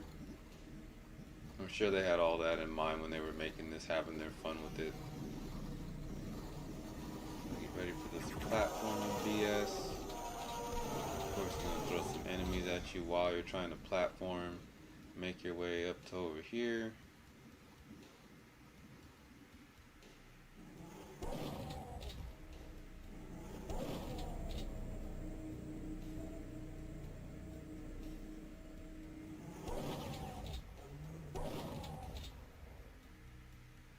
Alright, so now we can get inside this ship.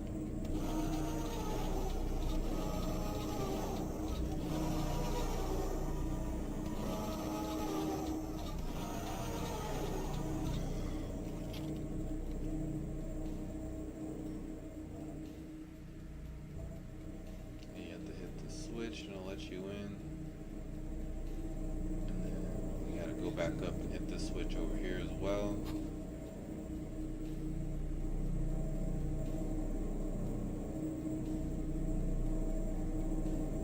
Drop down here. I mean, if this doesn't remind you of Aliens, I don't know what will. And here we go, the final boss. So my tactic here, I died the first time, but eventually my tactic became just line of sight the hell out of this guy. Use any way in this room to line of sight as best you can. And obviously use this rocket launcher. I have tons of rockets because I barely used the rocket launcher at all during the whole playthrough. Got some health. Use it. Try to get over to this other side, the line of sight again. Just kind of peek your head up right there.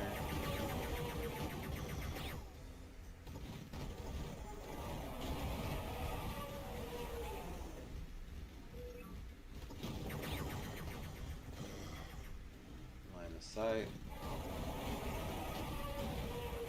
Almost blew my own self up.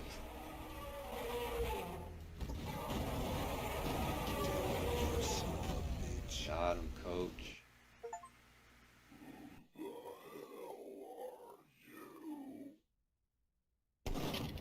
I'm Duke Nukem, and I'm coming to get the rest of you alien bastards. After wiping the blood and brains from his boots, Duke explored the alien ship.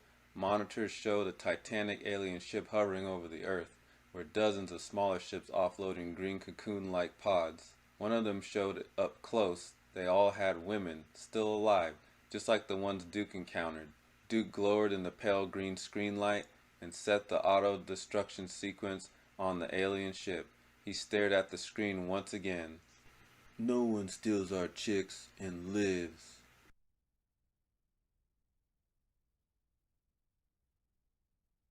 Yo, what's crack-a-lackin' Chumbuzz? It's your boy LEEMAN-X here, and today we're going to go over a quest called Shot by Both Sides. It's a quest you receive from Mr. Hands when you're doing quests in Dogtown from the Phantom Liberty expansion, and this is how this quest goes. There's a job, V. A journalist, Bree Whitney, has fled into Dogtown. I need you to look after her. She fled? Means I gotta keep her tucked away? No. Bree has a lead. You're to help her complete her investigation. There's a corp on her tail, as she put it. That is all she said. Miss Whitney seems to have some minor trust issues. Right, so, where am I meeting this mystery-insistent woman? You'll go to her apartment first, on Skyline West. You're to collect an electronic access card. And no, do not say, this card, what's it open? I simply don't know. Contact me once this is sorted. You'll learn more details then. Alright, so we're gonna head on to Bree's apartment and we're gonna find this access card.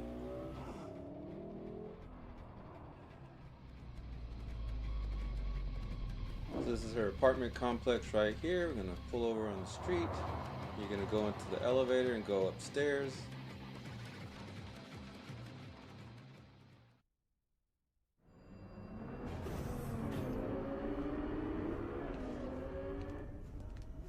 Head down this hallway and there's her apartment on the right.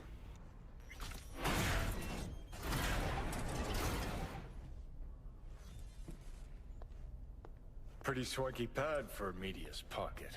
Back in my day, the press lived in fucking roach closets. Lockups both ways.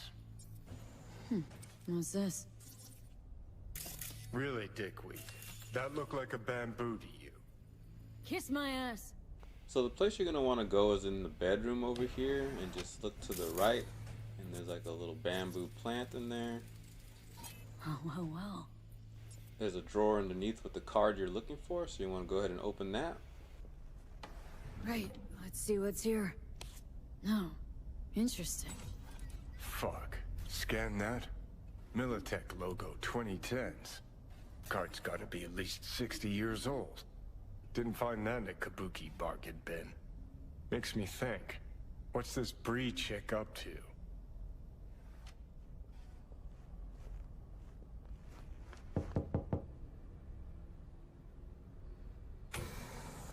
Hey, you're not Bree. I'm not. What are you doing here? Bree asked me to drop in, pick something up. On my way to see her now. Sure. Sorry. I, heard some noise. I thought maybe Bree was back. Been a while since I've seen her. I'm next door. Thought I should come take a look. Got some dodgy chooms hanging around the building lately. What sort of chooms? Dunno. Definitely don't live in the building. Looked kinda like small-town gangoons. Not even. Just thugs. Just tell Bree to take care of herself, you hear? Alright, so now that we have the card, we're gonna go meet up with Bree in Dogtown at the location specified.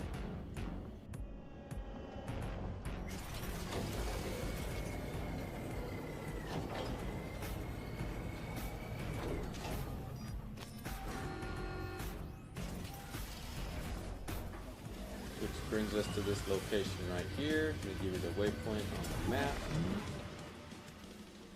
So you're gonna go ahead into this building and you're gonna want to take the elevator down. You can go up, but you don't want to do that. So go ahead and go straight down.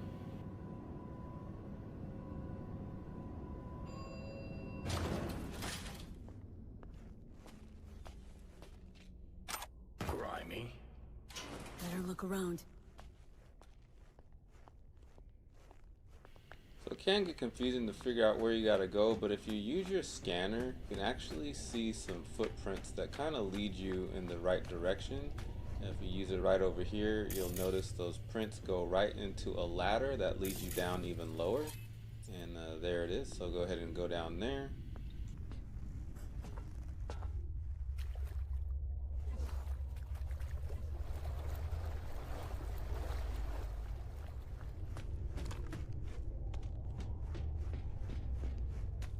So you'll lead to this area and you're gonna want to go jump down here, and there's gonna be like a little hole that you have to crouch down and go inside of.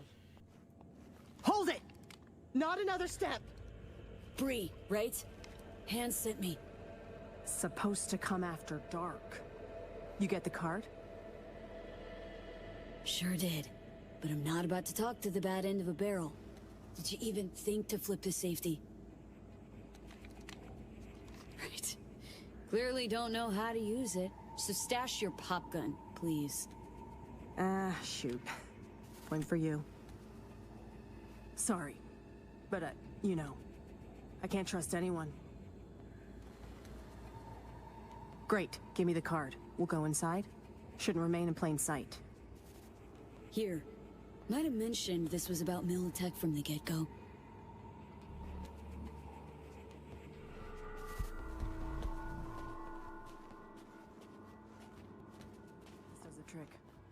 far as I know, nobody's been here in the last decade. And the systems date back to 2013. Fingers crossed. We're in. Some of the security measures might still be active, so you go first.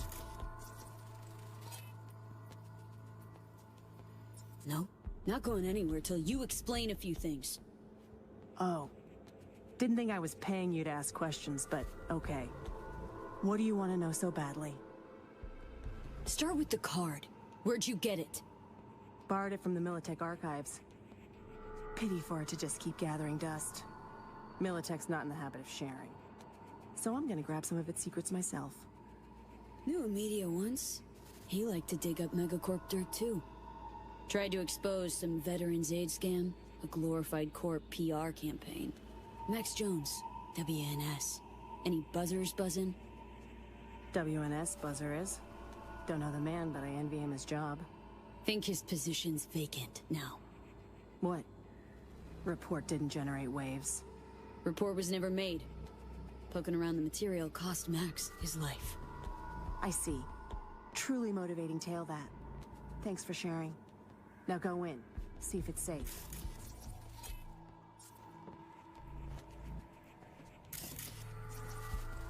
Got turrets, but they're off.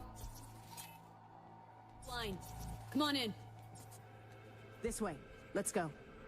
So in this next room you will encounter turrets and cameras that are online, so you want to be ready. I have pretty high hack skills, so I'm able to turn pretty much everything off. We've been lucky so far, but watch out. Can't know what these old systems will do. Actually, turrets like these operate in sequential circuits. Hacking one triggers a feedback loop that boots up others. So don't hack any of them. Go in. Your face! Scanner didn't recognize you! Take him out!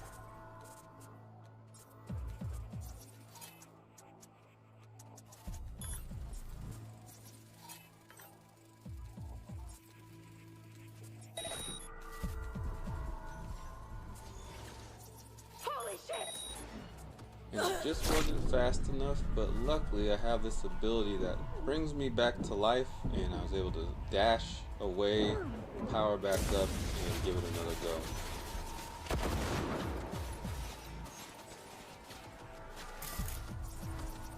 Take him out!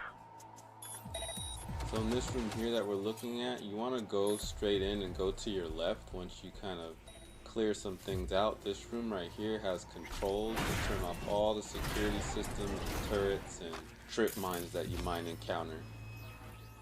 And you can do all that from this computer right here.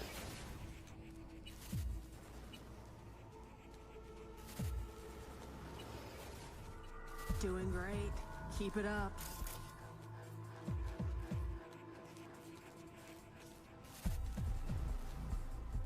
Phew. We're almost there. Come on, we don't have time.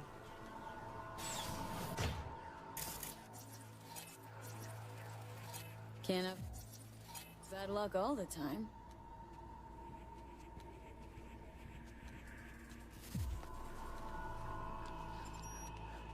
We made it. The mainframe. The host.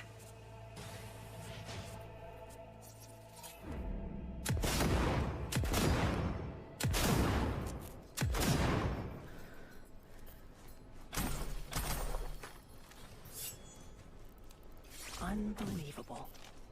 There's even files from the Third Corporate War here. Yeah. Militech was tap dancing on its tits trying to keep Sokka from pushing him off the stage. Shit. The oldest ones are encrypted. But wait. There's some newer footage. Dated 2068. Must be when they came back. Come here, take a look.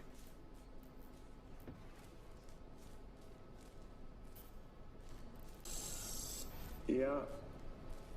Okay, it's recording. Senior Research Specialist Evan McCrae, this is day 3 of our expedition. We've moved some equipment to the bunker. The old rail system remains largely functional. They might have used it to transport heat exchangers from the lab once upon a time. There is a mountain of old research here. I'll see if we can find a use for any of it. The bastards were trying to reopen the project. Well, Caesar managed to breach one of the data forts. He found fragments of some outdated code. Command controls for a weapon, perhaps? All we need now is an AI to merge its findings. Lisa will probe the black wall for any potential gateways. Huh? Oh, right. Day 39. Thanks, Lisa. Shit! This is bigger than I thought. Militech using some rogue AI to augment their old weaponry? This is huge. Yeah. Militech and some secret weapon. Street's been saying it for ages. Usually between worlds ending on Tuesday and Bart Moss is hibernating in a fridge. Look, if it mattered, would have been old news years ago. Kidding me? You hear about Soul Killer? Now imagine a similar project, only Militech's pushing the buttons. These things change the world. And not for the better. At least not for people like us. So, we got it. Grab what you need, let's Delta. Dante! What the? Howdy, Bree. Wait, who the hell is this guy? Dante Caruso. Militech special agent. Second class, mind you. Give it a rest, Bree. How's it you're here? Knew Bree was hiding in the area. Knew you had something to do with it. Just had to watch and wait. Thanks, kid. Hope you're not about to start defending her. Must have filled your head with all sorts of horse shit. Bree can talk. Ask her yourself. And what'll I hear? More lies? Spinning tall tales is her specialty. She tell you how she wrote articles for us mucking up the competition? Ah. Can see those gears churning now. Yeah. Bree works for Militech. That true? Yes. Took the gigs because that meant I got access to their archives. You gotta believe me. He knows I'm close. He wants to stop me. Another failure to communicate. You don't know my mind, but I sure as hell know yours, Bree. A flag in the wind's what you are. Whose pocket are you in right now? Arasaka? Netwatch? That quant you were pulling intel from. Caesar Maharez. You know they zeroed him, right? What are you talking about? Bree's just in it for the cred. Thing is, cause of her, they'll wipe anyone who touched the project. Including you. You want that? He's just trying to scare us, V. You know that. Sorry, Bree. Stop him, V! Lab ain't big enough for the both of us. Come on, just zero him! Think. You really want to stick your neck out for her? So I've done this quest once before, and I felt like it was really obvious that Bree is in the right here, and she's the side you should take. But I wanted to see what would happen if you don't, and it's a pretty damn good twist. So let's see what happens if you don't take Bree's side. How's it feel, cowboy? Pulling triggers for a corp? Heard a lot of insults in my day. Try again if you want to surprise me. Not looking for gratitude. Just an easy night's sleep. If Bree printed this data, it'd set off a modern-day witch hunt. Who knows how many it'd hang. It was her. She's the one who gave him Maharez. Meaning, see for yourself.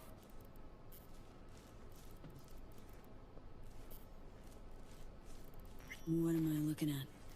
A log of all her convos with Netwatch. Bree planned to sell the lab data, grab the eddies, and run. Like I said, still feeling sorry for her? Fuck. Really thought she was trying to do something good. Road to hell wouldn't be paved without good intentions, kid. Important things to head in the right direction once you see it. Guessing Militech aims to secure the project. Resume research. Maybe someday, sure. Not today. Not tomorrow. Making it not our problem.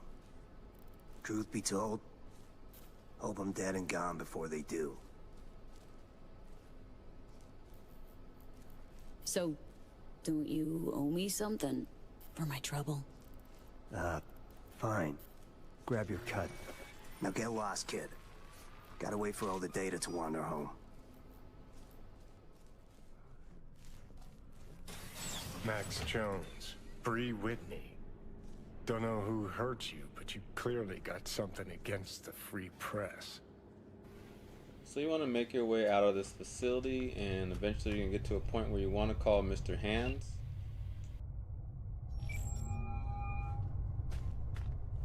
V, I need an explanation. Our client has made no payment, and I can't contact her.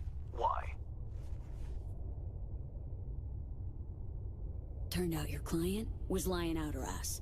Had me an unpleasant little encounter with a Militech agent. I see. Well, I am sorry you had such a difficult day. But in the future, please remember, A, who your client is, and B, that corpses don't pay. Don't let me down again. And there we have it, mission complete. Maybe in the future I'll do another video and show what happens if you do the other option, but I will check you guys on the next one. Peace out.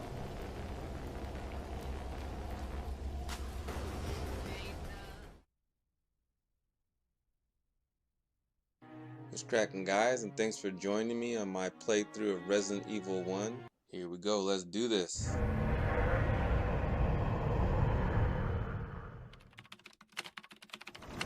Alpha Team is flying around the forest zone, situated in northwest Raccoon City, where we are searching for the helicopter of our compatriots, Bravo Team, who disappeared during the middle of their mission. Haven't found it yet? No, not yet, Brad. Bizarre murder cases have recently occurred in Raccoon City. There are outlandish reports of families being attacked by a group of about 10 people. Victims were apparently eaten. The Bravo Team was sent in to investigate, but we lost contact. Look, Chris. Bravo Team's helicopter was a derelict.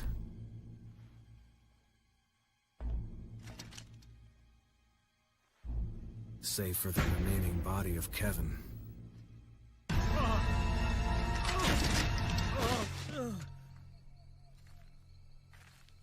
We continued our search for the other members, and it turned into a nightmare.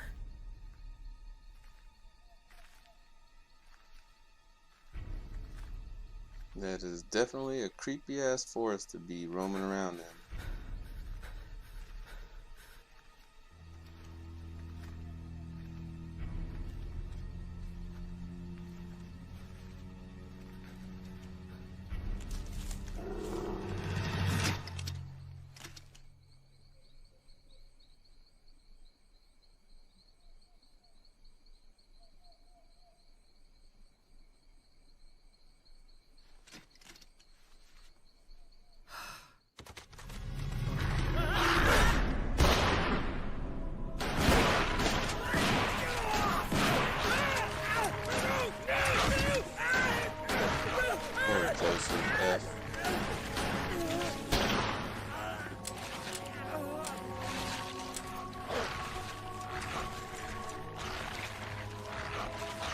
Run, fool.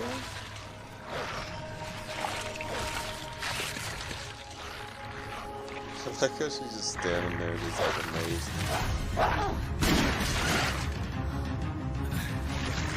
Come on!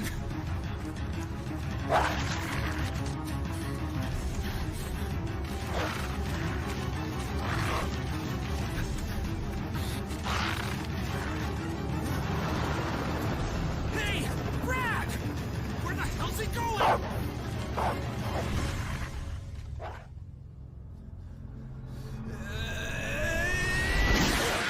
Chris, this way.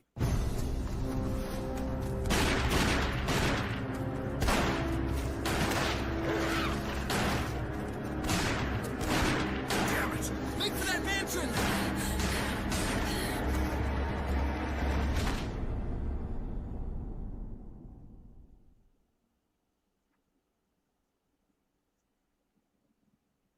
Enter the survival horror.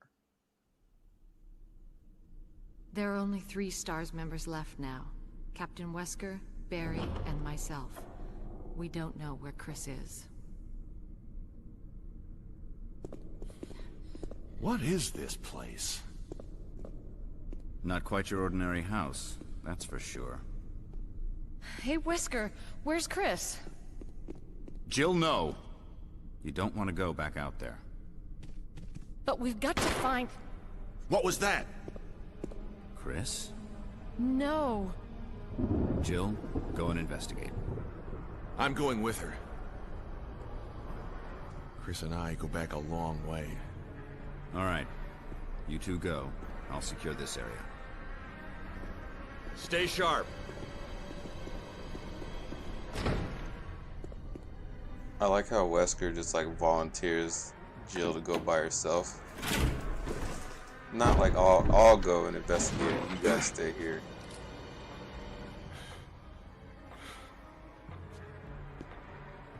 Wesker is basically my favorite character. I think you'd better take a look at this. What is it? Blood. Jill, see if you can find any other clues. I'll be examining this. Let's just hope it's not Chris's.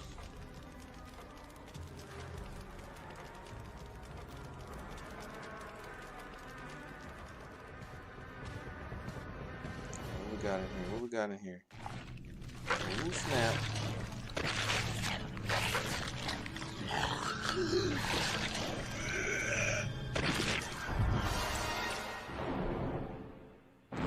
That's Chris right there. It's game over.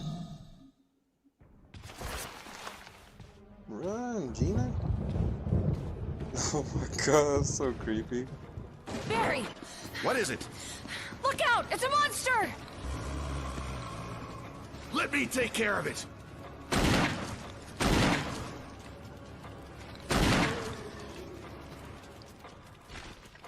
That gun, Barry. Give me that gun. What the hell is this thing? I found Kenneth killed by this thing. Let's report this to Wesker.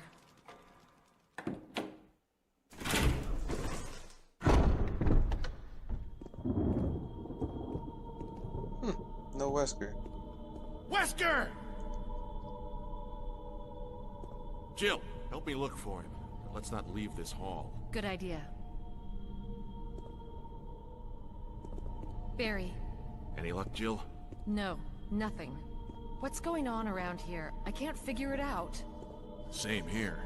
Chris and now Wesker. There's not much we can do. We can search for him separately. I'll investigate the dining room again. Okay then, I'll try the door on the other side. This mansion is gigantic. We could easily get lost.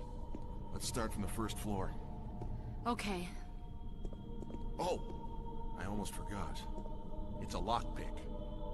You'd make better use of it. Thanks. I may need it. Listen. If something happens, let's meet up in this hall. Got it? Okay. I don't have cell phones or nothing? Alright, let's get around this guy. Come on.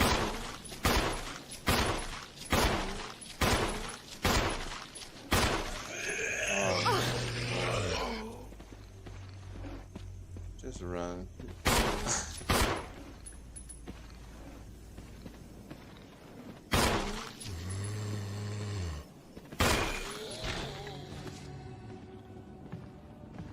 I hate this section because of that mirror right there.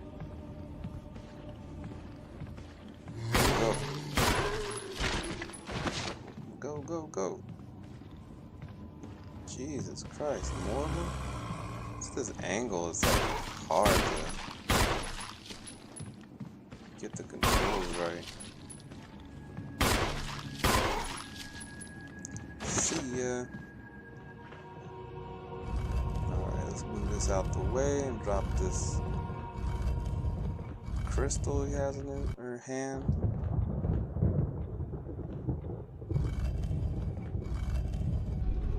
Here we go.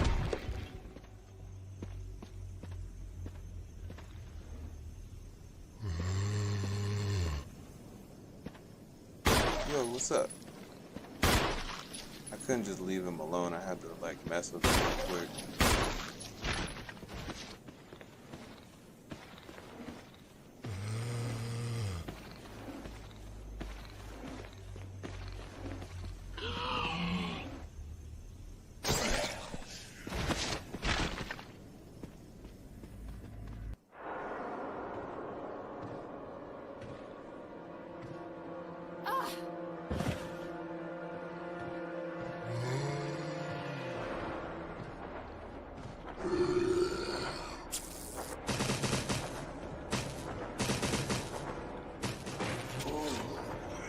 That nap.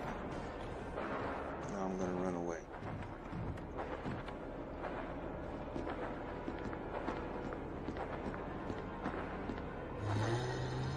Let's just make sure that's pushed over properly. And I'll use a knife to kill him. That way we save some bullets. Let's see what we got in this tub. Oh snap.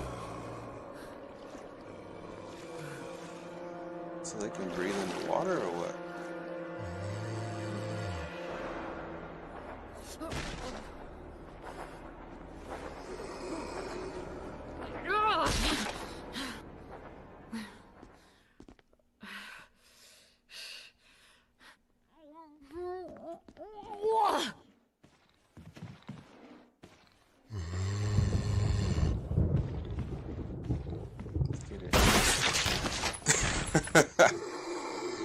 Jesus Christ. Blew his motherfucking head off.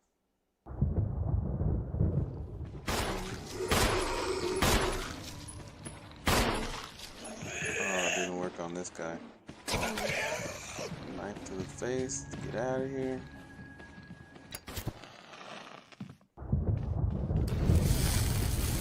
Set his ass on fire. Who's down there?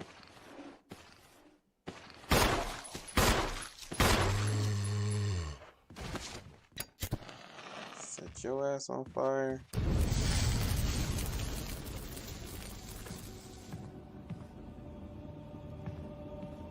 Here we go with those creepy ass angles again. But this time I got a shotty.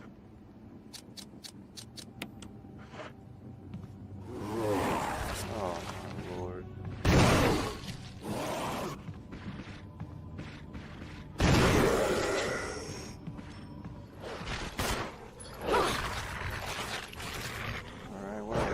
Has a key on him.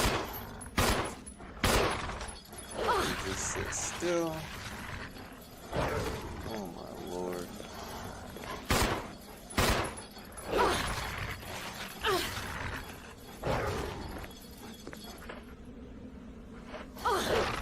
So that dog right there has a key on him. He's gotta kill him. There we go. That sound like I shot like a monkey or chimpanzee or some shit.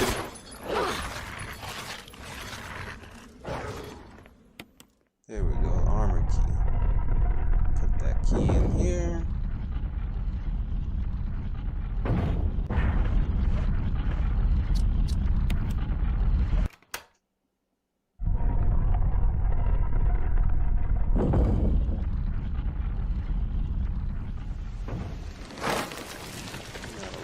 Down to here.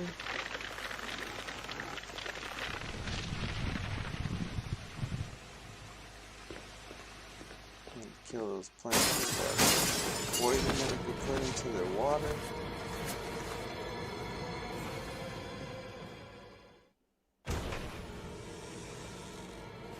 This dude just waiting for me.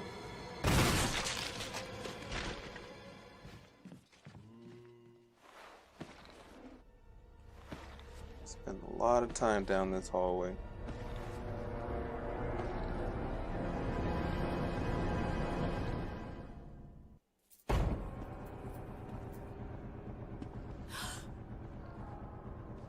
It's like the third time she's fallen, walking backwards.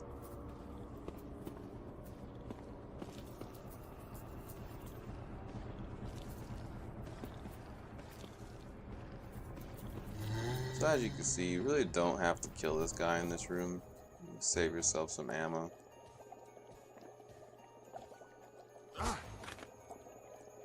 Jill. Barry, I didn't mean to get you that excited. Right. Anyway, you should read this. What do you make of it? Well, I guess we were right about this mansion being quite unnatural. You have a way with understatements. Where's the part that's torn off? Well, my only guess is that it was the most important part, and somebody didn't want anyone to see it. Let's continue our investigation.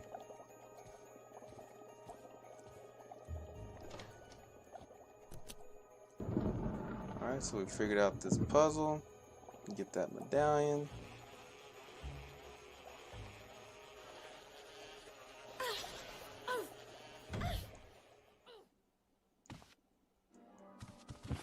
Richard! Oh, Richard, what the hell's wrong with you, bro? You're wounded! This whole place is a killing zone. There are monsters. What did this to you? A big snake. And it had to be poisonous. Poisonous? Richard, hold on. Bring me serum. I saw some, but didn't bring any. I'll go and get it, okay? You're gonna make it. Thanks. Alright, so now we gotta get that serum to save Richard's ass. And of course this zombie is like super fast, faster than all the rest of them.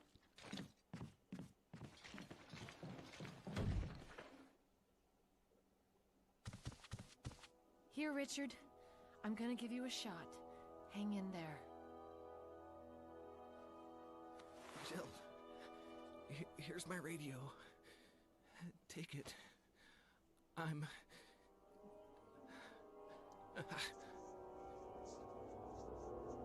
Does it ever not hurt?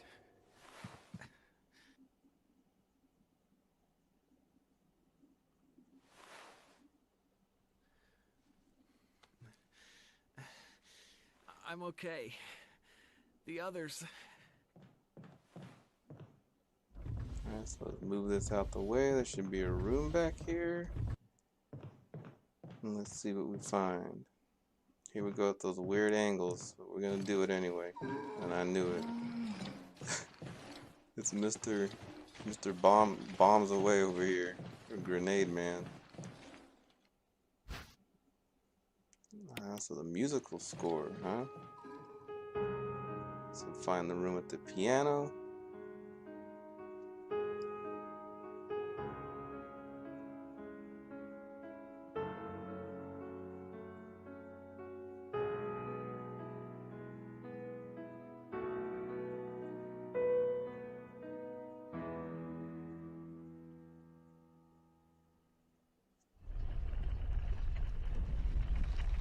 Now we'll unlock this little secret down here.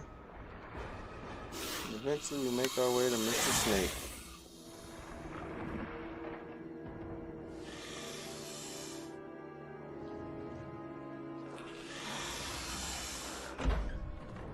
Payback time. Get it, Richard.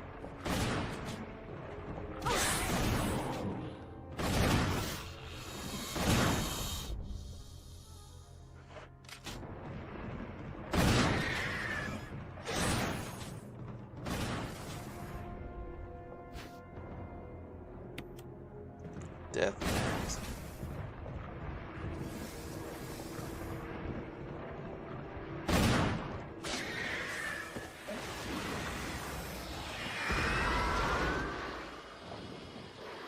Thanks.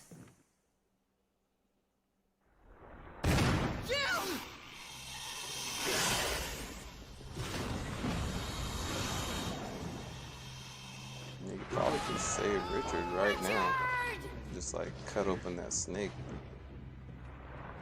But instead, she takes her time and lets him get devoured.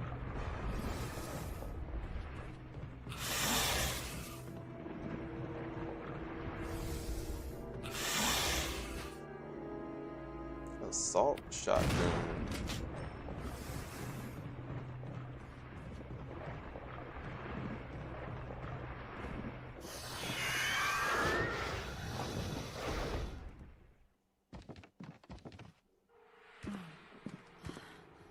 Oh, am I poisoned?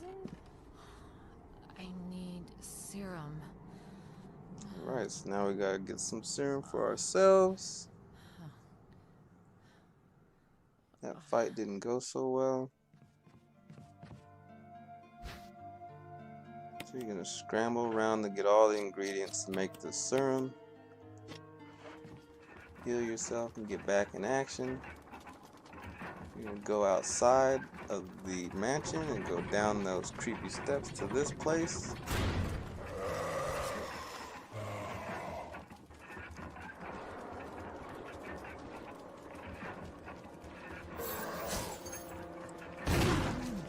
Let me put the moves on this guy. Got something for you. There you go. So you finish that up and come right back out of there.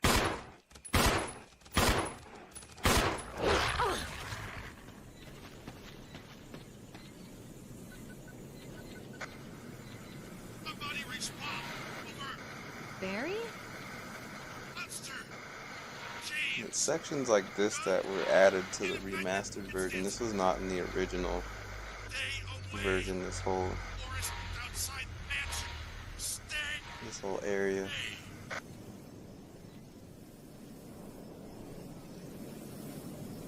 I think the original version has some similarities, but this lady, this chick in this house with the shackles and all that, she wasn't in the original game either. They did a really good job with this remastered.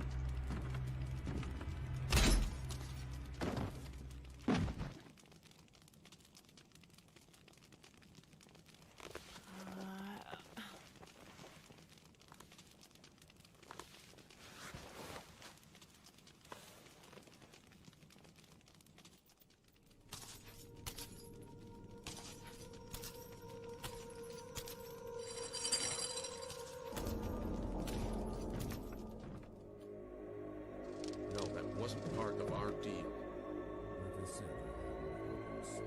But it's not necessary to destroy stars.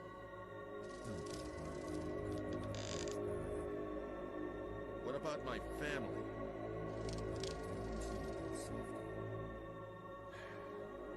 If I play my cards right.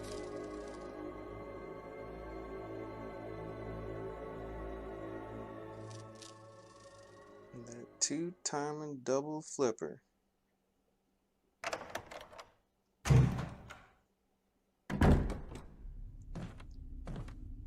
Jill. Barry, I heard someone talking. Oh, you heard. I think age is starting to take its toll. Talking to myself is becoming a bad habit. Talking to yourself? You all right? What's gotten into you? I'm getting you worried, aren't I? But don't, I'm alright. I guess this creepy mansion has gotten to my nerves. Anyway, I think I'll go outside, get some fresh air for a change. Have you seen what's outside, bruh? Don't worry. I'm just going to get some fresh air. If I'm lucky, I'll get to waste some monsters along the way. Barry's a real man, that's all I can say. You're gonna make your way down from that area down to here. Push those crates down so you can get across.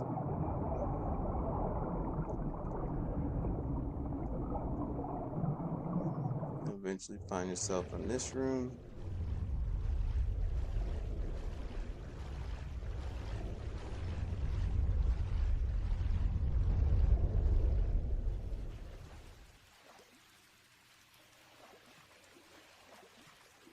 And of course there's this huge Big Daddy Shark in here, right where you need to go.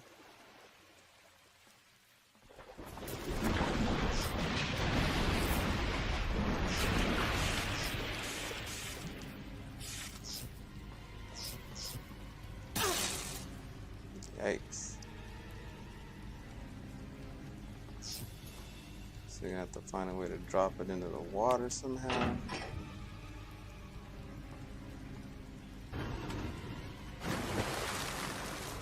Now pull that lever and let the show begin.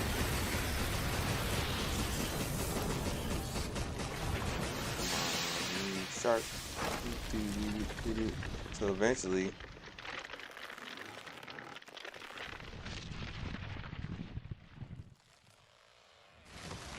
you're gonna find your way into this room. That plant is just everywhere. And you have to battle it out with this guy. What the hell is this thing? Barry! Jill!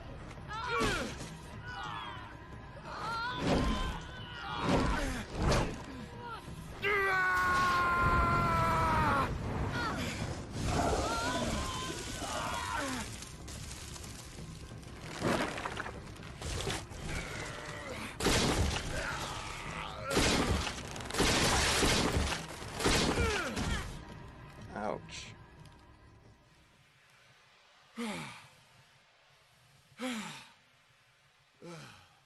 I thought it was finished. Yeah.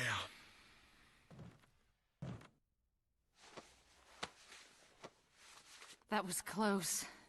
Thanks again. Don't mention it. But what was that? What the hell's going on in this place? Barry. Something about that mansion still bothers me. But I think I'll stay here a little longer. We should split up again and investigate. All right.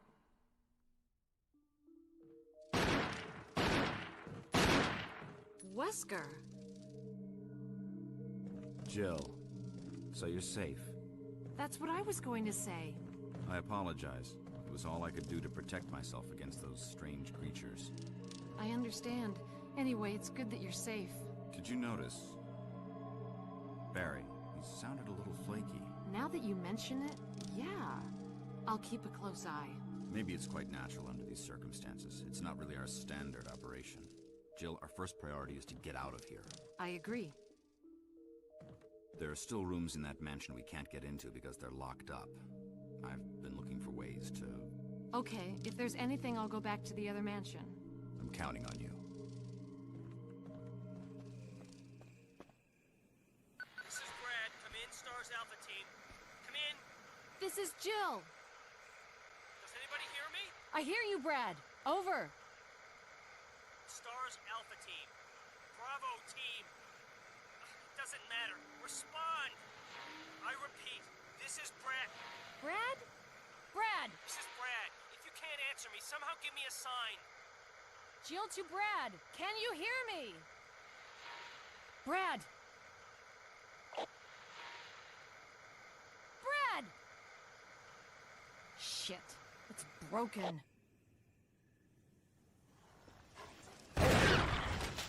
So you're gonna encounter a crap ton of dogs outside, and you're gonna encounter a couple of these guys. I call them Wolverine mutants, but that's not what they're really called in game.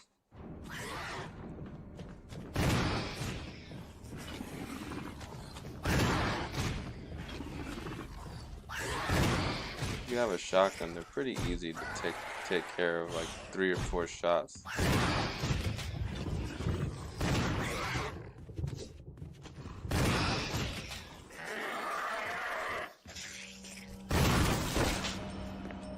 Shotgun also goes well with these spiders.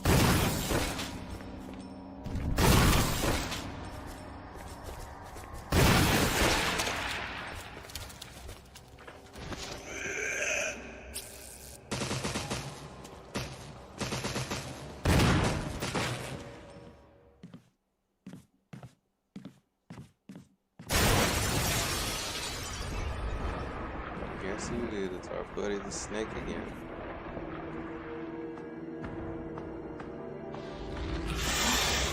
If I remember right, this fight is not in the original game either. Fight ends with you fought him the first time, and that's where it ends.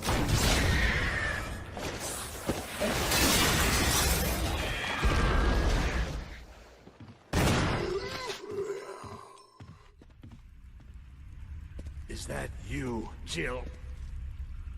Is that voice Enrico's?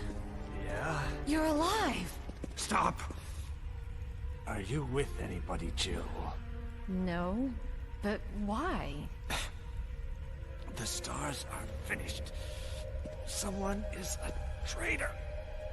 Umbrella set us up. Enrico!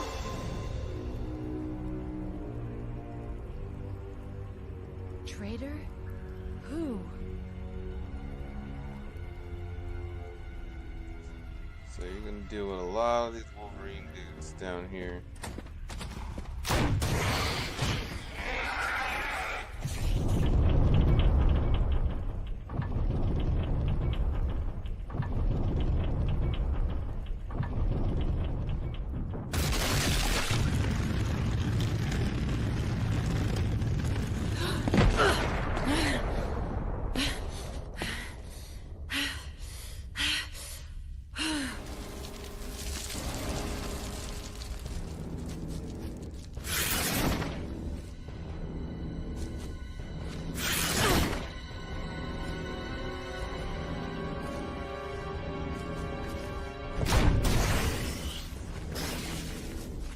So the key to beating this guy is that grenade launcher.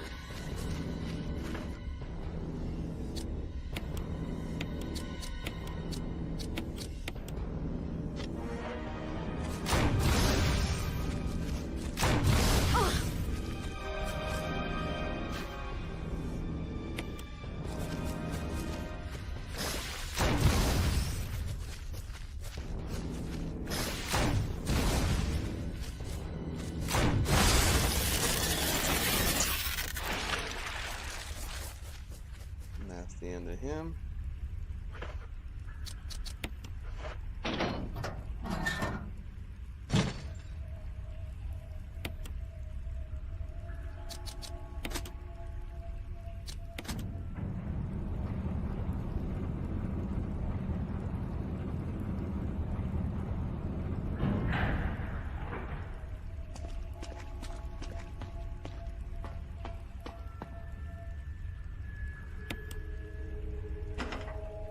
Jill!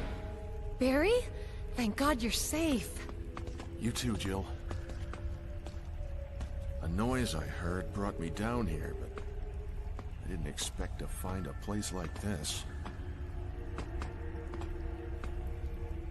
Have any idea as to what might be at the bottom? There's only one way to find out.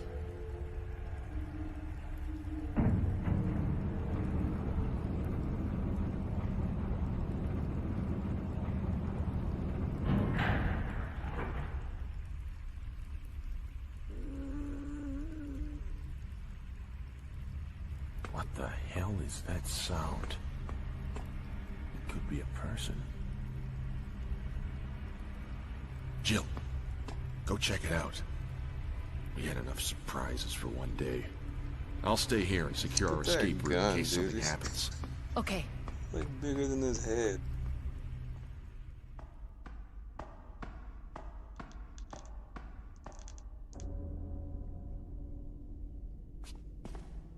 Jill, you're alive.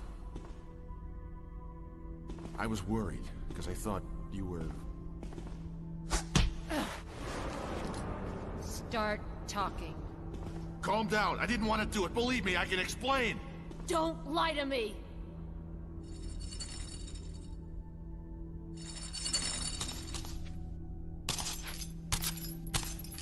So the key in this fight is pushing all those bases down off the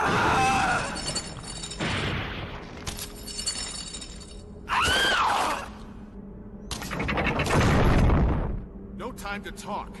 Jill, hand me my gun! Hell to the no. Thanks, Jill.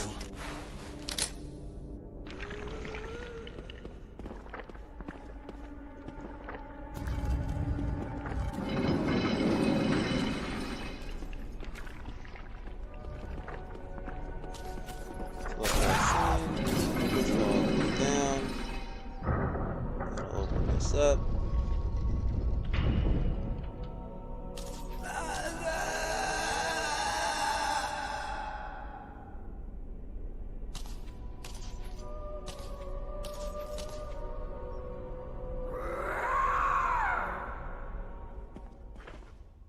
I don't believe that thing's really dead.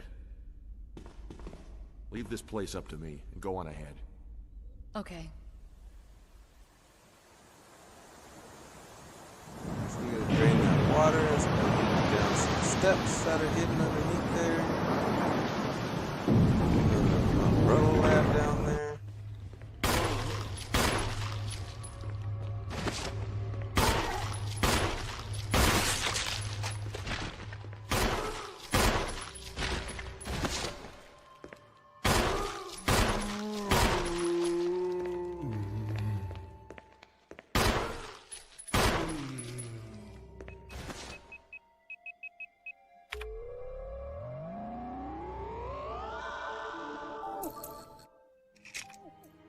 So we got some passcode for John.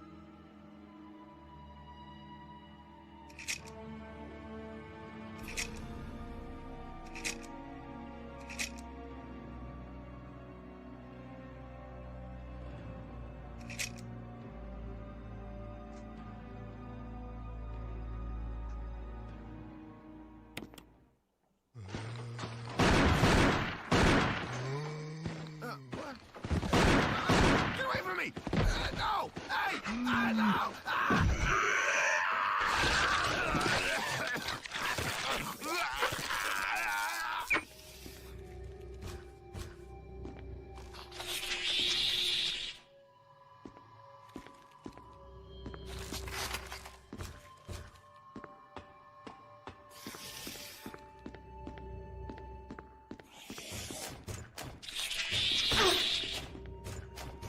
These guys are a real pain in the ass.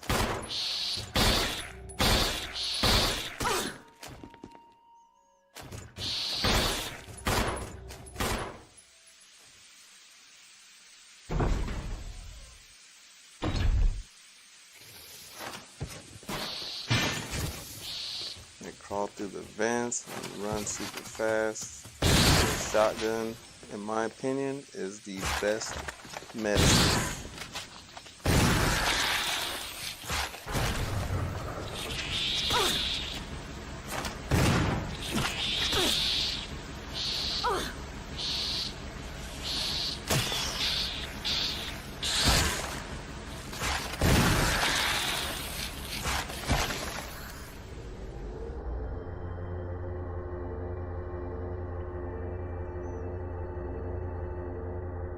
Jill!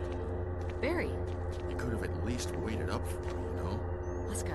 And really, the shotgun, like, as soon as you get your hand on that thing, it's like one of the best weapons in the game. If you could try to collect as much of that ammo as you can,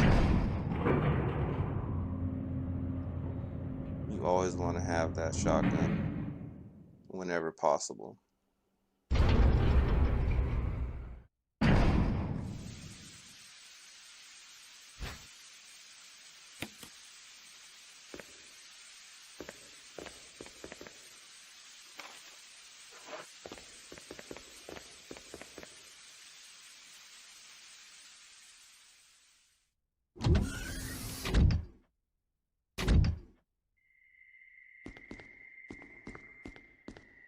Wesker!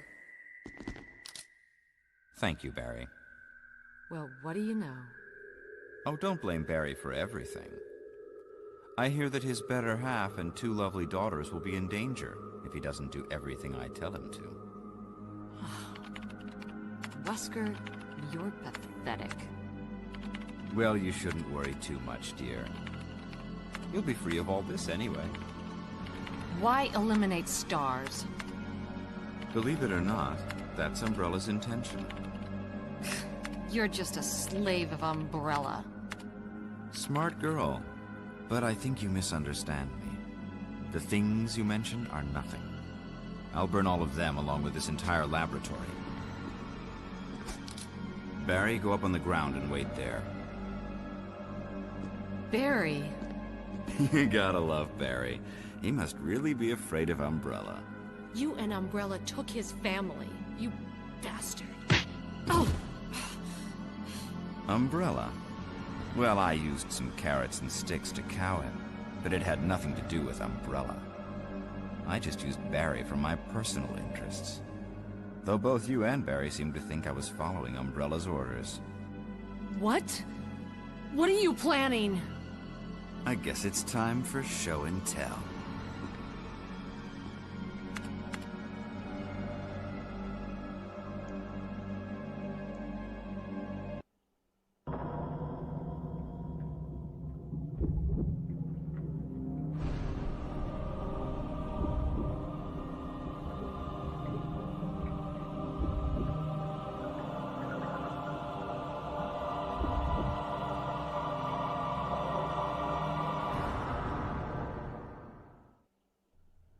It's magnificent.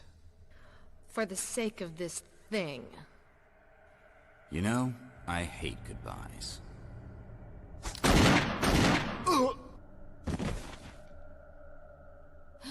Barry!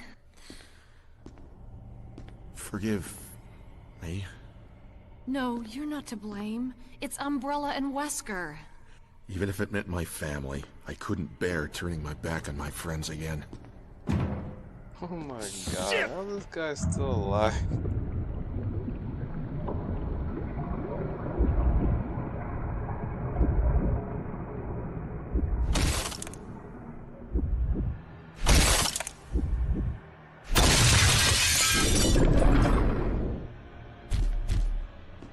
Damn it! Jill and Barry together. In hell. You want a piece of me? What? Premature.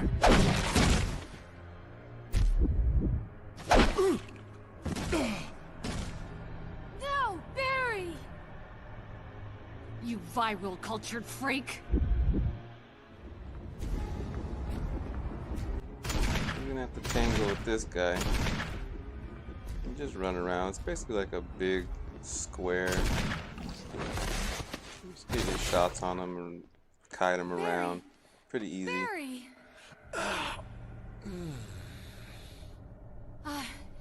You're okay. Jill, sorry. That was careless of me. Wesker. He's gone.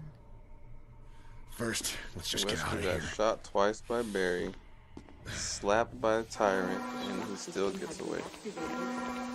All personnel must evacuate immediately. Deactivating and Wesker must have sent it off. Let's hurry.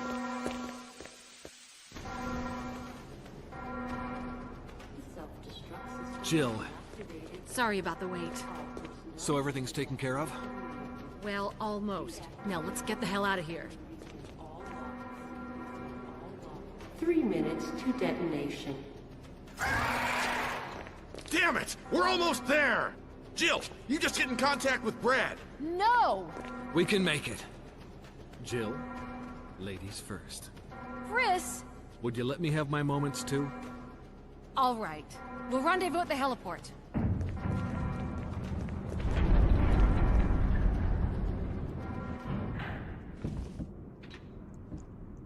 So this is the end of the game. It's the last fight.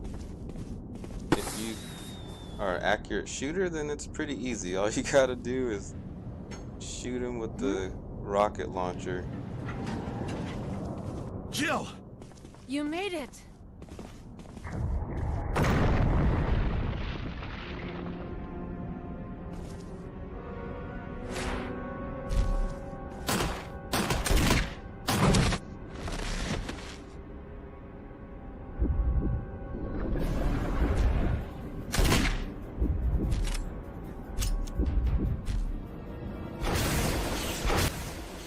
Just gotta get a square shot on this guy. And as you can see, you can deflect some of your shots.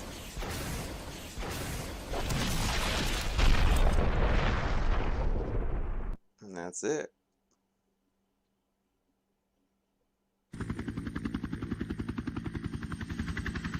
Hope you guys enjoyed. You know, just mainly hit the main highlights of the game. But it definitely was fun. You guys have a good one. Peace out.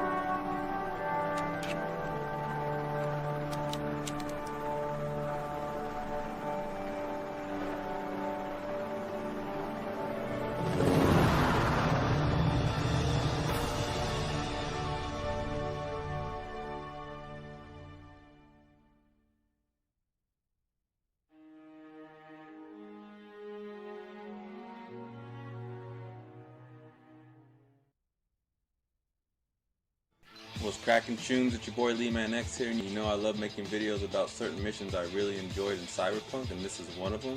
It's called Spy in the Jungle. You're going to team up with these two agents from Brazil. One of their boys named Mark Banna has gone missing 6 months ago, and they're not buying the story that the agency is saying as far as what happened to him. And this is where you come in. They want your help, and this is how it all goes down.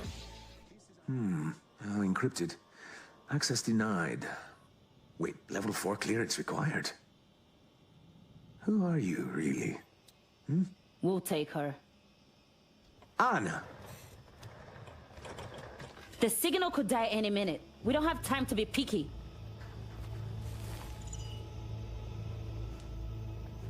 Take a look at the screen, V. Ah, so you're the one in charge. Care to give me the deets now? You love prodding the hornet's nest, no? Good. So do we. This is Mark Banna, 37 years old, worked at the agency for 12, 6 feet tall, brown hair, well-built, combat trained. Banna went MIA in Dogtown 6 months ago. He sent one last call for help right before he vanished. Listen.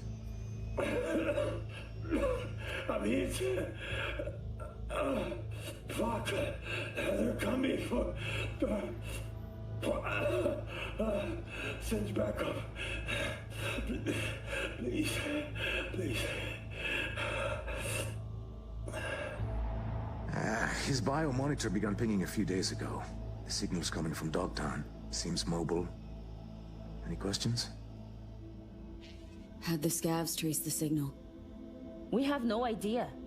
So, scavs, ex-Spetsnaz, Biomon that's been dead for the past 6 months? We don't like it any more than you.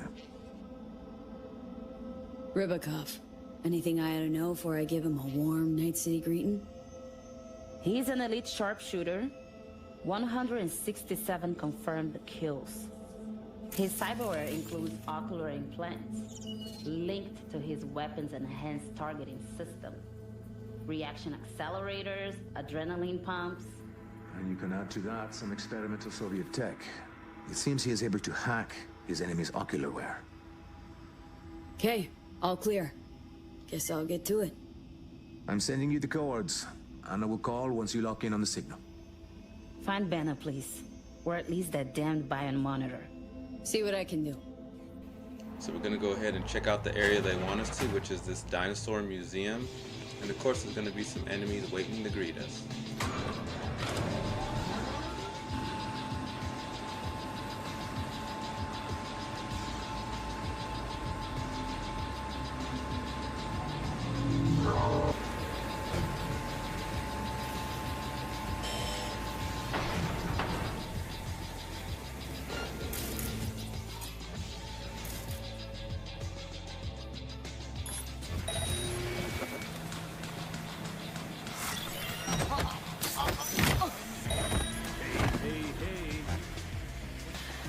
Fucking what?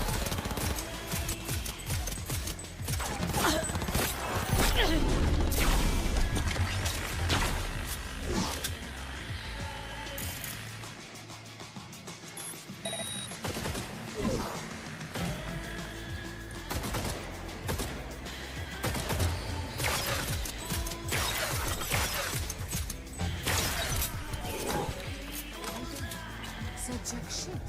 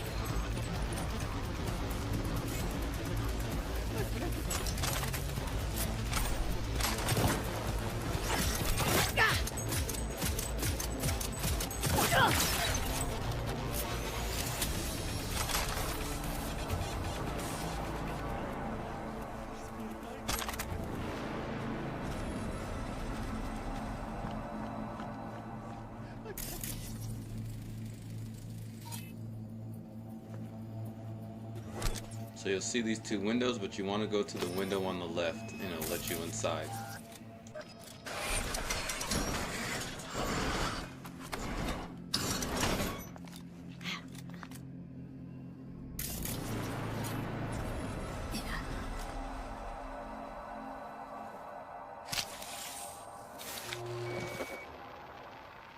Finally.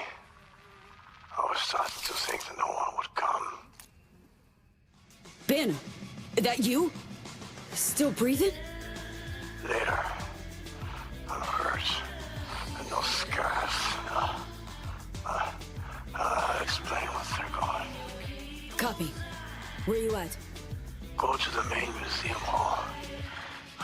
I'll lead you from there.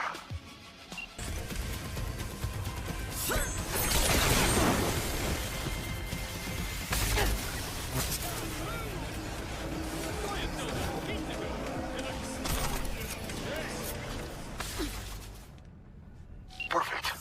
Go to the main hall. There's a flight of stairs at the back. Take them. You'll find me upstairs.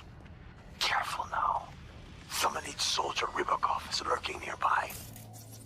Keep your optics online. Alright, Choom, so the time has come. You need to get ready to fight the boss of this whole quest, the sniper. This guy could be a real pain in the ass. He can go invisible, he could shoot holograms, he could jump super fast and, you know, sprint all around the level. He could snipe you from far away. So I figured I'd give you guys a couple of tips that might make things a little bit easier. So first of all, you definitely want to have some type of double jump, because this guy jumps up on ledges and runs around really quick. You also want to have a good assault rifle, because there's going to come a phase, I think it's the third phase, where he shoots holograms of himself all over the place and they come at you and can hit you. And sometimes, I think I even counted at one time 7 holograms of himself shooting at me. So you only need to hit him once, so you want to use a machine gun that can hit multiple targets like that and get rid of them as fast as you can. And then also you want to use a sniper rifle, because sometimes he'll be far away and you might be able to catch him, so get a good sniper rifle as well. And lastly, you can sneak up on this guy. After he kind of does his thing and things get quiet, you're going to have opportunities throughout the fight. He hides in these different areas, and while he's hiding, you can sneak up on him and just really unload on him when you get the opportunity. So I definitely suggest get your best weapons, best grenades, best cyber hacks, and just let him have it when you catch him in those opportunities.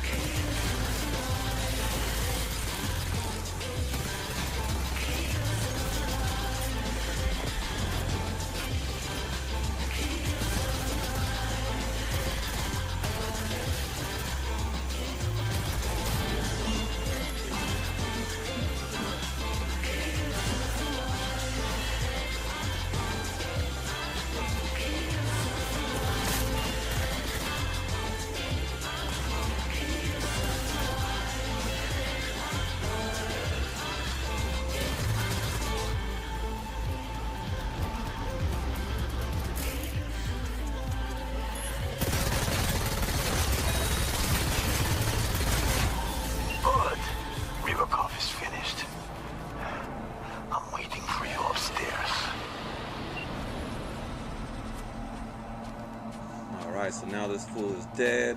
We're gonna go check the body. I'm guessing it's gonna have like some really cool cyberware or some badass sniper rifle. I get to the body and all this dude has for me is a machine gun. And I'm just like, damn. Some information about the mission as well. But I was kind of pissed about that machine gun. I really could care less. So anyways, moving on. At least he's dead, and let's go see what else happens next. V, Anna here. We're approaching Bena's signal. Think the man's there too. Alive. What? Okay. I'll keep this channel open. Over.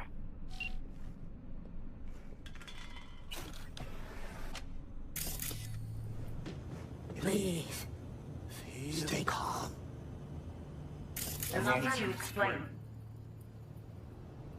Better explain why you're using Banna's voice. It's a voice changer implant. I had to be sure you'd come to help. Kaita Karelina. Sav Oil. Formally. I need your agency's help. Euron comes with your people, yes? They hear you. Banna, where is he? That is no longer relevant. Banna is dead. Great! Now tell me how you know! Listen to me. I fell out of favor at Savoil. Now they're hunting me. Savoil does not simply give up the hunt. Doesn't answer my question. I ran her scans, V. She's a data acquisition specialist. An interrogator. Another agent, right? Specialist. Interrogation. Got the feeling you and Banna crossed paths.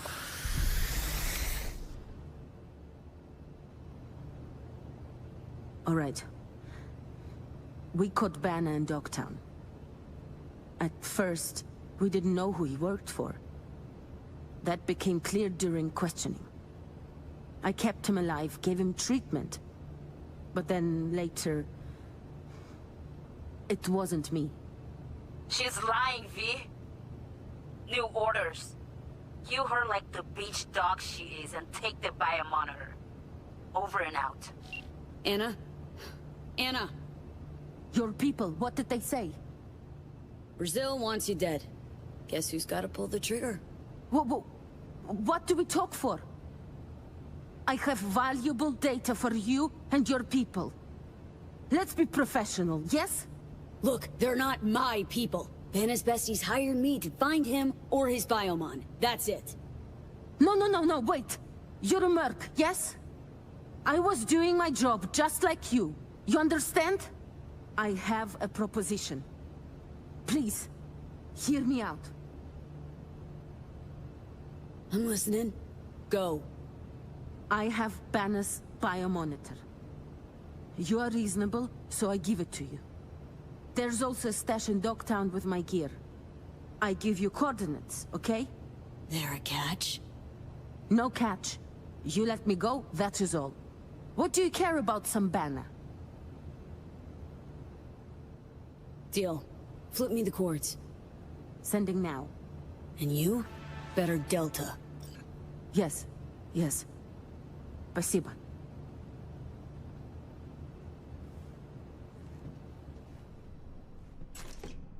So here in the office we have this threat evac cyberware. It's pretty cool. It's better than what I got from killing the sniper, so I'll take that. Let's go see what cool items she has stashed for us since we let her live.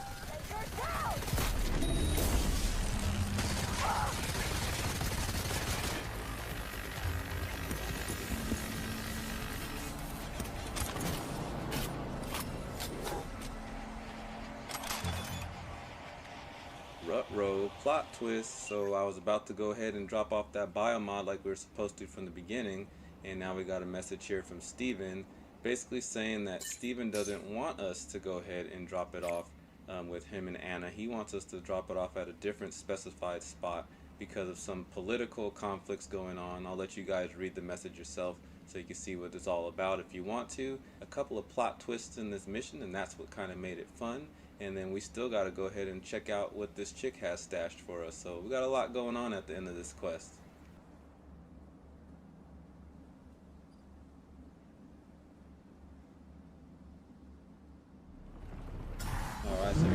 first, let's go ahead and check out the stash that this chick has hidden, and hopefully it was worth the trouble.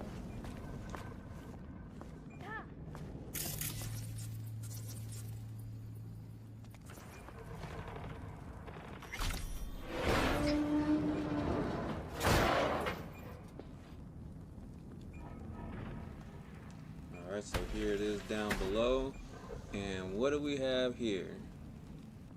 So we have some info on Katya, some money, which is pretty nice, and then we have a BD wreath that gives us 10% quick hack upload time reduction. So I actually already have that. I guess that's kind of like whatever, meh, wah wah wah. I wish it was something better, but hey, at least it's something. And so last, let's go ahead and finish up this quest. I decided to go ahead and do Steven's request and drop it off at the drop point that he specified. So that's what we're gonna do. And mission complete. Thanks for watching, guys. It was a fun mission. I kind of didn't care much for the rewards of the mission, but hey, sometimes you get some good stuff, sometimes you don't. And here's a text from Mr. Hands. I'll check you guys in the next video. I'm out.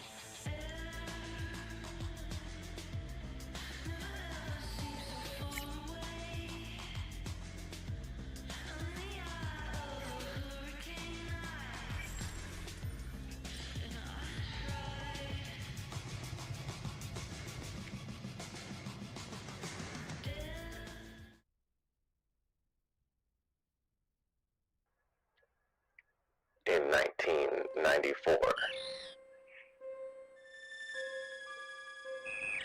for the Super Nintendo Entertainment System, one of the best games to ever come out was launched. Metroid 3, also known as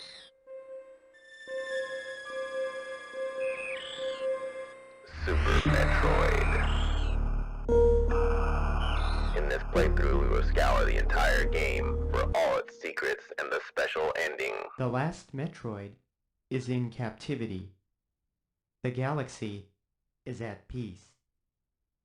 Don't forget to hit that like and subscribe button, and now let's get into this game. I first battled the Metroids on planet Zebes.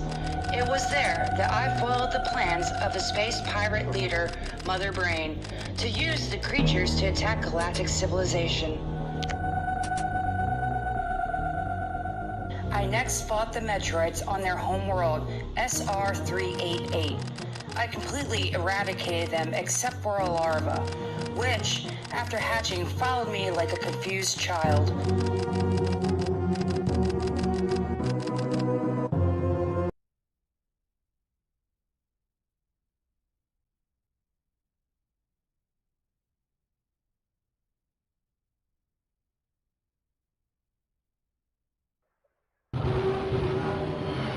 Samus gets the distress signal.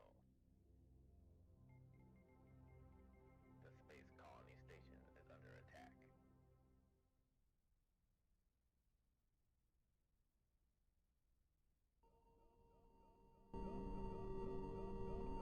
As Samus, you will make your way to the bottom of this section.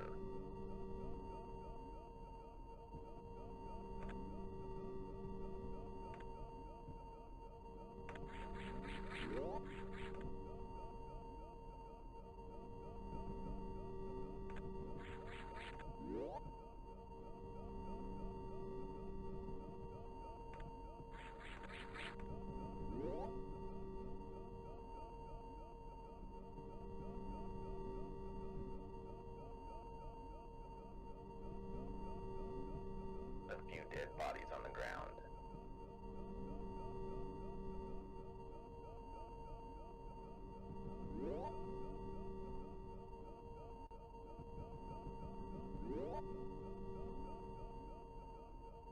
At the end, you will see the Metroid.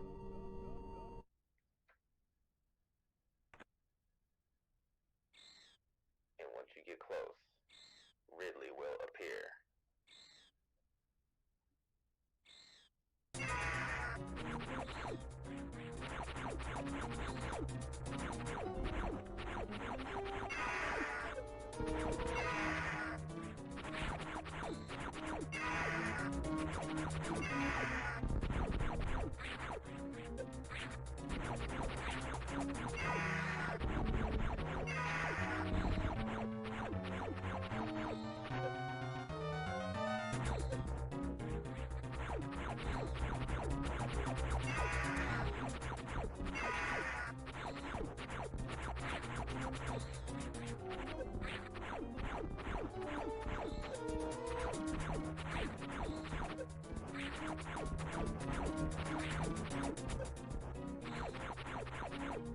Unfortunately, this is not a battle you can win.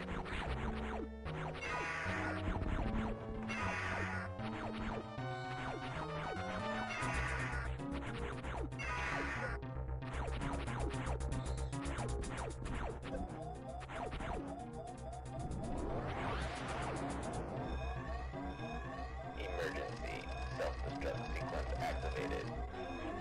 You have 1 minute to flee the facility. You'll need to make your way back in from the entrance that you came from.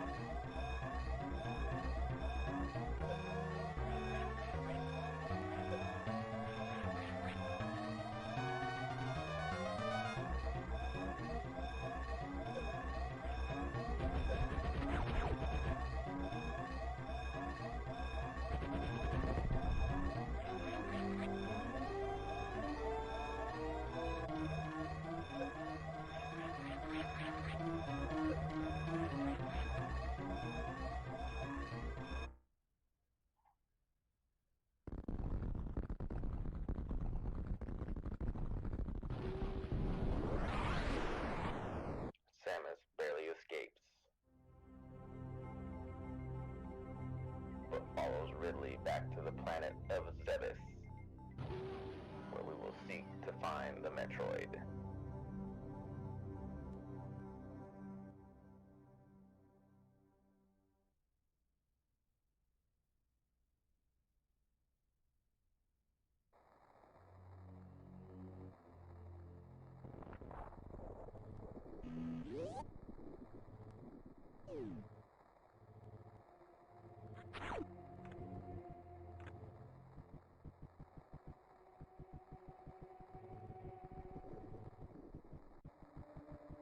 We will be searching for every secret in the game, so we will be keeping a sharp eye out.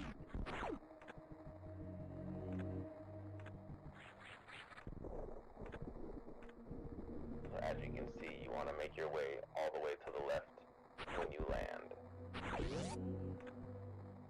And go all the way to the bottom of this section.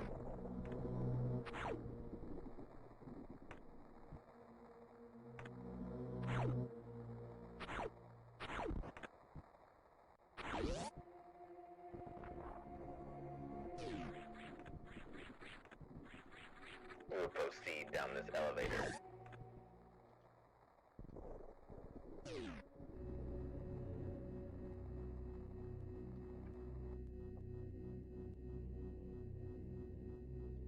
And this is where you will find the morphing ball. This is a crucial ability in the game.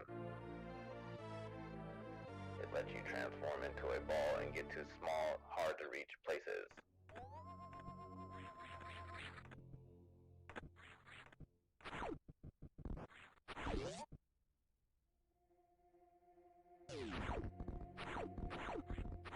Once you have done that, you will go into this room, and as you can see, you needed to morph into the ball to get through there. And now you will learn another crucial ability, the missiles.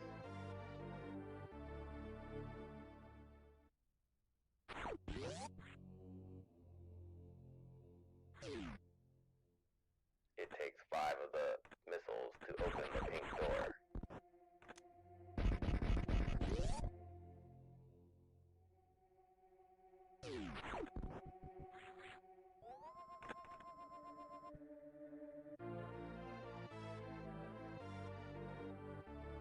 Through here you'll gain more missiles.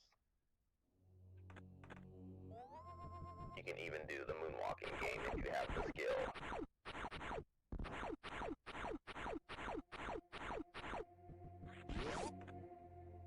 So you'll make your way back through here.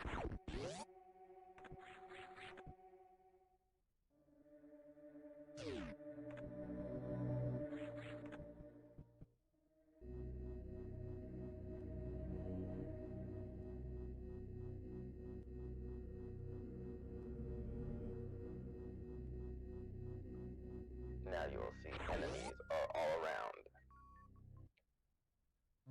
But enemies also drop power and ammunition.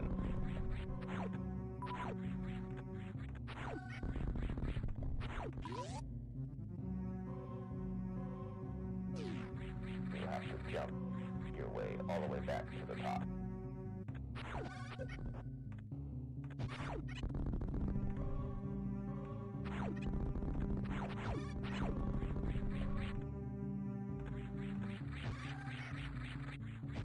As you can see, you can leap off the walls. This does take some great skill, but once you learn it, it is a great advantage to have in the game.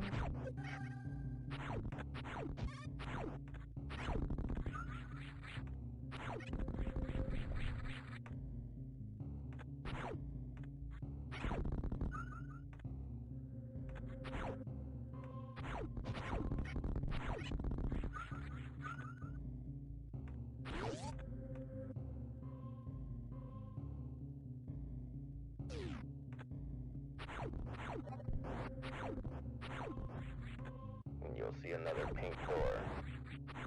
Use your missiles to open it.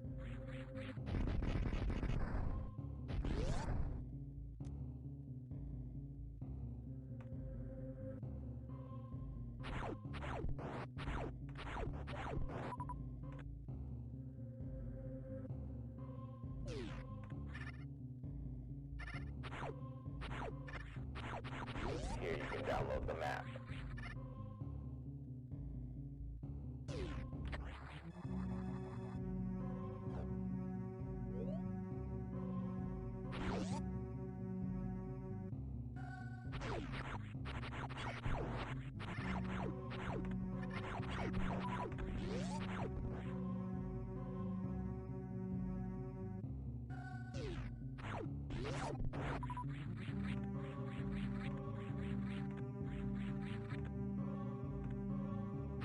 Use the morphing ball to get through this little section, and down below there will be a door.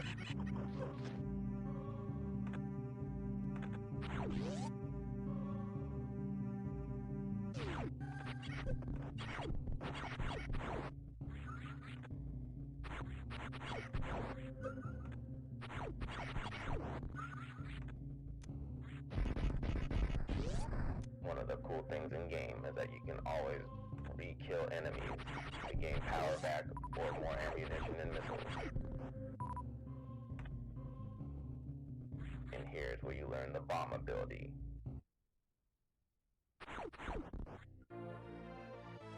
This ability allows you to morph into the ball and drop bombs. Those bombs can also help you unlock certain secrets in game. When fighting this boss, you want to aim for the chest. Do not worry about running out of missiles. When he shoots at you, you can shoot back and blow up his shots. His shots will leave ammunition and power.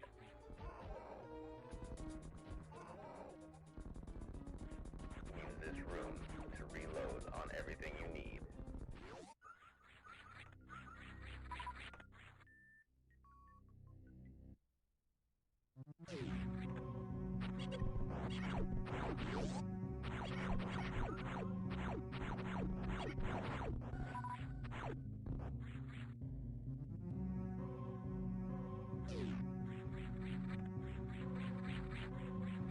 As I was saying before, you can use the bombs to uncover secrets, like right here, for example.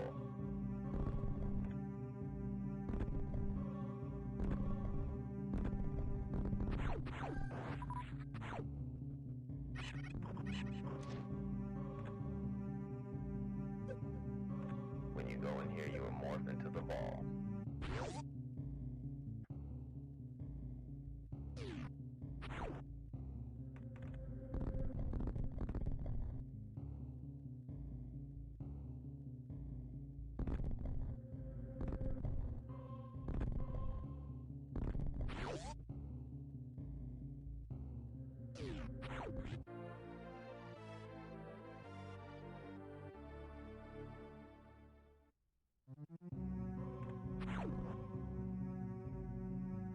Also, the bombs can help you jump.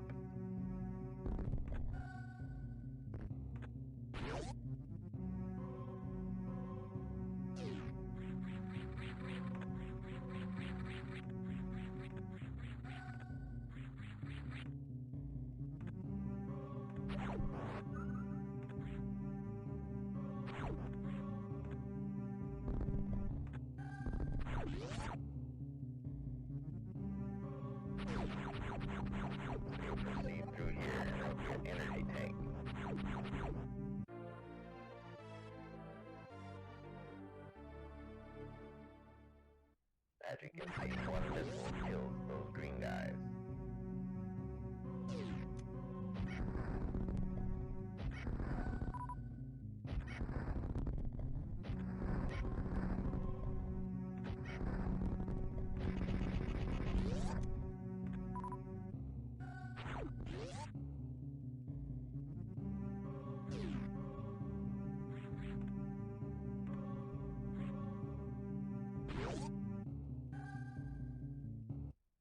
Make your way down this elevator.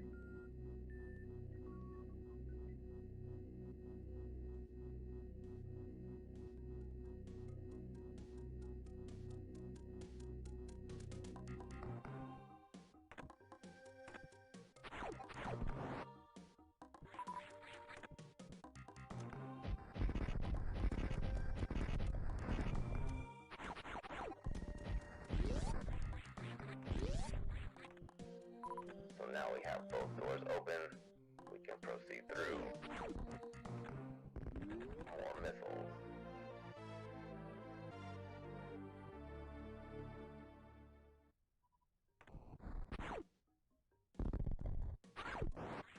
Now let's go to the other door we opened.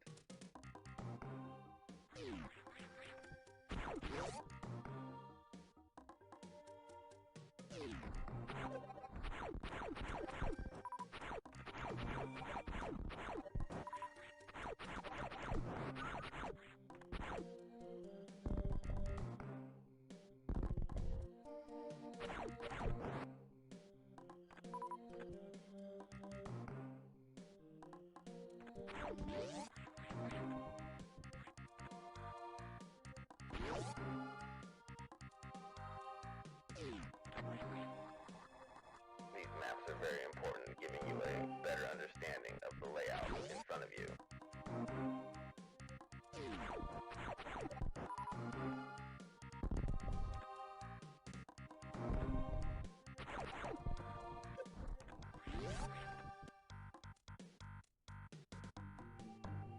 You'll proceed through this door and exit.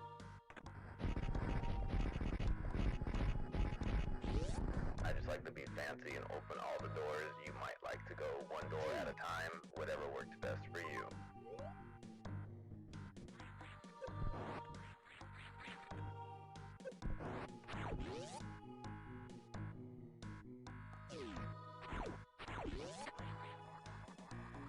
That machine will always maximize your missile count.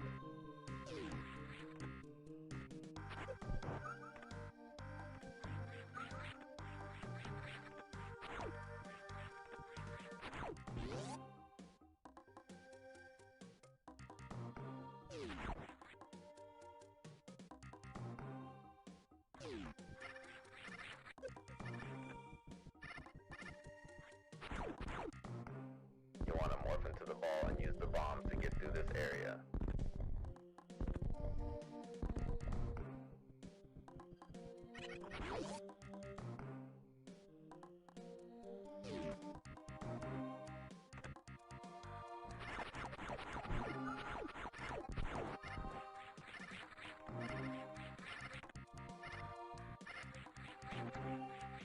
On this area, you'll need that ability to get up the wall. It's very hard to do, but once you get the hang of it, it's very useful.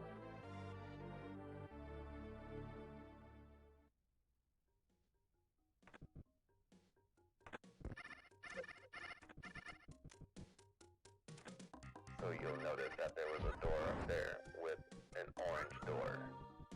That you will need a different type of missile to enter.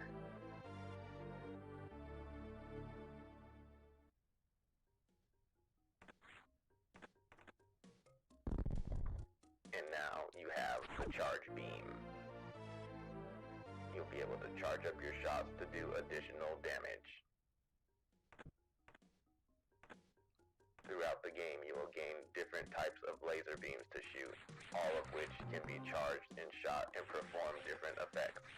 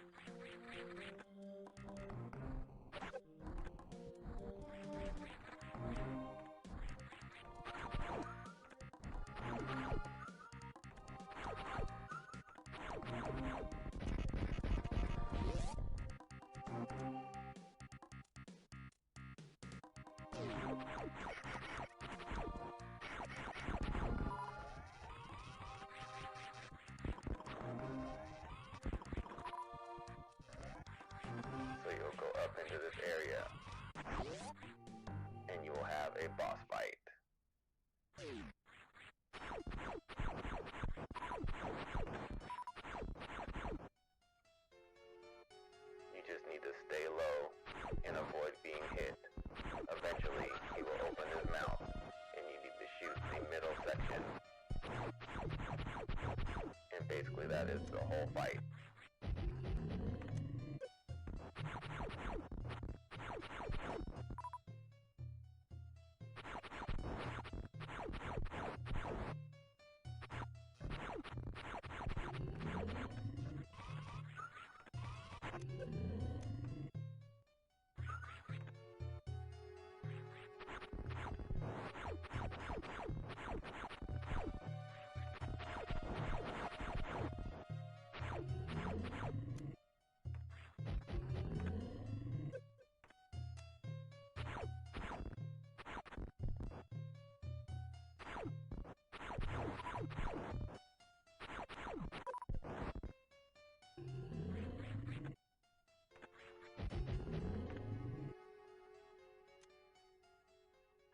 You will notice that all bosses drop projectiles, but all their projectiles can be shot and give you more power or more ammunition.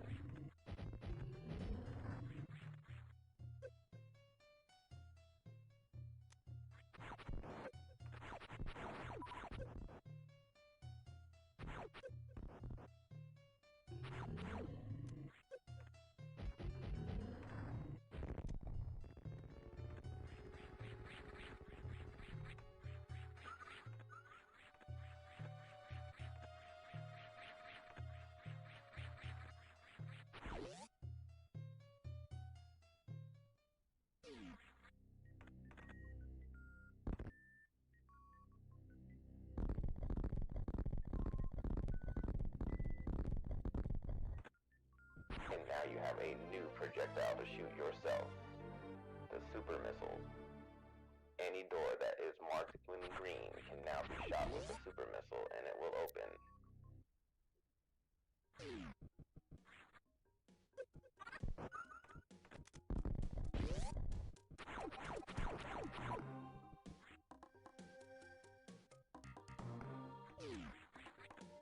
Shoot that section with the super missile and blow the rest up with your morph bombs.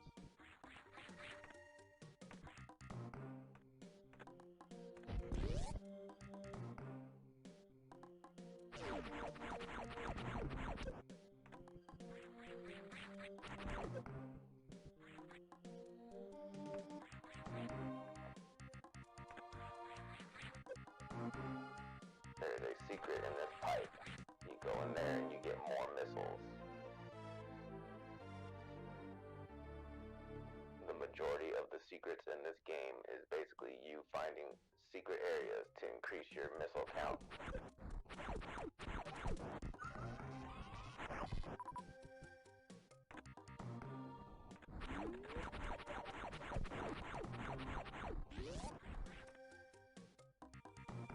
The more missiles you have, the more ammunition you have to blast your enemies into smithereens.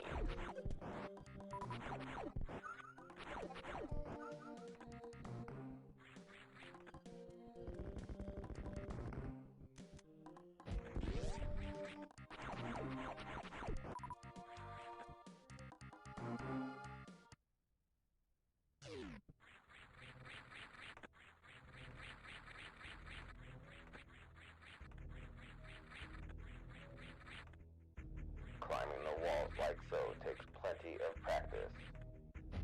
But if you can get the hang of it, it's very advantageous, as you can see.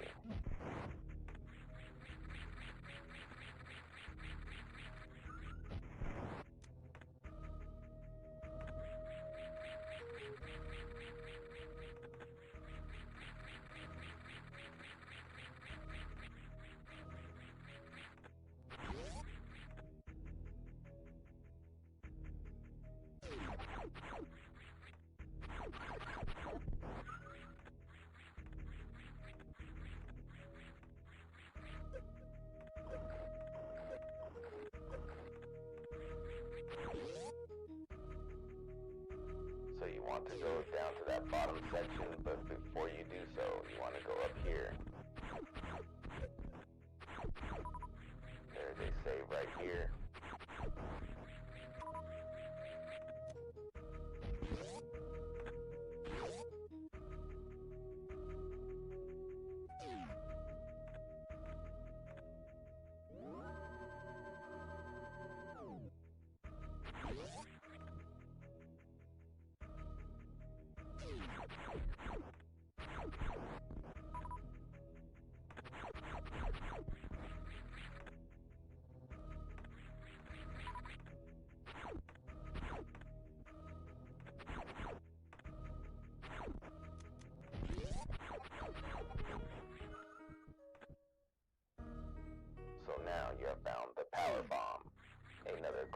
ability in game.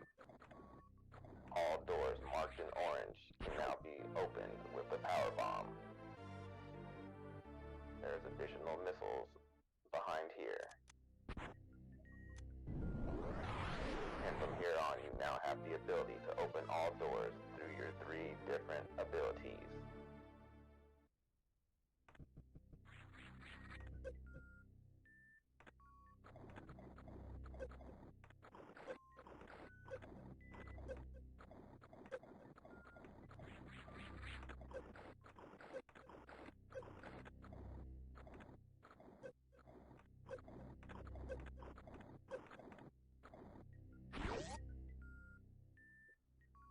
So you'll head upwards.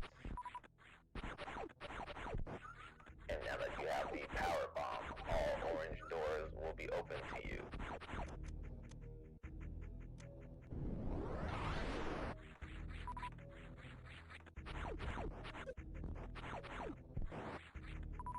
So this room right here is a great place to gain power and ammunition back. The downside is if you fall into the fly traps, it becomes a major pain in the ass. So use caution.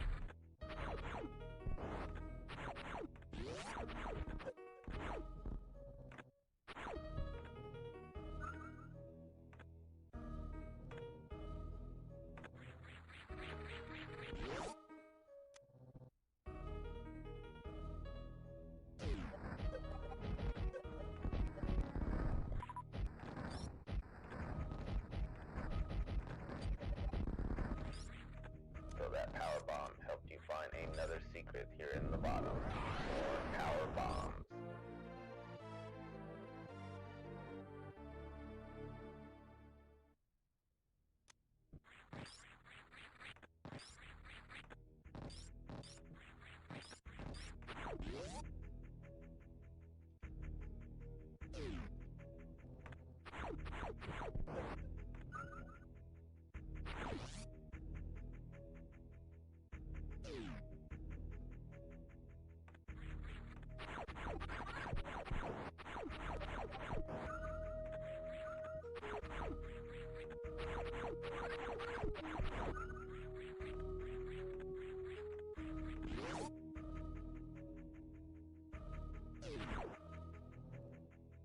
So you can see on the map we have not been down here before.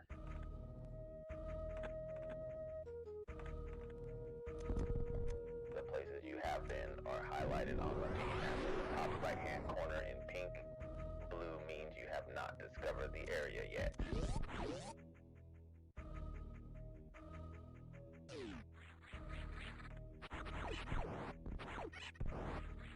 So there's a secret directly above the door when you first enter. Power missile will open that. And now you have your first projectile laser ability. Now you can shoot a wave of 3 laser beams instead of 1.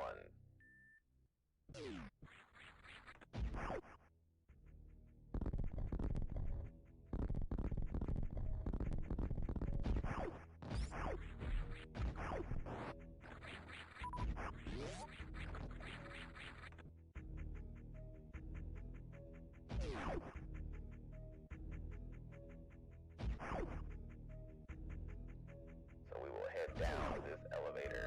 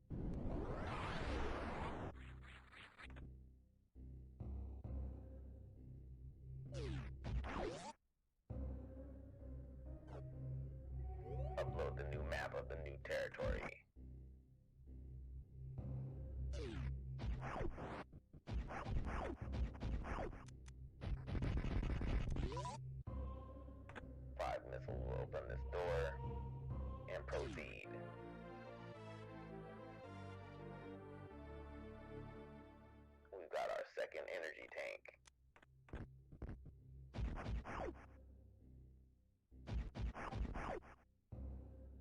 Morph into the ball underneath and find your way to this door here.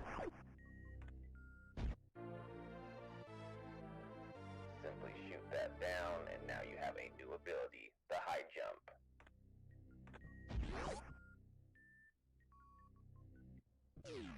These high jump boots will now let you get in the areas you before could not.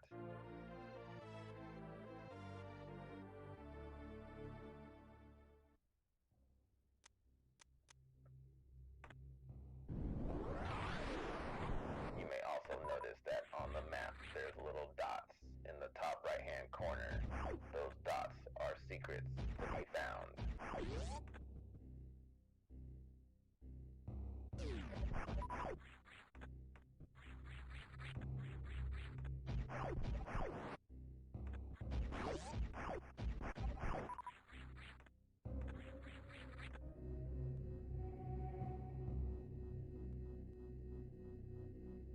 Now you will head back up for the next portion.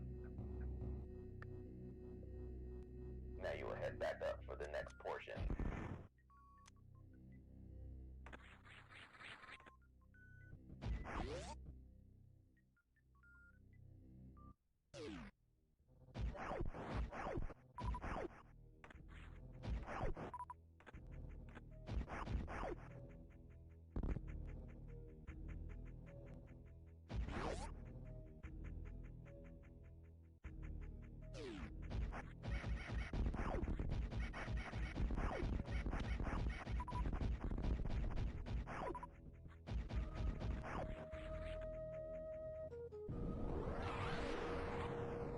There is a secret behind this area.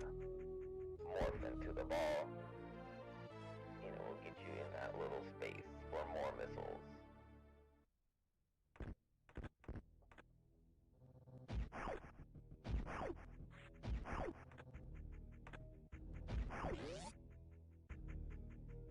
Here is another secret down here. One thing I can say is that the map does a pretty good job of hinting to you where the secrets will be found in this game.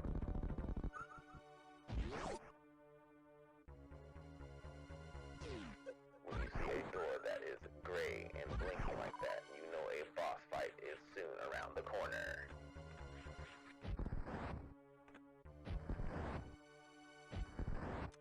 Strike that eye in the middle with a regular missile, and it will open the door for you. And here is the imminent boss fight I was talking about.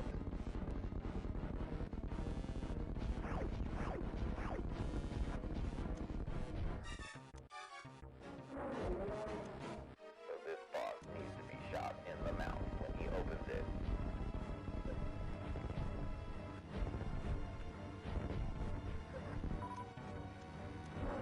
So you need to be precise with your aim.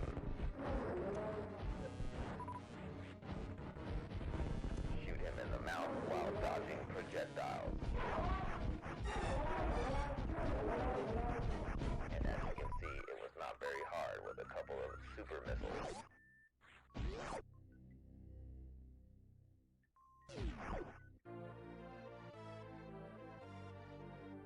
And now you have the Varia suit.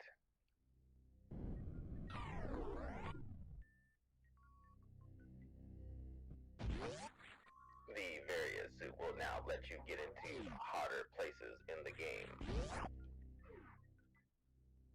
without causing you any damage, basically giving you the ability to go deeper into the game.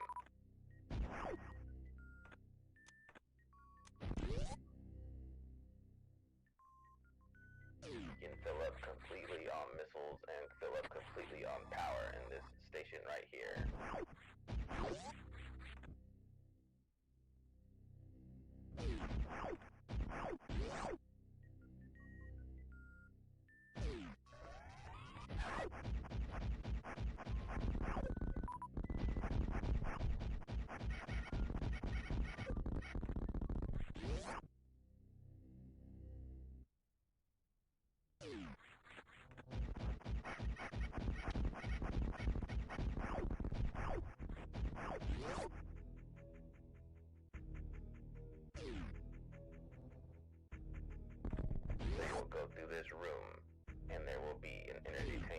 the top.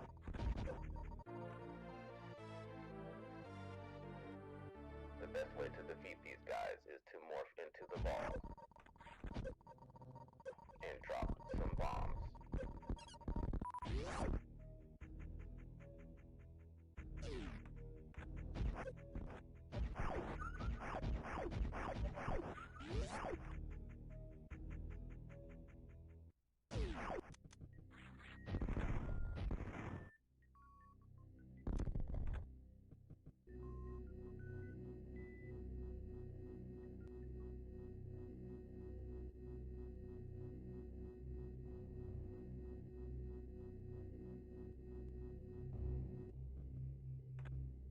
Now we are once again deep into the planet's core. But this time it is different because we have the various suit, which you would take damage being in this room without it.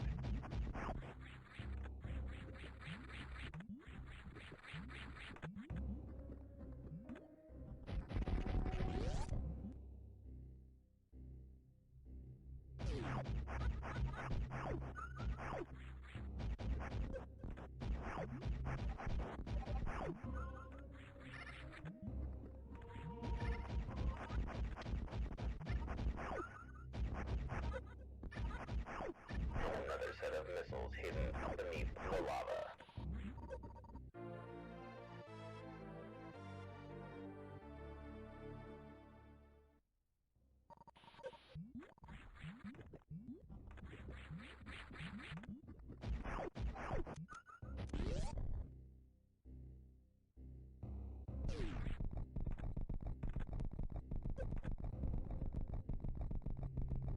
You have to rush as fast as you can before the lava flows to the top.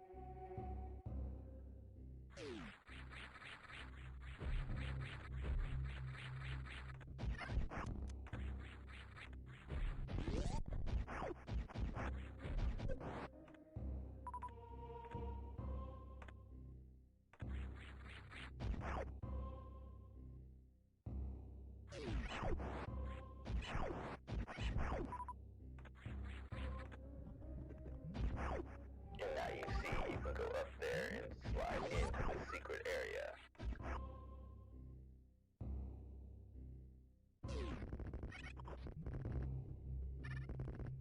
So you can run through here as fast as you possibly can to avoid falling into the pit.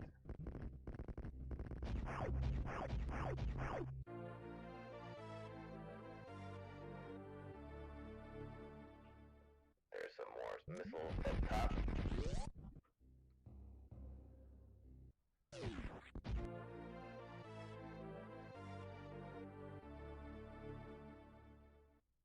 And now you have obtained the Speed Booster. This new ability will let you run at supersonic speed, even being able to run through your enemies.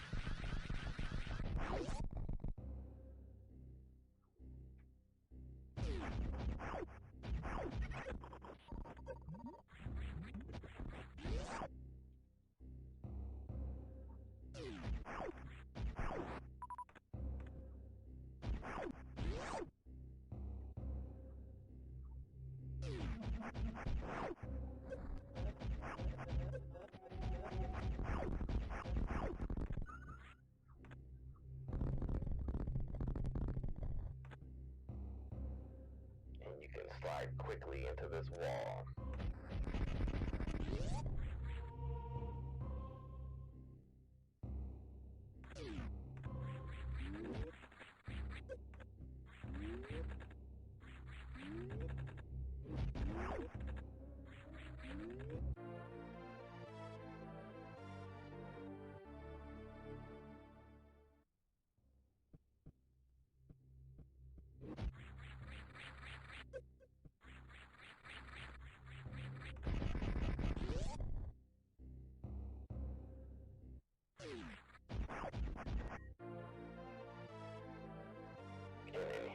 climb the wave beam. Now when you shoot, you'll notice that your laser beams go in a wave-like motion.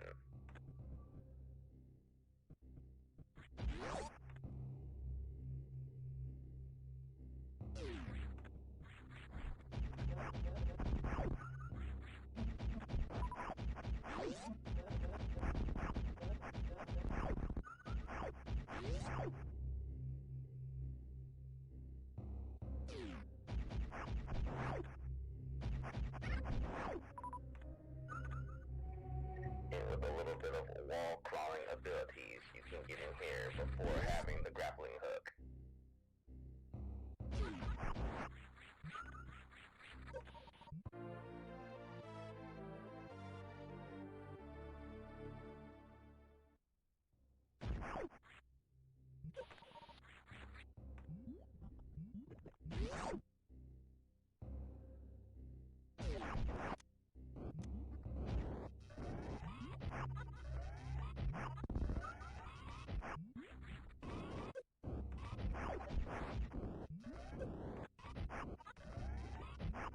Now you can utilize the charge beam shot.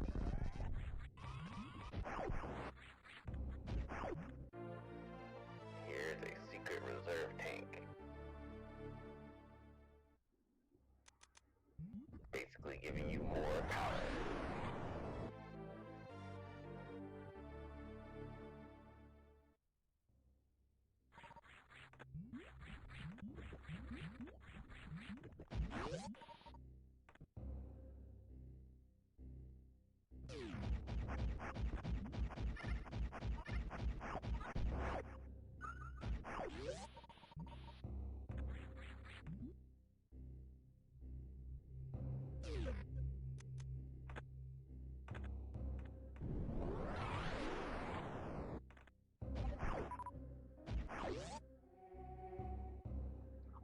So now you've discovered this bottom area.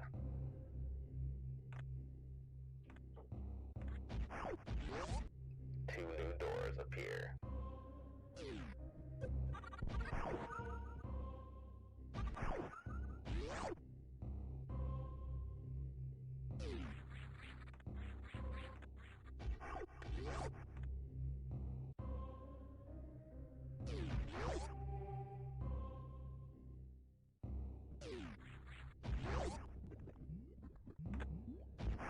So you want to open that door because you're going to come back around and need to exit from there.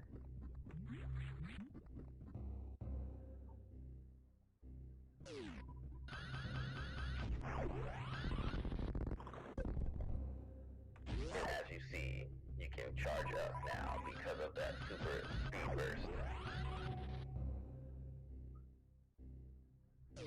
And you can project yourself at any direction.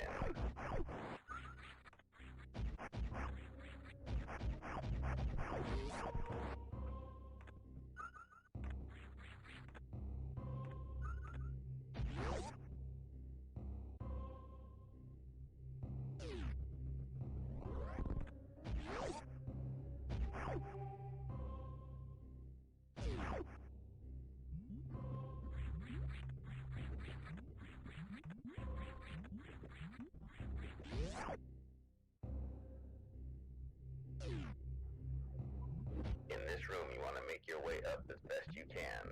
As you can see, if you go in Morphball mode, you can slide through here and find this ice beam secret.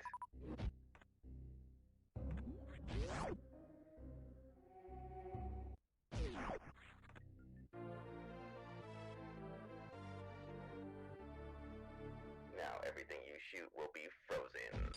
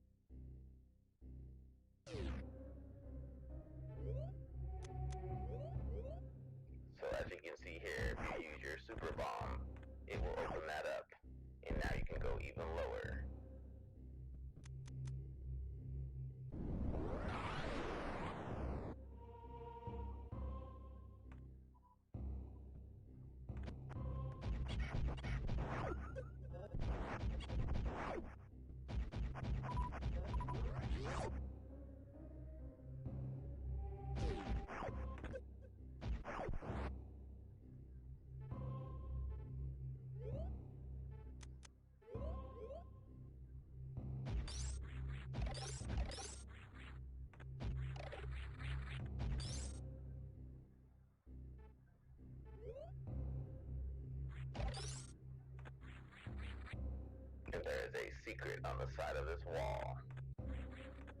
Some more missiles.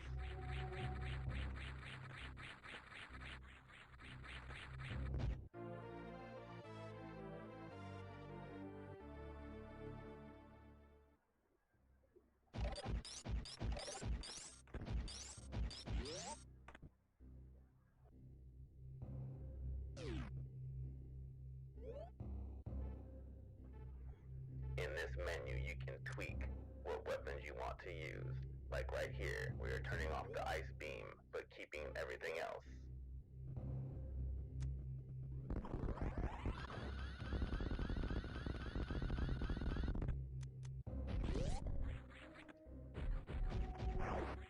Now we are no longer freezing everyone, but still doing great damage.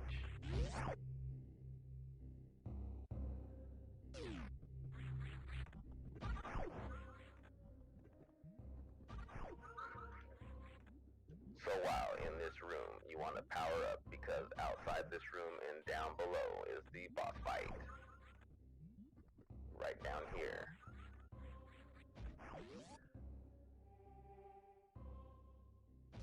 And this boss is just like all the other bosses. When they open their mouth, shoot a missile or projectile right there in the mouth, and you will do damage.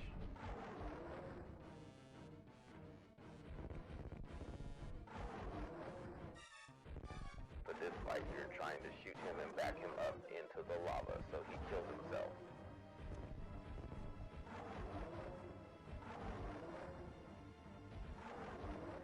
Every time you shoot him in the mouth, he will back up.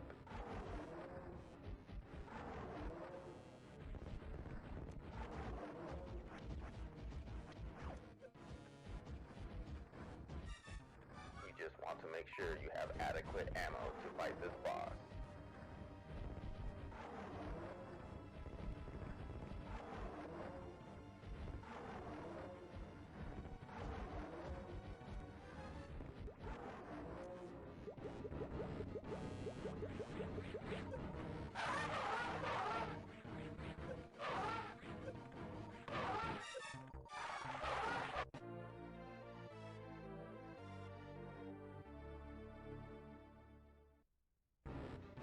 You run all the way down to these spikes. He will return, but will soon die.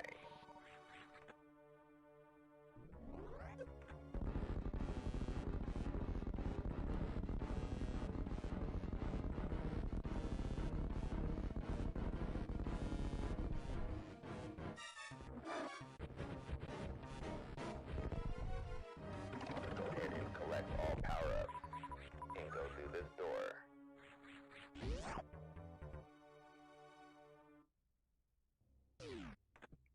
Super jump up here and go through this door as well.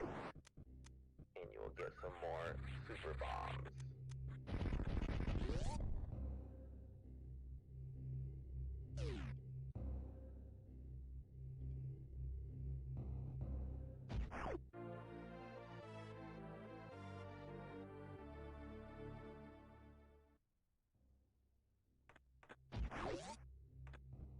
Proceed down to this area.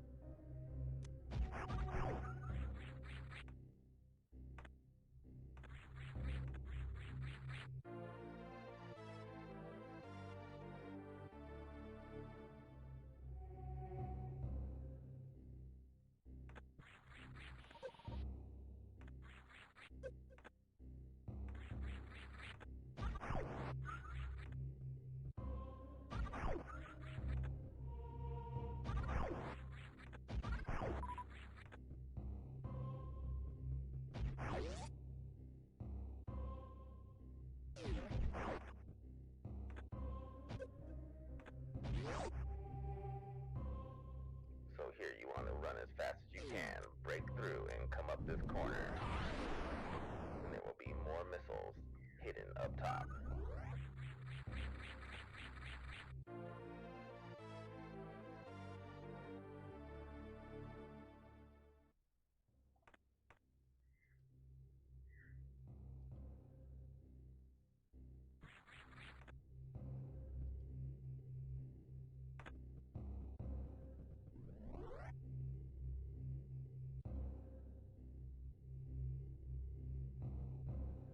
And now you have the grappling beam.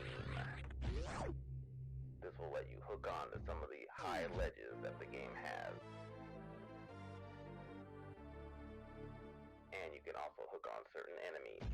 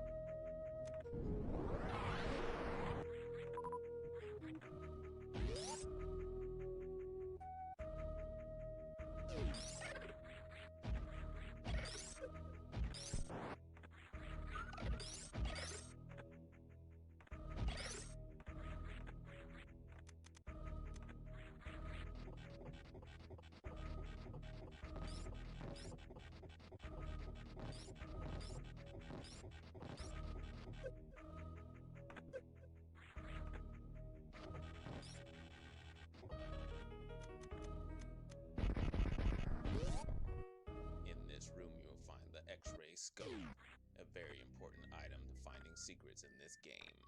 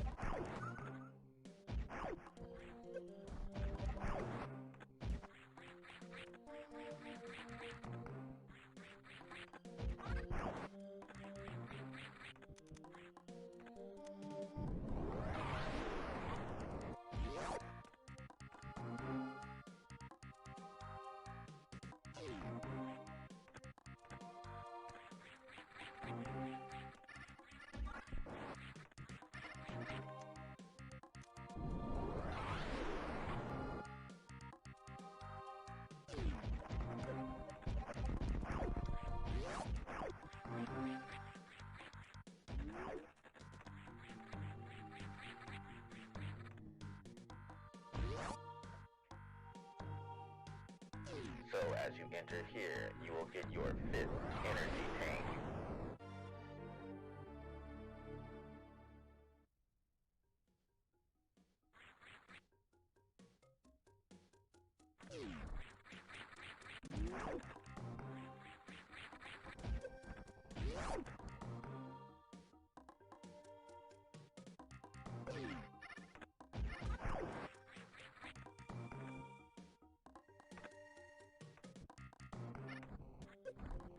So you will make your way out of this room.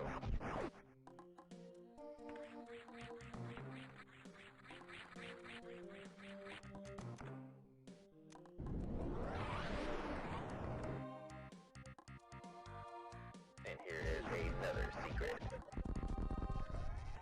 As you can see, this area is not on the map.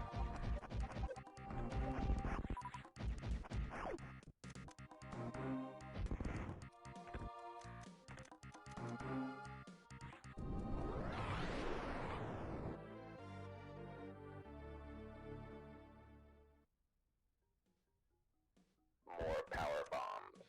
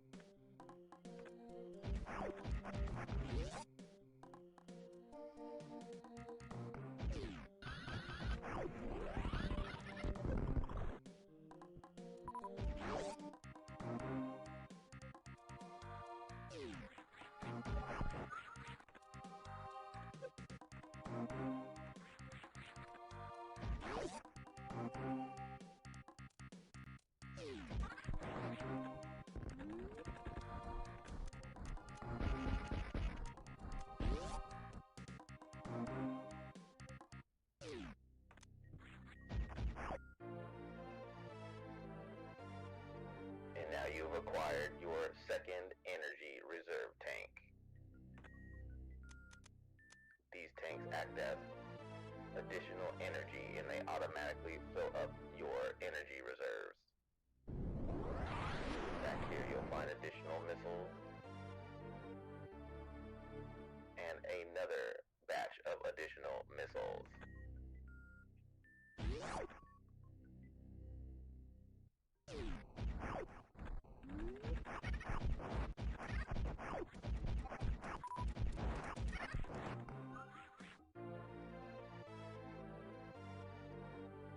As you can see, this area is rich in secrets.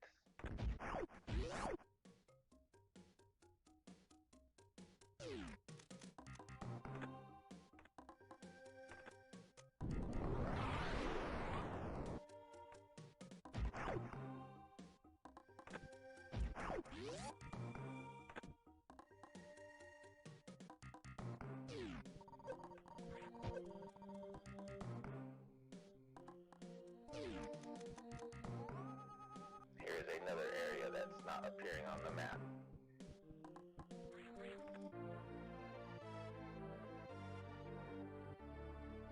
Use your special goggles to avoid that pitfall.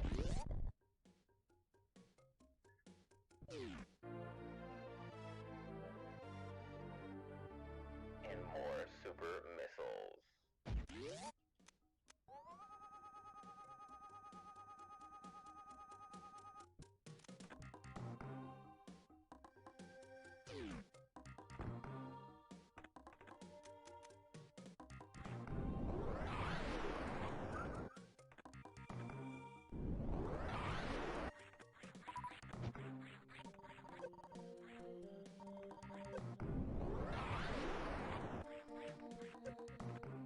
So this area is especially important to know how to climb the walls.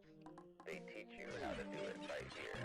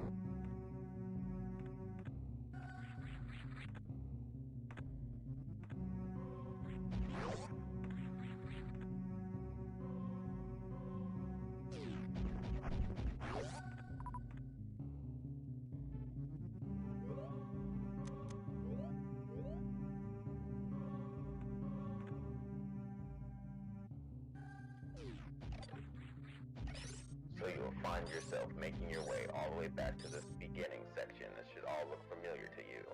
Above is another energy tank.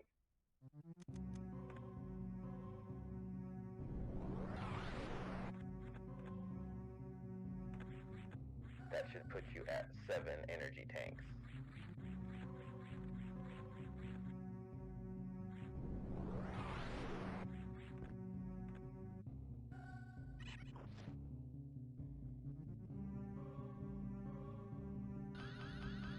So the way to get back up there is run as fast as you can, charge up and shoot straight up.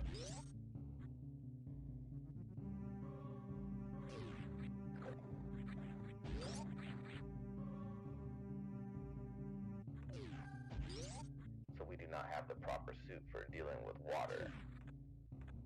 But there is an invisible area, as you can see, and 2 secrets in this room following.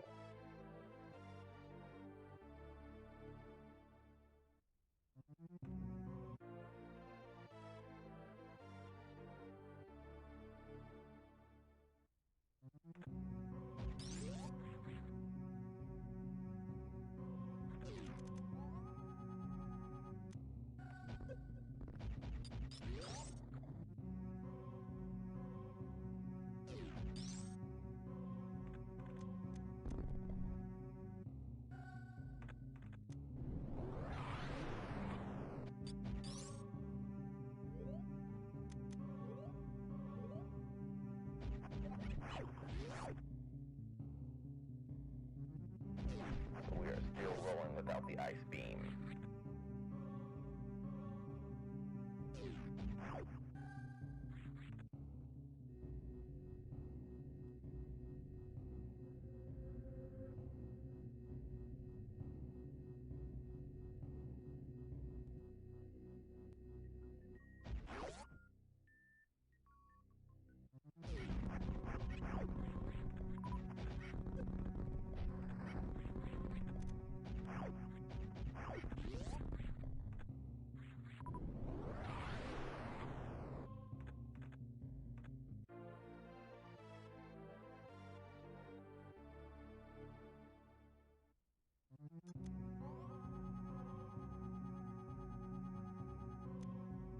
At this point, we are really racking up the missiles.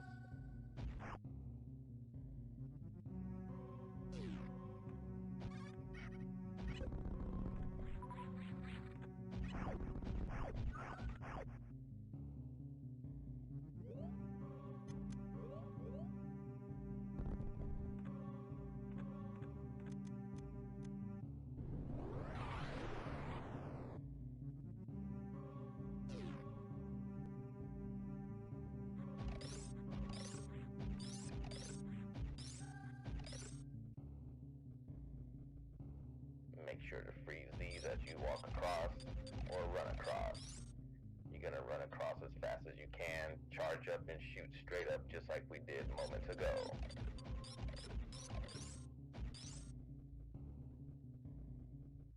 It's all about getting the timing right.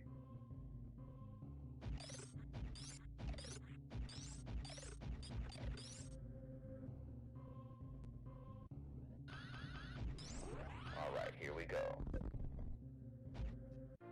Perfect.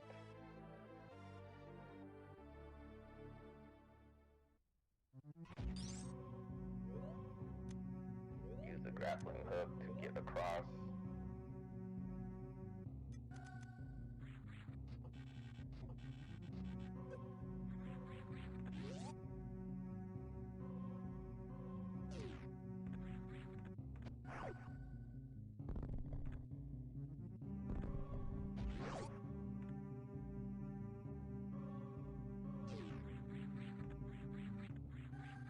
So now you will find yourself back out to the beginning of the game, but there are secrets above here as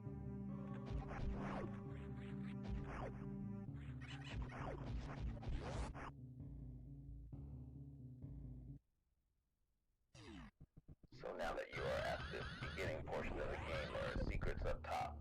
Charge up and shoot up diagonal and you'll find this door here. Use your power bomb, blow the door open, and proceed.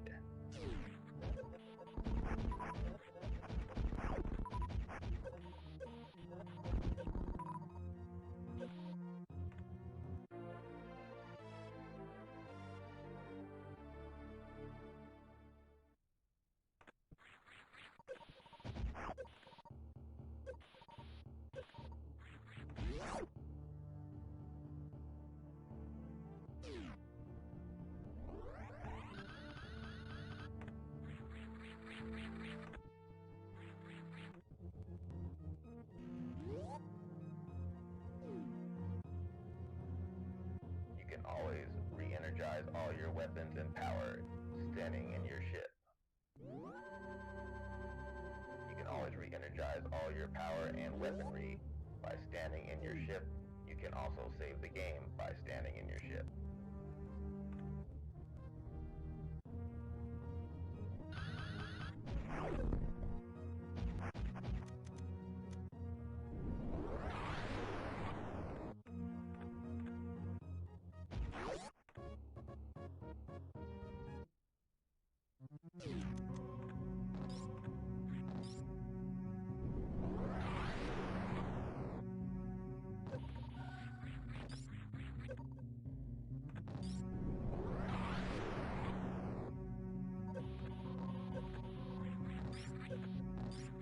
Those enemies trying to grab you are best defeated by using the freezing ray, but for whatever reason I decided not to use it there. And now we have an additional energy tank. That should leave us with 8 energy tanks.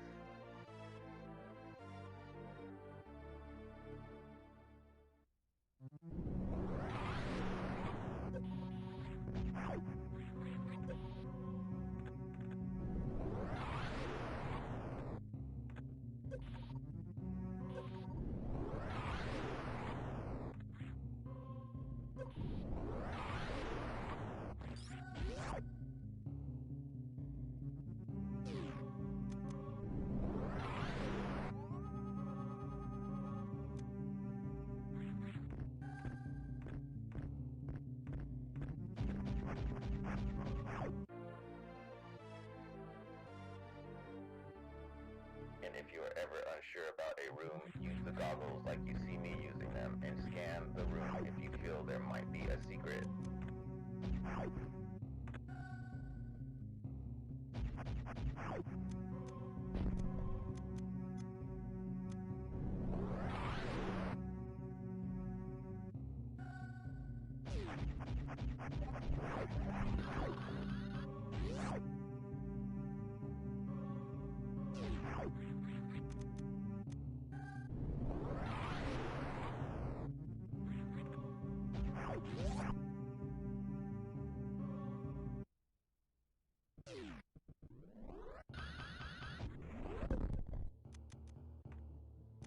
You have to hit that wall just right in that exact area to open this.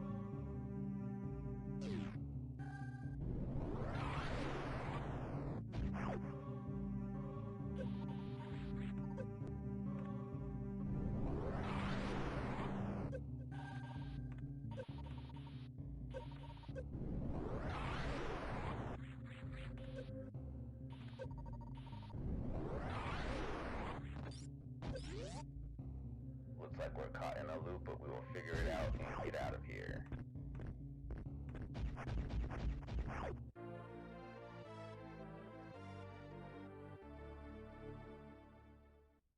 And now we can grab the missiles that we were not able to grab the first time around.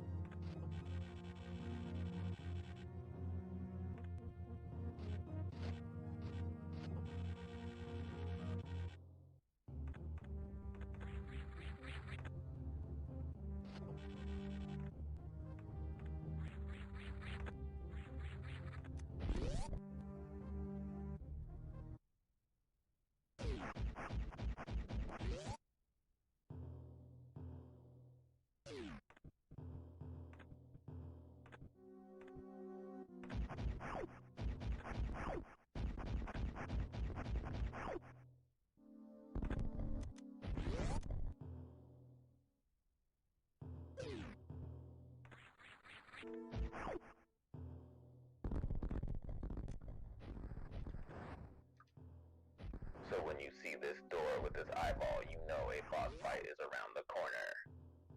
And that's exactly what we're about to do.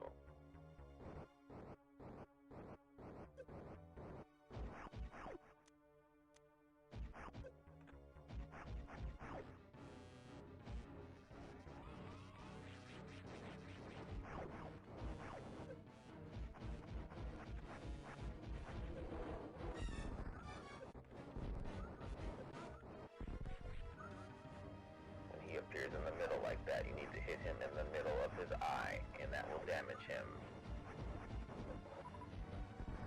The other cool part is, just like any other boss, all projectiles can be shot at, and extra ammo and health can be obtained.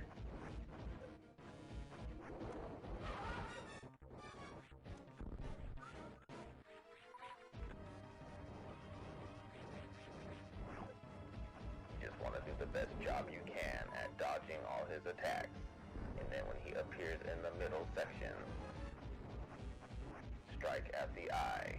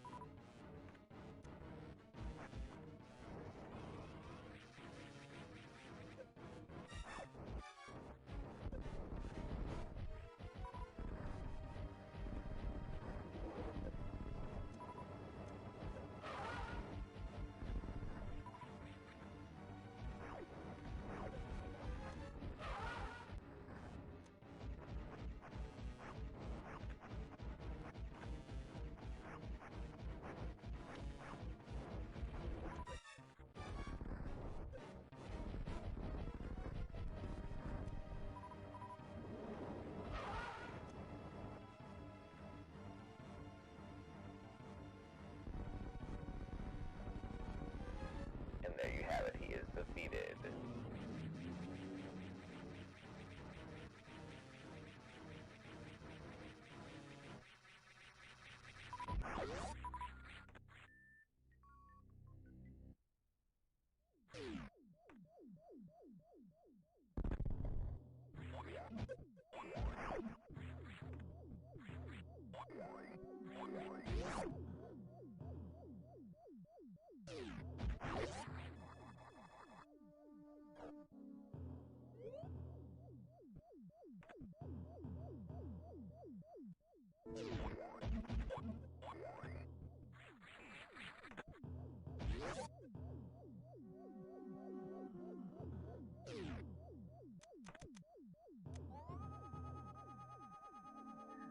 So as you can see, there is much to be explored in this area still.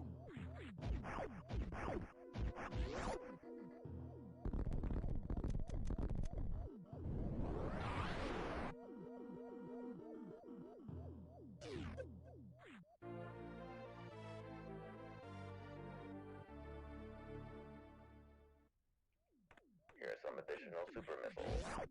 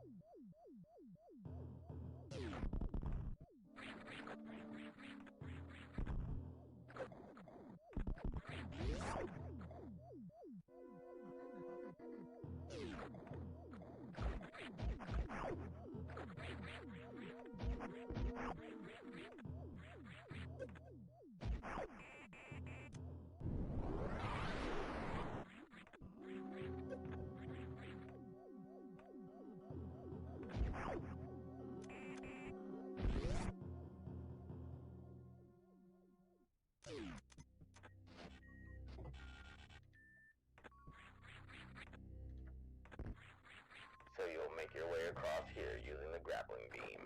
And there will be another energy tank for you.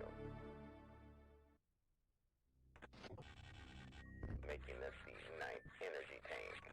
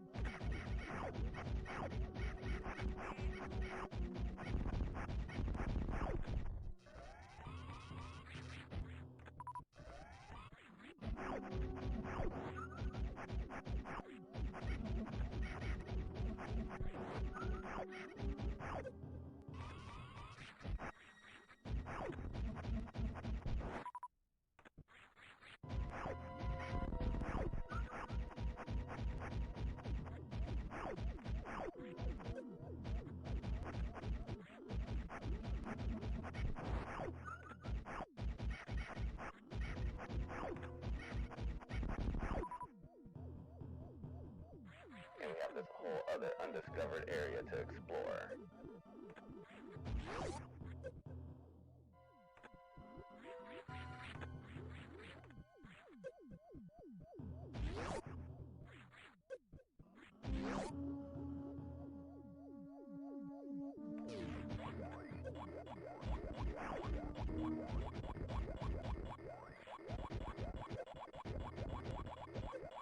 You have to shoot these guys and they'll go backwards and fall into the trap.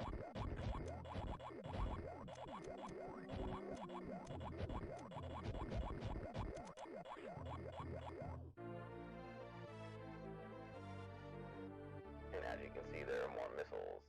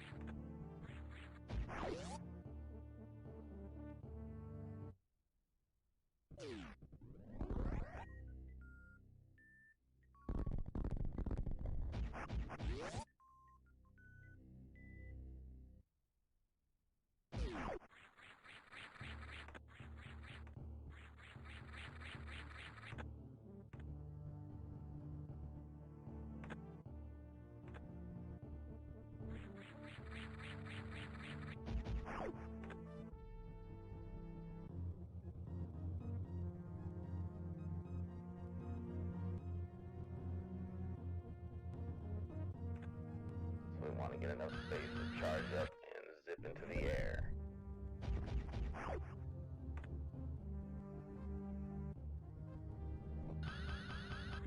Which does take some practice.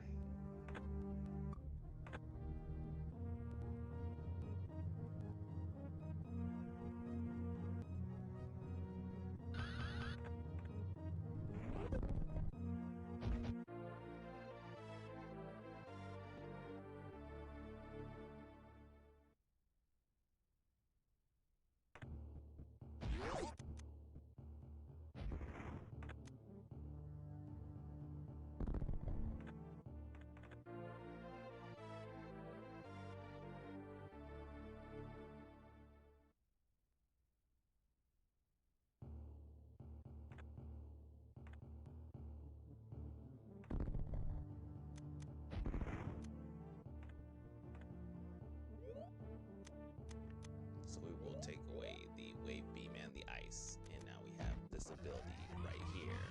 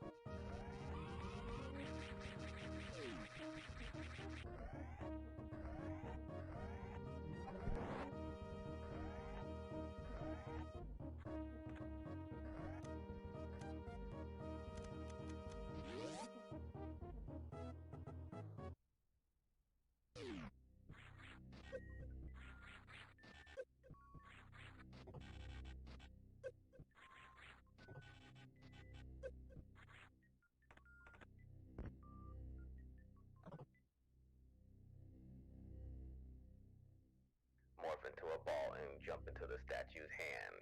He will guide you down below.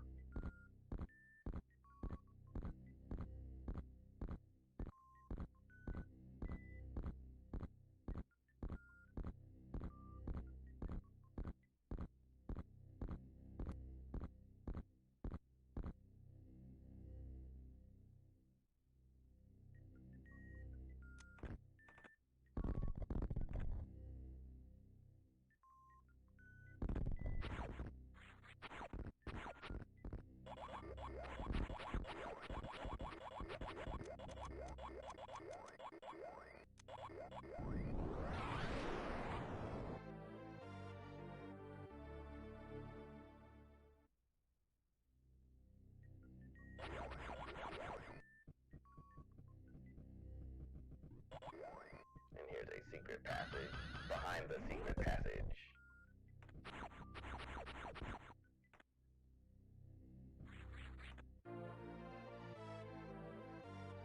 And what do we have here? Your third reserve tank.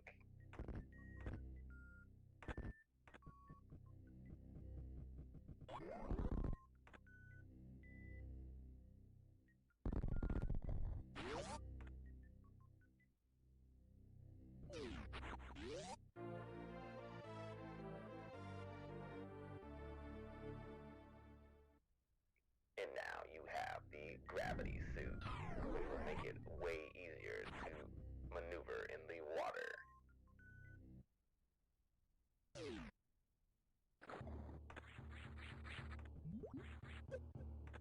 Now the water no longer holds you back and you can move freely.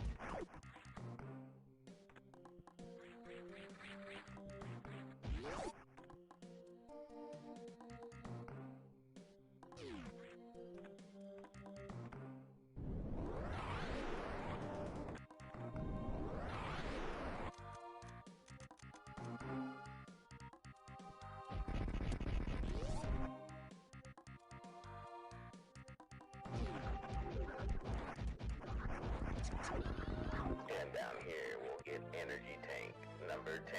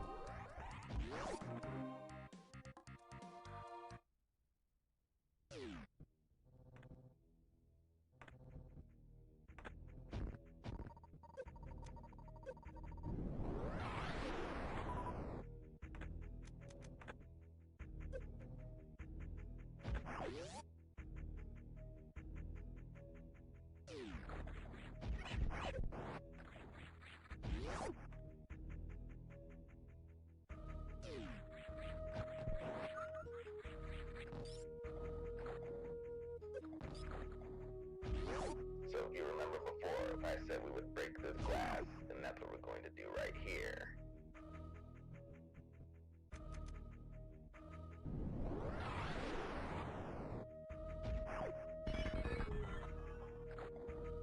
This new suit lets us move through the water more freely.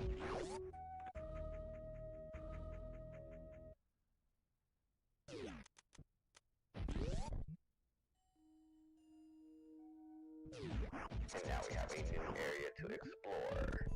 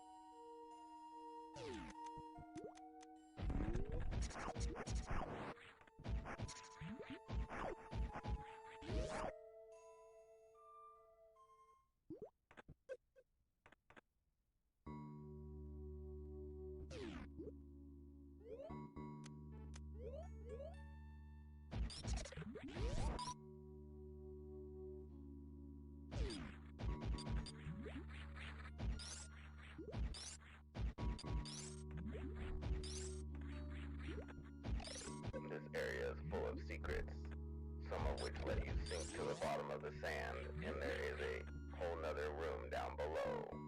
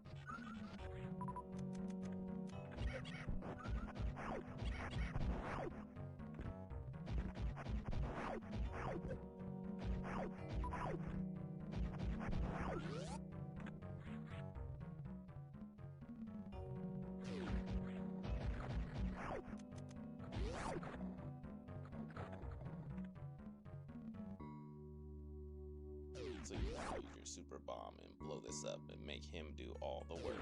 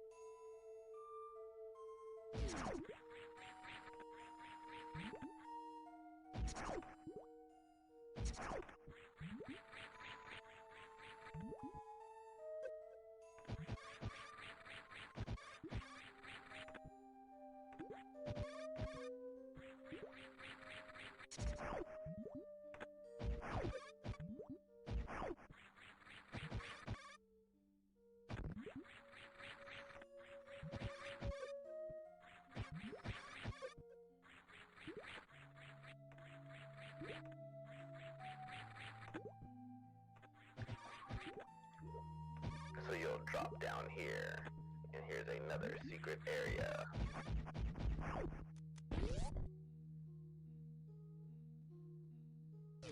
You want to make your way up as high as possible.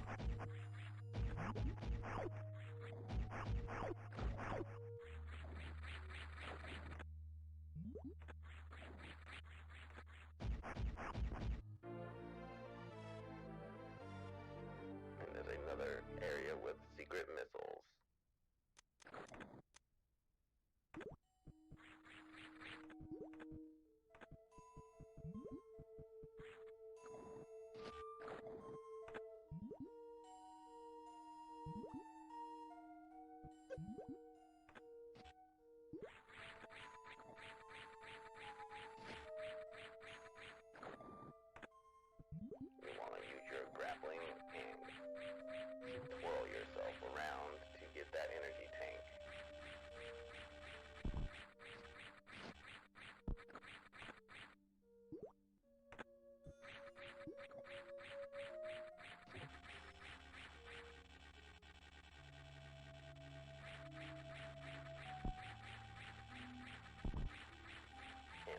Salvage energy tank number 11.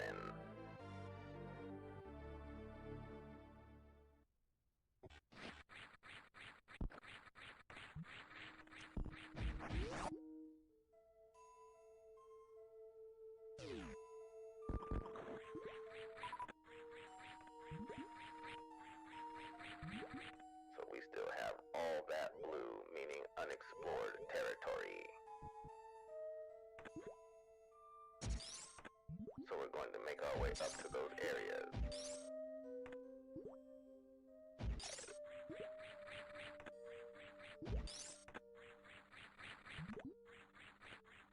We're gonna freeze the fish and use him to jump off of into the next room, like so.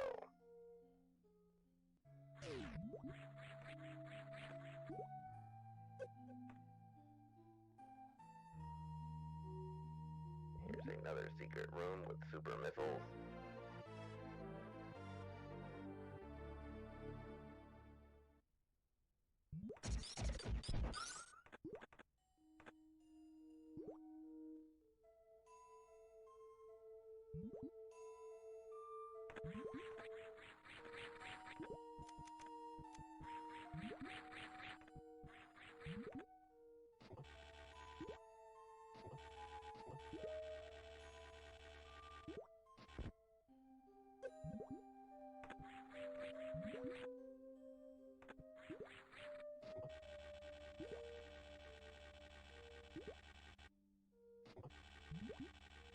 This area requires some acrobatics, but eventually you'll get the hang of it.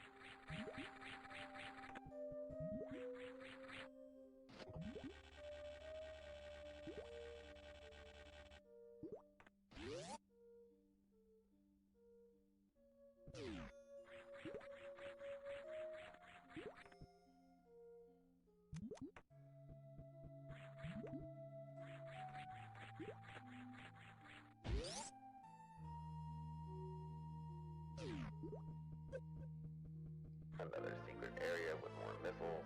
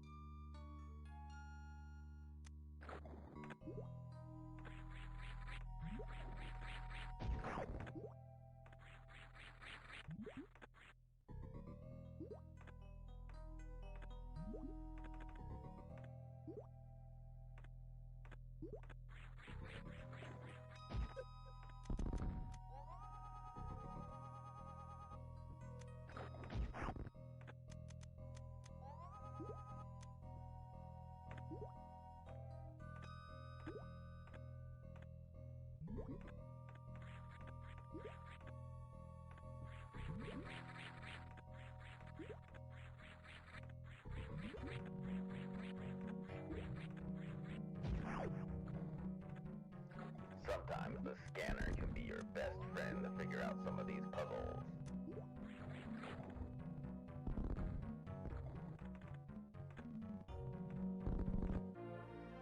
And there you have it, another reserve tank. And as you can see, there are missiles as well.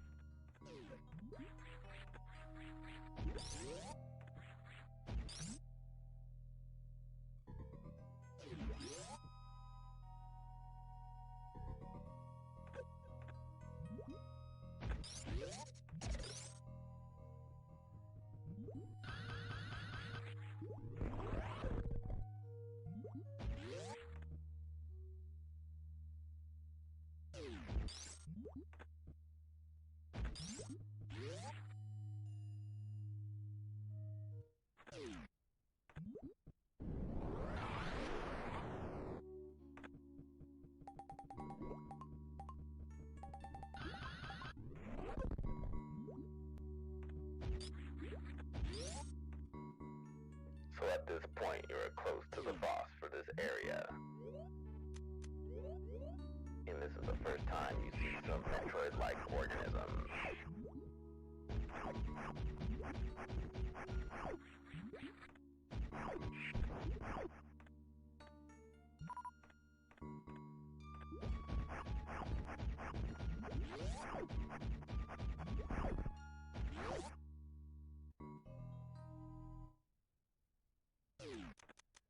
And in this room, you will encounter a mini-boss fight. This snake-like creature will go into those holes. You just need to hit him in his head. So you'll have to guess the appropriate holes or have good enough aim to hit him when he comes out a different hole.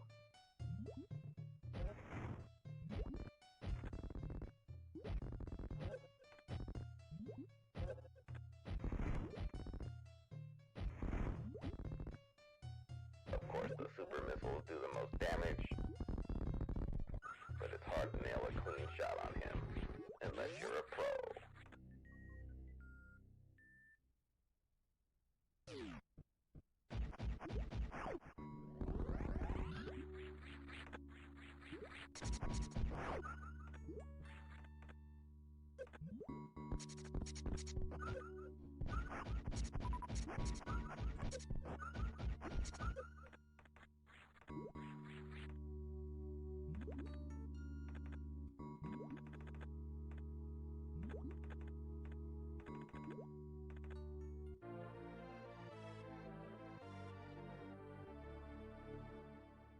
And now we have energy tank number 12.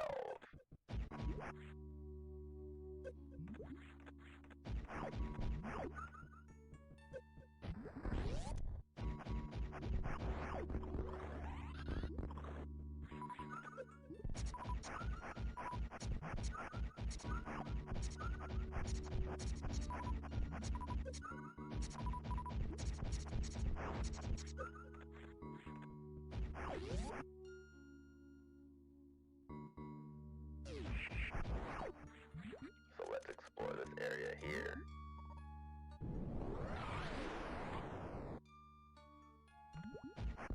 These Metroid creatures are highly aggressive.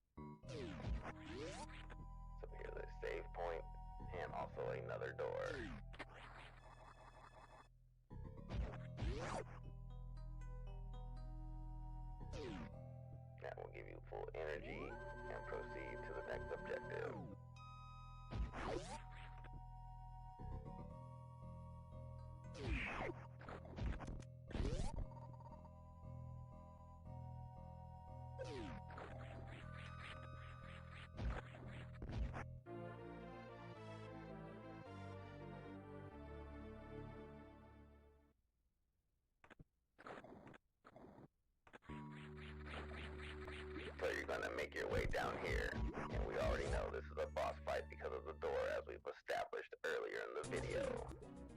You'll come down here, and you can hear the music that the boss is coming. You're gonna want to blow up these side little panels right here.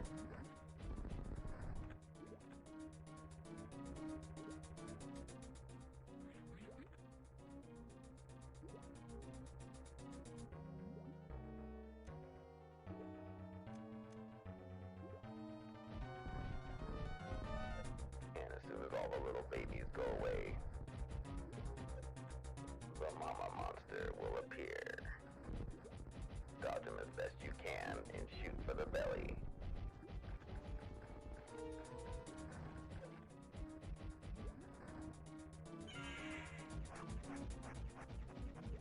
Once he zaps you with that white stuff, your hits are inept. So you want to make sure to stay clear of his projectiles. Don't let him get you with those white projectiles. Probably some type of monster sperm or something.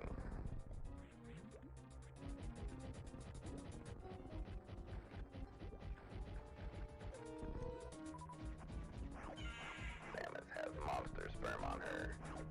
Now she's broken free and can attack at will.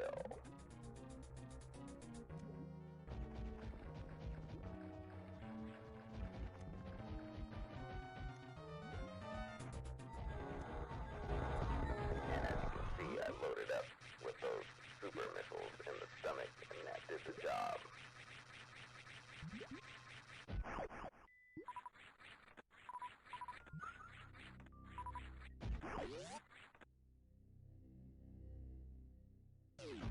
And in the next room, we have Space Jump.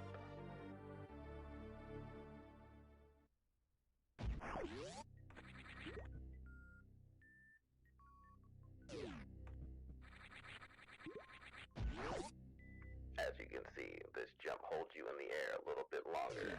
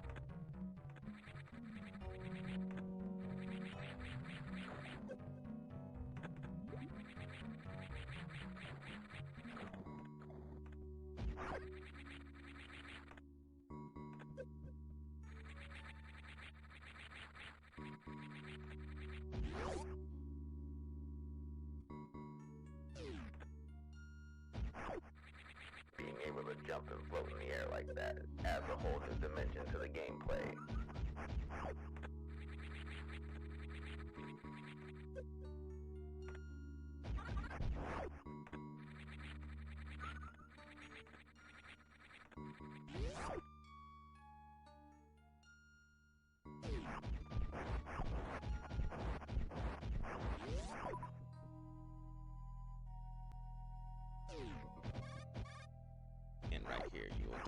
plasma beam, doing the most damage in game.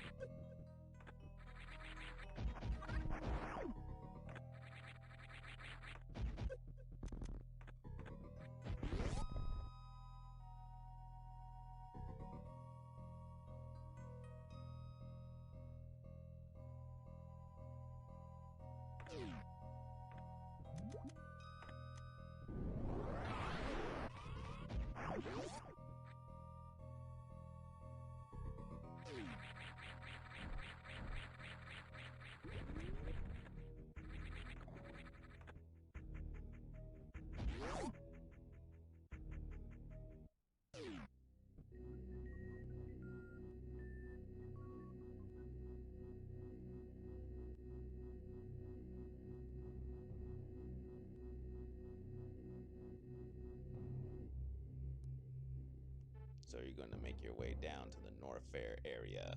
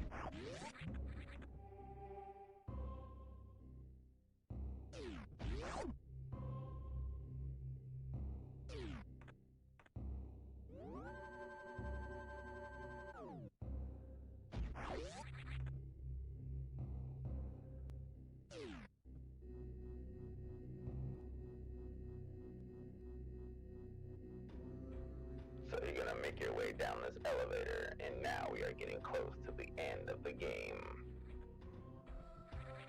So we'll make our way to this left side.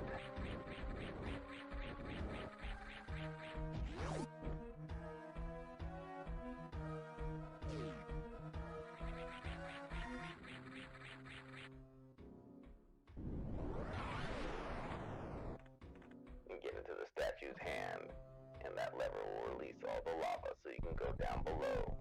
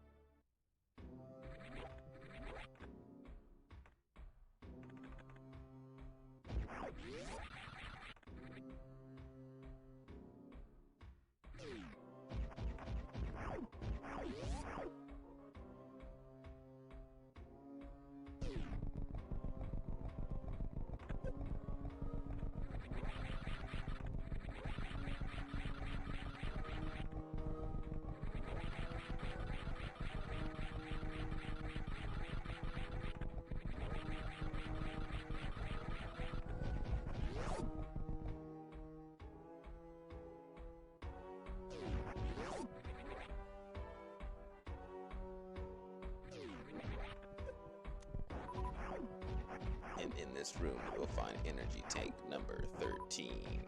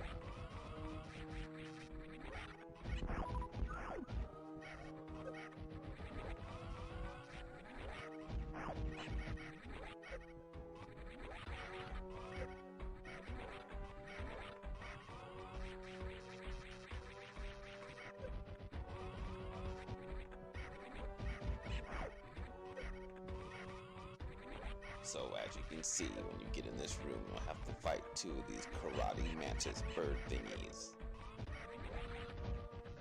Catch them off guard when they're facing the other direction, and then just shoot them.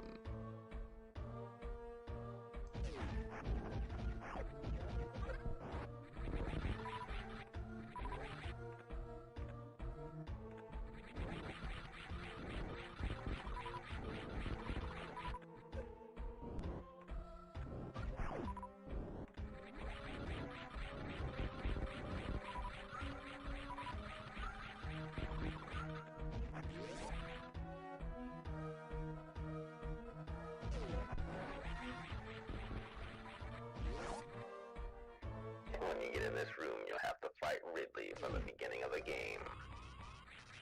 He has the Metroid captive.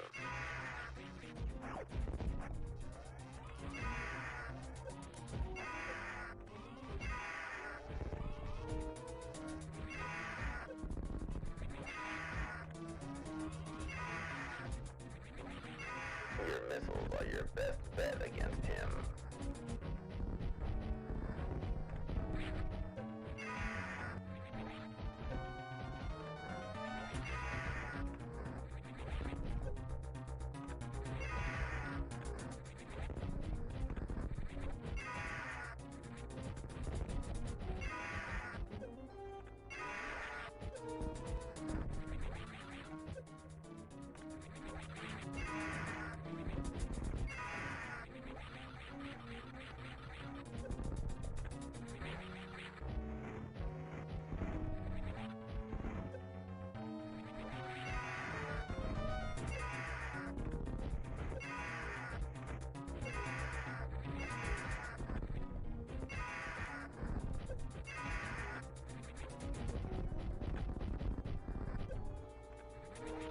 This fight is very hard to dodge his attacks. You just want to get as many attacks on him as you can and try your best to dodge.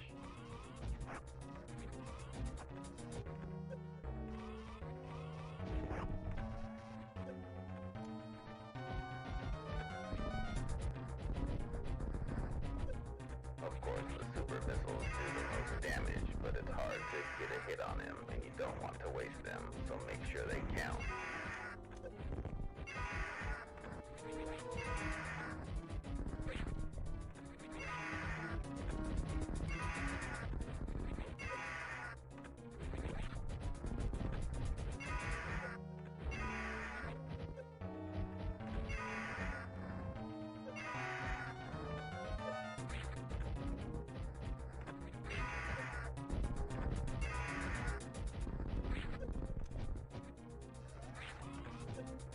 We just barely killed him with a charged shot.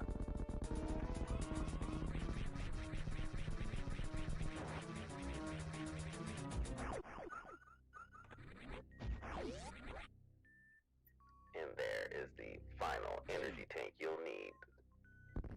And now we have all 14 energy tanks.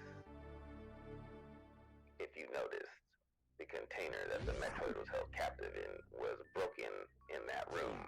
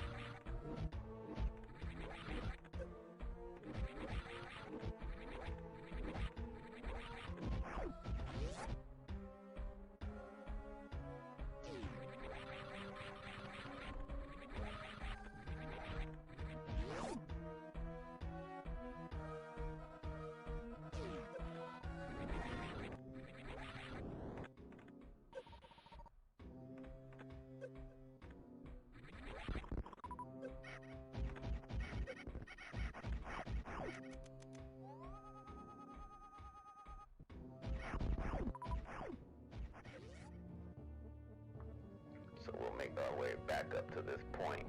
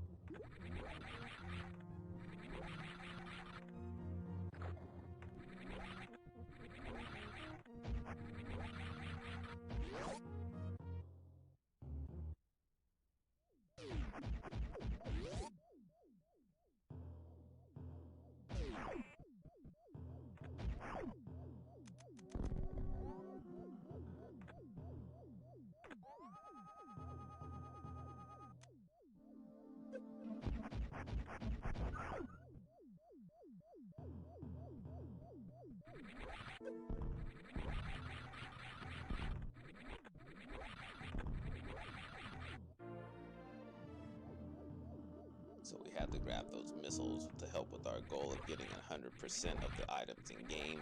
Now we're going to make our way back to the top where the ship is again, and we're going to go do the final boss fight of the game.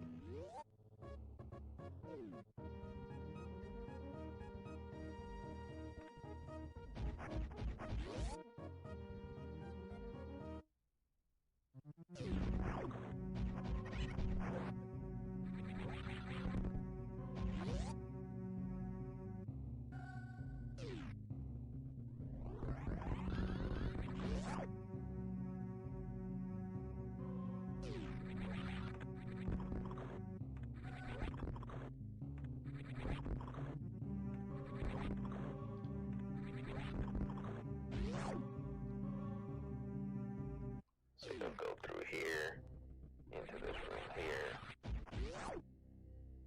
and here it is. As you can see, all the major bosses are represented that you've already fought, and that unlocks the path for the final showdown.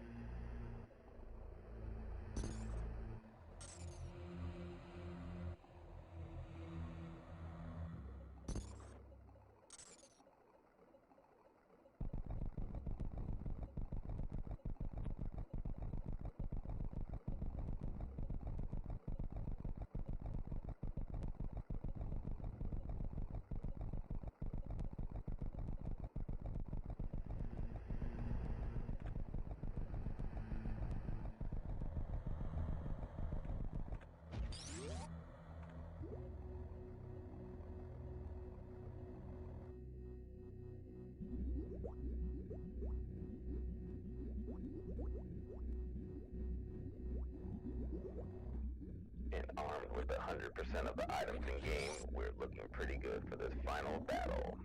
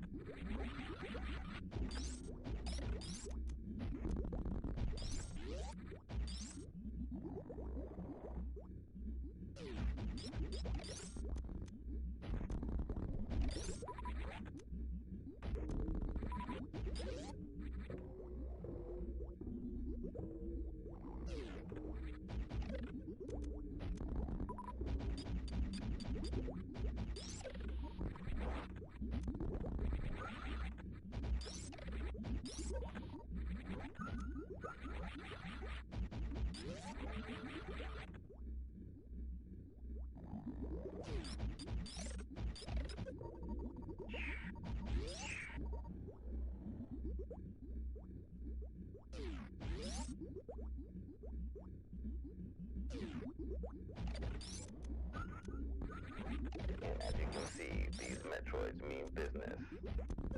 They they're highly aggressive.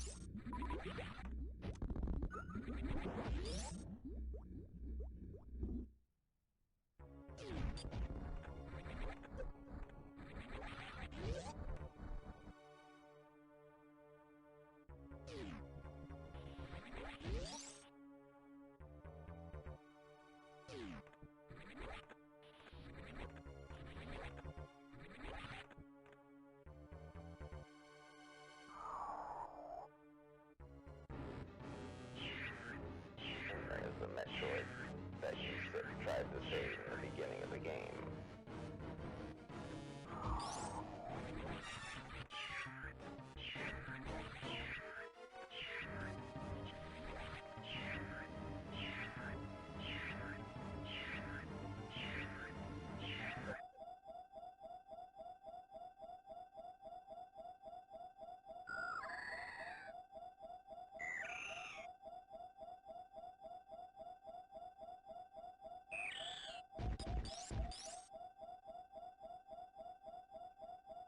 But I wonder if somehow, some way, while draining your energy, it remembered who you were.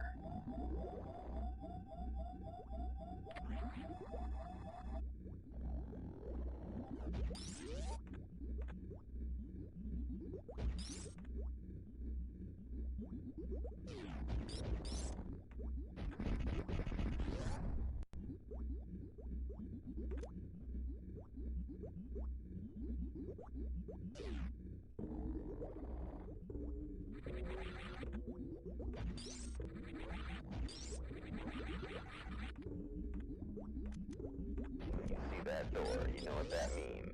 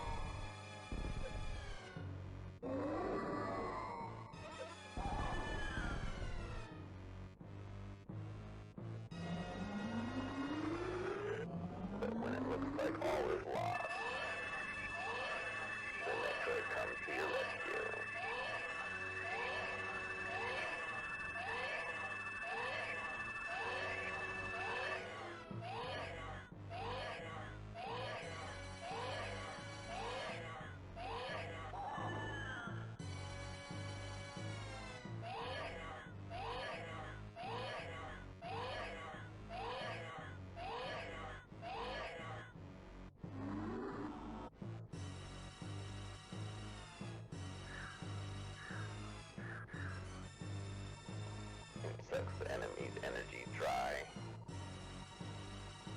and transfers it to you.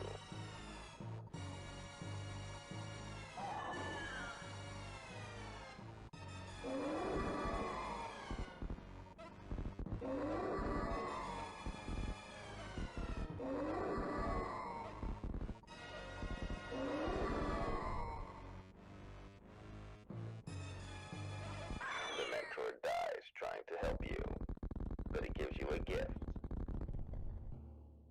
And now, spoiler alert again, now you can kill this guy.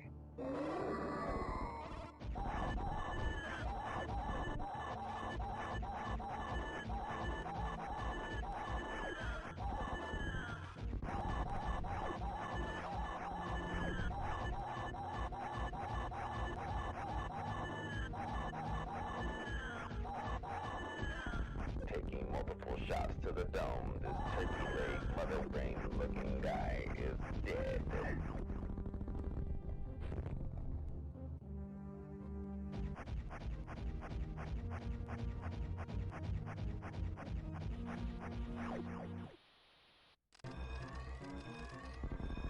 Time bomb set. Escape immediately. 2 minutes and 59 seconds.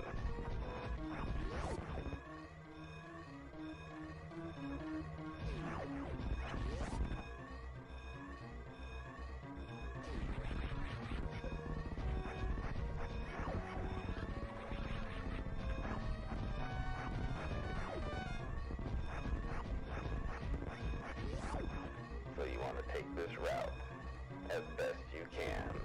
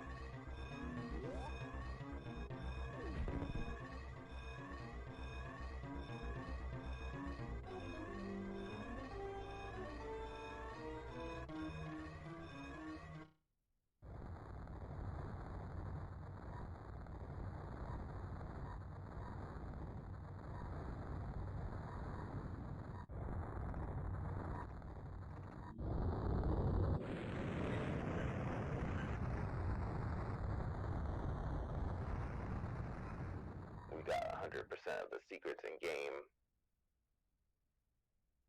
Thank you for watching this playthrough, and you guys have yourselves a great day. Peace out.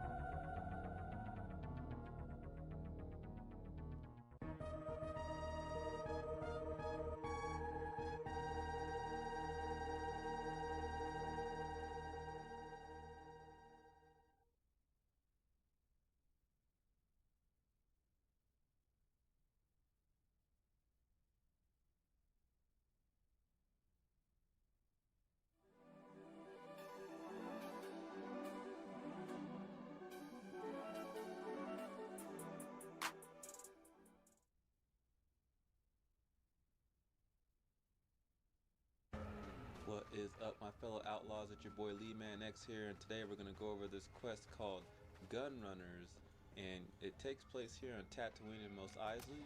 You're going to go ahead to the waypoint that it shows you, just like it does here on screen, and we're going to meet up with this representative from the Shiga clan. She's going to want you to steal a little something from the huts, and this is how it all goes down.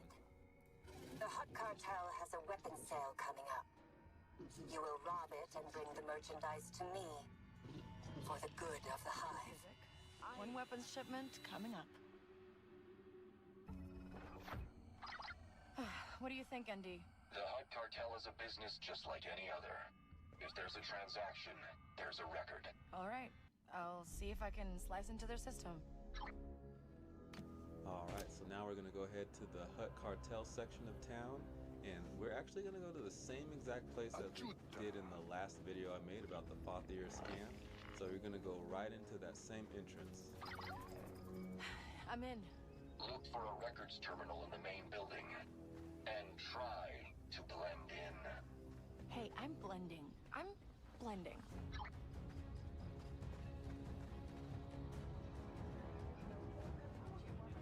So here we are in the same place as the last video, and we're actually going to go through the same exact vent that we went through last time. It's just that this time when we exit the vent, instead of going right where that camera was, we're going to make a left and go into that room that we didn't go into in the previous video. So you're going to have to take out these 2 guards in this next room, and then once you're done with that, there is a terminal with information on it about the weapons deal, where it's going to take place, and that's what we need to get. Time to distract them next. Who's that? That's it.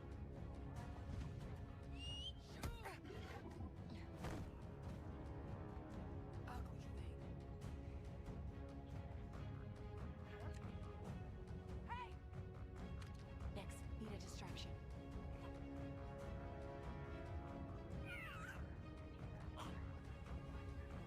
Weird. Get lost!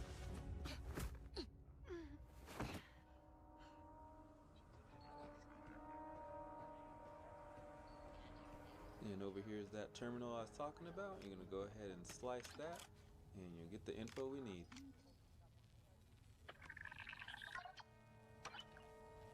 All right then.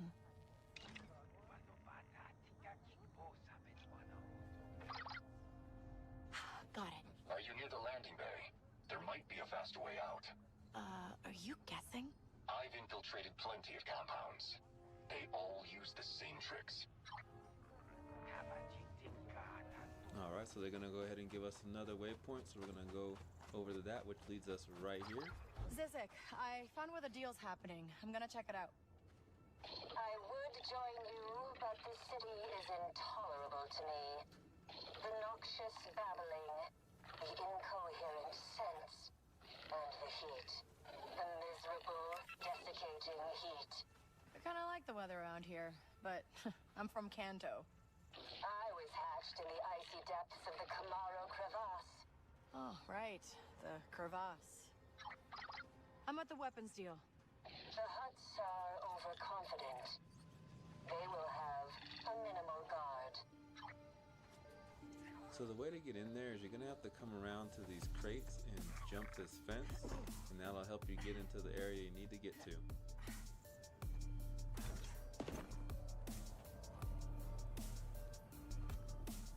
Whoa, what happened here?